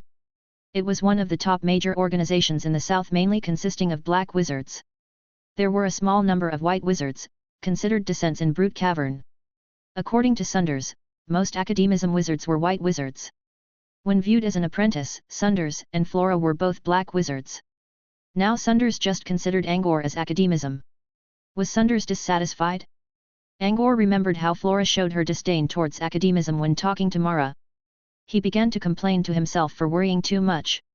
But, he could not help it. And what he was thinking was completely obvious on his face. Sunders looked at him and glanced at Flora. Flora immediately got the idea. She patted Angor's shoulder. He.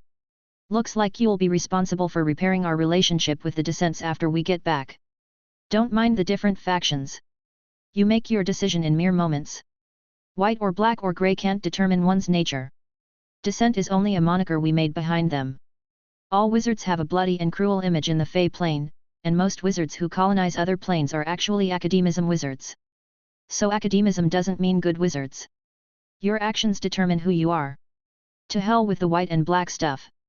The apprentices don't know what they're doing when labeling others. Don't worry too much about it. I don't like academism just because some of them in Brute Cavern are petty double dealers. Not that I have a problem with academism itself. Angor knew they just saw through him again. He blushed. Good for him though, as their attention was attracted by Griya, who slowly stepped in while carrying a service plate. A porcelain dish under beautifully crafted cover was placed in front of Angor and caught everyone's attention. Behind Griya followed Tom Weasel and Greasy Bird, who were both carrying a dish. They put them in front of Flora and Sunders. What's with the pretty dishes? We have to put them into a container anyway. Flora opened her cover while not forgetting her sarcasm. A transparent crystal bottle in the shape of a water drop was placed on the dish. A bandaged cork kept the content inside. Inconspicuous magic runes were shining on the cork's surface. The water seemed to be the only thing inside the bottle, but once looked upon using True Sight spell or similar methods, one would see a transparent worm swimming inside the water lively. The worm was called Section Ephemera. Bon appetit, Angor dear, Griya ogled at Angor. With that, a woman like her would easily make someone feel burning inside. What did she mean? Should I drink it?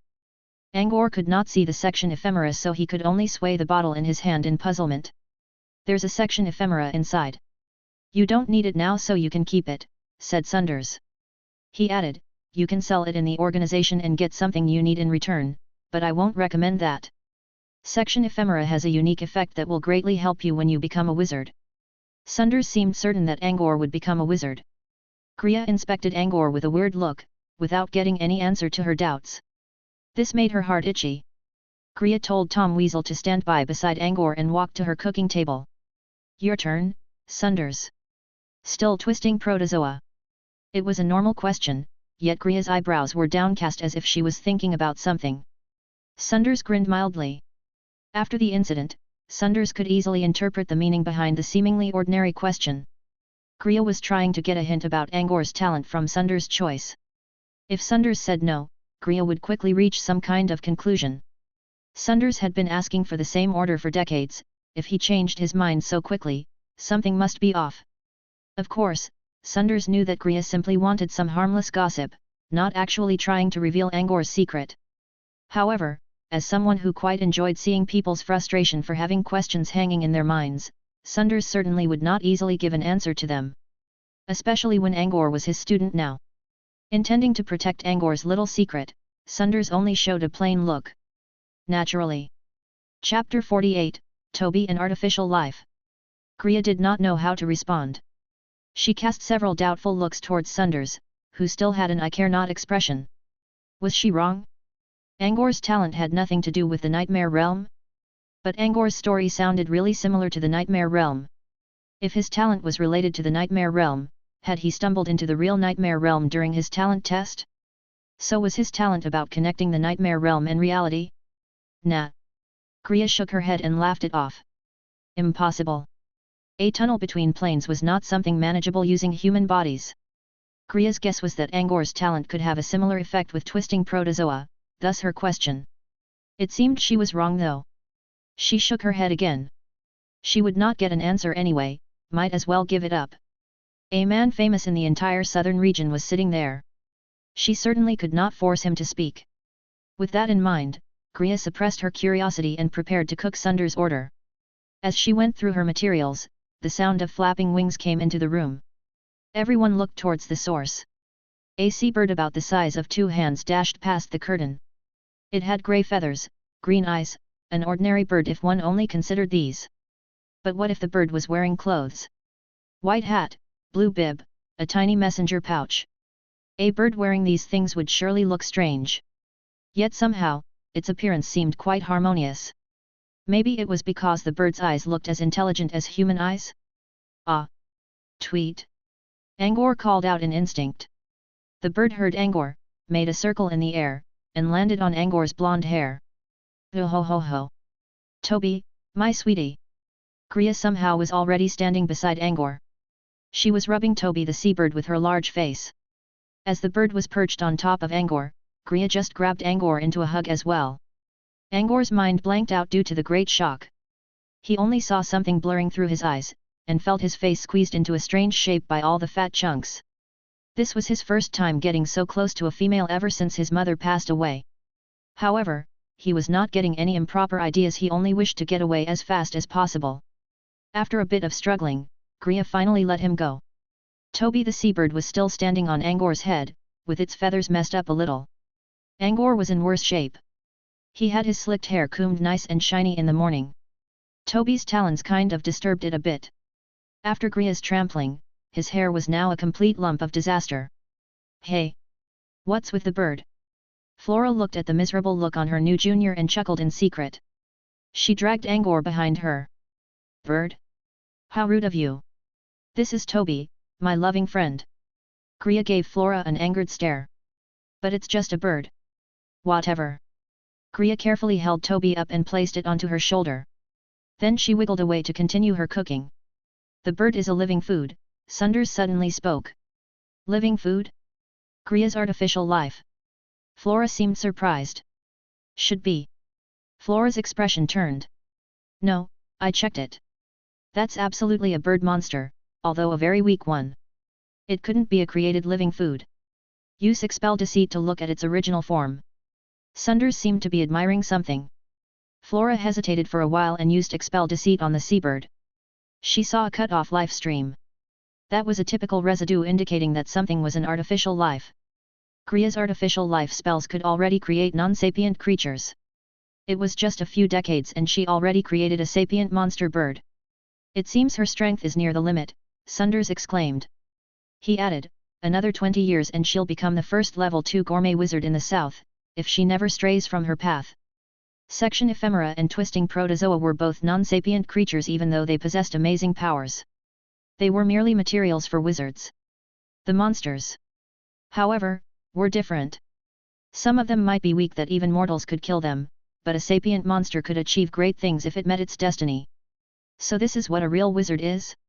She walked on a really distant path, Flora exclaimed as well. What is artificial life?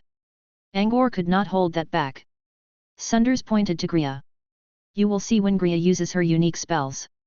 Kriya's living food was usually taken away by her customers so she did not have special containers for them. Her movement was fast.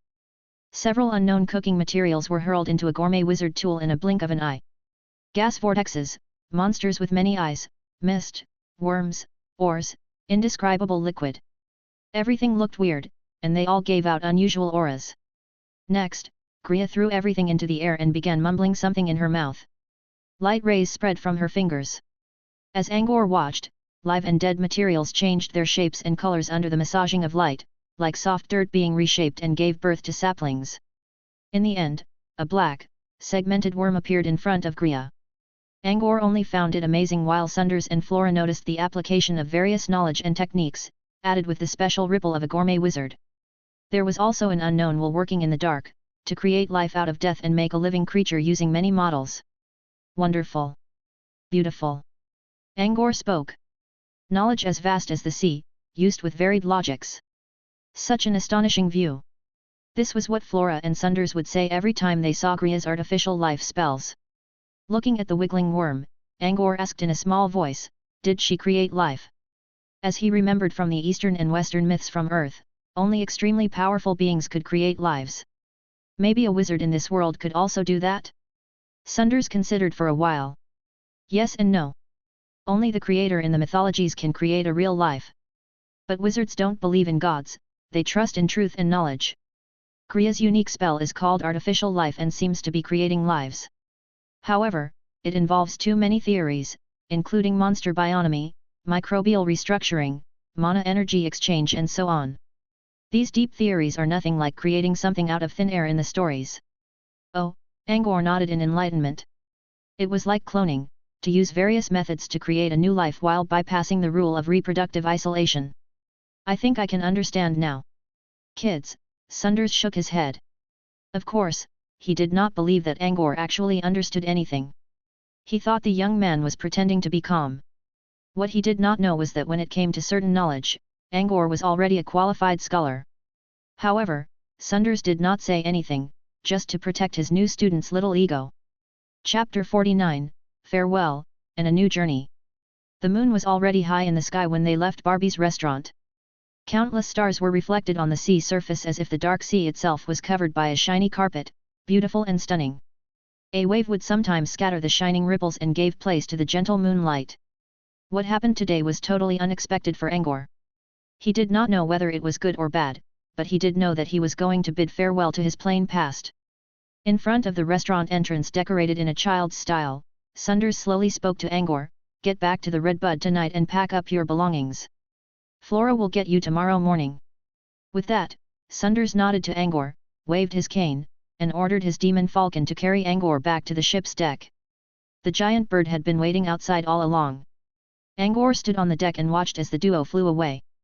The giant cloud whale was like a flying arc among the shining stars. Tomorrow, he would board the creature and step onto his new journey. The road ahead was long. An unknown future could always obscure one's sight. Angor stood on the deck dazed for a long time until he was woken up by the gathering crowd beside him. "Hey! What did you do in that building? What's it like in there? Oh, and who are you? You from Tower of Hurricane? Who was standing on that giant bird? Do you know them? Why did the ballet guy bring you in? You friend of theirs?" The talents on the Red Bud surrounded Angor with their questions. Angor looked around. He saw envy, curiosity, flattery, indifference. He also heard arrogance and slander among the voices. Even then, he still felt reassured. Back in Barbie's restaurant, he was walking on clouds. Free, yet with no solid ground to support him. For a mortal like him, keeping calm in the restaurant was already impressive. Now, he finally stepped down from the cloud and returned to the ground.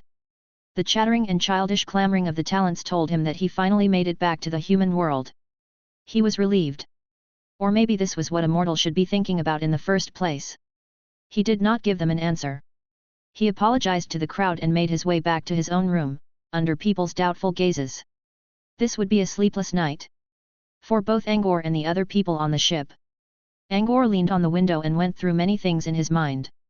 His clear pupils shone in the gentle moonlight and wavering waves. The world was always changing. Where did he go? And where would he be? One's lifelong journey was filled with the unpredictable. He would start his trip, without knowing what was waiting for him ahead. Be it storms or hurricanes, they would not be the final sight. Angor felt he just learned a lot. Maybe after today, he could try to learn about religions and philosophy knowledge from Earth. Idealism could do a good job in seizing one's emotions. Doctrines, sentimental sayings, or stories, they were all the same. Angor finally woke up from his thoughts when the moon was already in its highest spot. He would leave the Red Bud for his new journey tomorrow. The teacher gave him one night to prepare, he should not waste it worrying about random stuff. Angor quickly moved. The first task, naturally, was packing up his luggage. He did not have much. Apart from spare clothes and a few necessities, most of his belongings were books he bought from Moonwater City. They took up 2 big wooden boxes. Most of them were leather scroll books. Maybe not as expensive as noble collections, but they were still fine works among common folks. Angor really wished he could bring both boxes. For him, books were knowledge, and nothing was more valuable than that. John and Sunders both told him that. But, there was no way he could carry them both. Maybe try asking teacher to help him? No. He could not even imagine what it would look like, letting his teacher help him carry a book box. After some mind struggling, Angor decided he would give them up. He already stored a scanned copy of them inside the hologram tablet. He did not want to leave them because he had a natural love towards book collections. Since he was giving them up, he should find them a new owner. Throwing books away was not acceptable for a book lover. The only people he knew on the ship were Mara, Alan, and Aline. Mara was not his schoolmate, so books were not a proper gift. Furthermore, considering Mara's experience, books that were written by common men probably would not interest him anyway. So, Angor decided to give the books to Alan and Aline. The clock told him it was 11 in the night. Angor did not know when exactly he would leave tomorrow, so he needed to check on the children now, even if they might be sleeping already. Maybe it was because the food illusions during the day, many talents on the Red Bud were injured. As Angor walked through the narrow hallway, he heard a lot of pained mournings and whimpers. His mood grew sad as he walked. He was not a hypocrite and he did not intend to sympathize the wounded. He was simply feeling sorry for his own kind. As one of the weakest beings in the wizarding world, he felt sorrow for the fact that they could only face such consequences while not being able to control their own fates. Especially when Angor knew the nature of the illusions. They were mere mirages that naturally occurred when a gourmet wizard did her cooking. No one was trying to harm them intentionally. It was just an aura, inadvertently released, and it put every talent on the ship in an endless terror. What could he say? This was how the weak would always be in the world of wizards. Angor was just one of them. He was distressed for his own fragile fate. After passing several crossings, Angor reached the residence of Alan and Aline. They lived in 2 rooms at the end of a fork, opposite to each other, so they could easily help each other out. Booking the rooms like this must be Mara's work too. As Angor approached, he noticed the door to Aline's room was slightly ajar, and there was sobbing came from inside. He also heard Alan's soft comforting words. Angor did not try to eavesdrop. He knocked on the door gently, waited for a come in, and pushed the door open. Unexpectedly, he found 3 people in the room. Apart from the grandchildren, Mara was also here, in his usual black robe. Chapter 50, Kriya's Request. When affected by the food illusions, Aline tripped over a table leg and tumbled badly. When Angor came in, Alan was applying ointment on her feet. When Mara saw Angor, his expression was a weird one mixed with envy, jealousy, regret, and resentment. Angor immediately felt his back shivering, but Mara did not say anything in the end. He only let out a sorrowful sigh. On the other side of the room, Aline blushed for some reason, followed by tears in her eyes. She gave Angor a miserable look. Angor had no idea what was going on, but Alan quickly answered him. Angor, some big man took you in as a student and you'll leave soon. Alan asked with his baby-like voice while dragging Angor's sleeves using his white, chubby hands. His expression was filled with curiosity and admiration. So that was why. Angor knew Aline's special feeling towards him. He understood that it was not the feeling of love, but something commonly seen on a young girl. Just like one of the poetries from Earth said how young people always worried too much when they did not even know about the real troubles in their lives. Young ones tended to be emotional. First sight loves, child crushes. They were mostly false emotions triggered by excessive adolescent hormones. Angor always interpreted Aline's friendliness towards him as an overreaction. If he really responded, it would soon be proved abstinent with the pass of time. Besides, Angor never had any emotion towards Aline that was more than friendship. This was why Angor always kept calm and controlled about Aline's attitude. He regarded the relationship in the view of an experienced elder. Although, he did not realize that his attempt to view the delicate relationship in a know-it-all manner was also something an arrogant kid would do. To put it simply, Aline liked Angor. When she heard from Mara that Angor was going to leave, she became hesitant. Angor gave a simple answer to Alan's question and comforted Aline, for her wound. He avoided everything else. He liked the pair, but they were only friends, so he did not intend to respond to emotions that did not exist. Angor explained why he came. Alan agreed without a second thought, for being able to kill time reading the books during the dull journey. They were free books, so why not? Alan was speaking lively, while Aline sulked by herself. In a short time, Alan moved the boxes to his room. When everything was done, Angor finally felt relieved. When it was time for goodbye, Angor walked to Mara in a serious manner and apologized for choosing Sunders in Barbie's restaurant. Anyone else would not mind his decision, nor find it necessary to apologize. Angor knew that Mara was the one to take him away from the common world. Mara asked for a reward, true, but Angor was still grateful. For Angor, Mara was the very person who helped him begin his new journey. Angor chose Sunders for his own gain. To think for oneself was completely normal for anyone in this world. However, John taught him to be generous and modest, and Angor knew that his decision went against it. Angor's unexpected action caused Mara to hesitate. After a while, Mara slowly spoke, "You made the right decision. I would have done the same, if not faster than you did." Looking at the serious will to apologize on such a young face, Mara's resentment quickly vanished.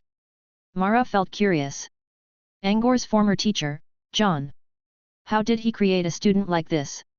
Angor's apology was so sudden, and the focus of the apology was also strange. Yet, the boy's action felt quite pleasant to him. Angor also believed he made the right decision. Still, he went back on his word about joining White Coral Floating Island Academy. He broke his promise. There was no denying it. No matter what happens, I'll fulfill our agreement. Once I become a level 2 apprentice, sir, I'll come to you in the academy and realize what I promised to you. On the silent deck, a fat woman in a long, reddish-purple dress suddenly appeared. "Oh ho ho ho, sweetie, let me see where the boy is." The woman's voice was sharp enough to pierce the night sky, but strangely, she did not wake anyone. Something flapped its wings in the sky and landed on the woman's shoulder. The gentle moonlight revealed the figures of warrior Barbie Griya and his beloved pet, Toby. Griya's spiritual power instantly covered the entire ship. As the tentacles of her power crawled into every corner, Griya could clearly see the inside. Tisk! It was just a small mirage, and so many people got hurt. Looks like these talents are terrible. When I get back to Candy House, I should tell them to recruit talents by death matches after all. Griya's spiritual power searched the ship freely. It easily alerted the 3 formal wizards on the ship. However, they all caught a trace of information Griya intentionally placed in her spirit ripples. When they understood her intention, they decided not to bother her. Looking for Angor in the middle of the night? What in the world does she want? Heroline shook her head. She felt regretful whenever she thought about Angor. It was a good thing that Sunders did not explain Angor's talent, or Heroline would feel worse. There you are. When the spiritual power scanned through Aline's room, Mara immediately felt intimidated by the great force. Before he could realize what happened, Griya's figure materialized in front of him. Her fat body made the already narrow room even more congested. Lady Griya. Griya ignored Mara's panic. She looked at Angor, who was standing in another direction. The boy was also thinking about why Griya came, but before she said anything, Toby the seabird flapped its grayish-white wings, left Griya's shoulder, and perched on Angor's blonde hair. Angor was speechless for a while. Why did Toby like his hair so much? Lady Griya. Did you need something? Griya looked at Angor in the eyes. A small matter, yes. I wish you can help. Angor quickly made it clear that he would help as best as he could.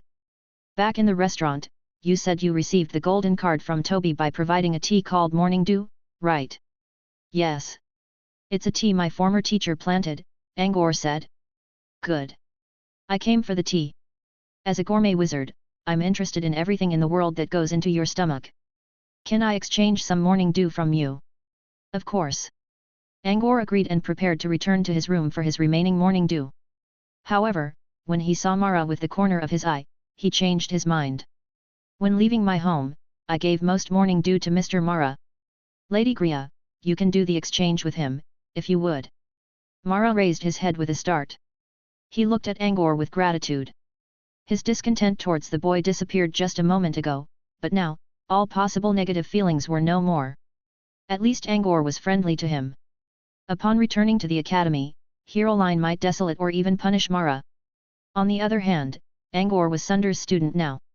The boy had a bright future. If Mara could maintain a good relationship with Angor, looked like he earned something for himself today after all. Hate him? No. In the wizarding world where survival was for the fittest, the hatred of a petty ant would only bring the insect endless agony. Griya raised an eyebrow and gave Angor a thoughtful look. Then she smiled and began discussing the matter with Mara. Of course, Mara was willing to offer his morning dew to Griya.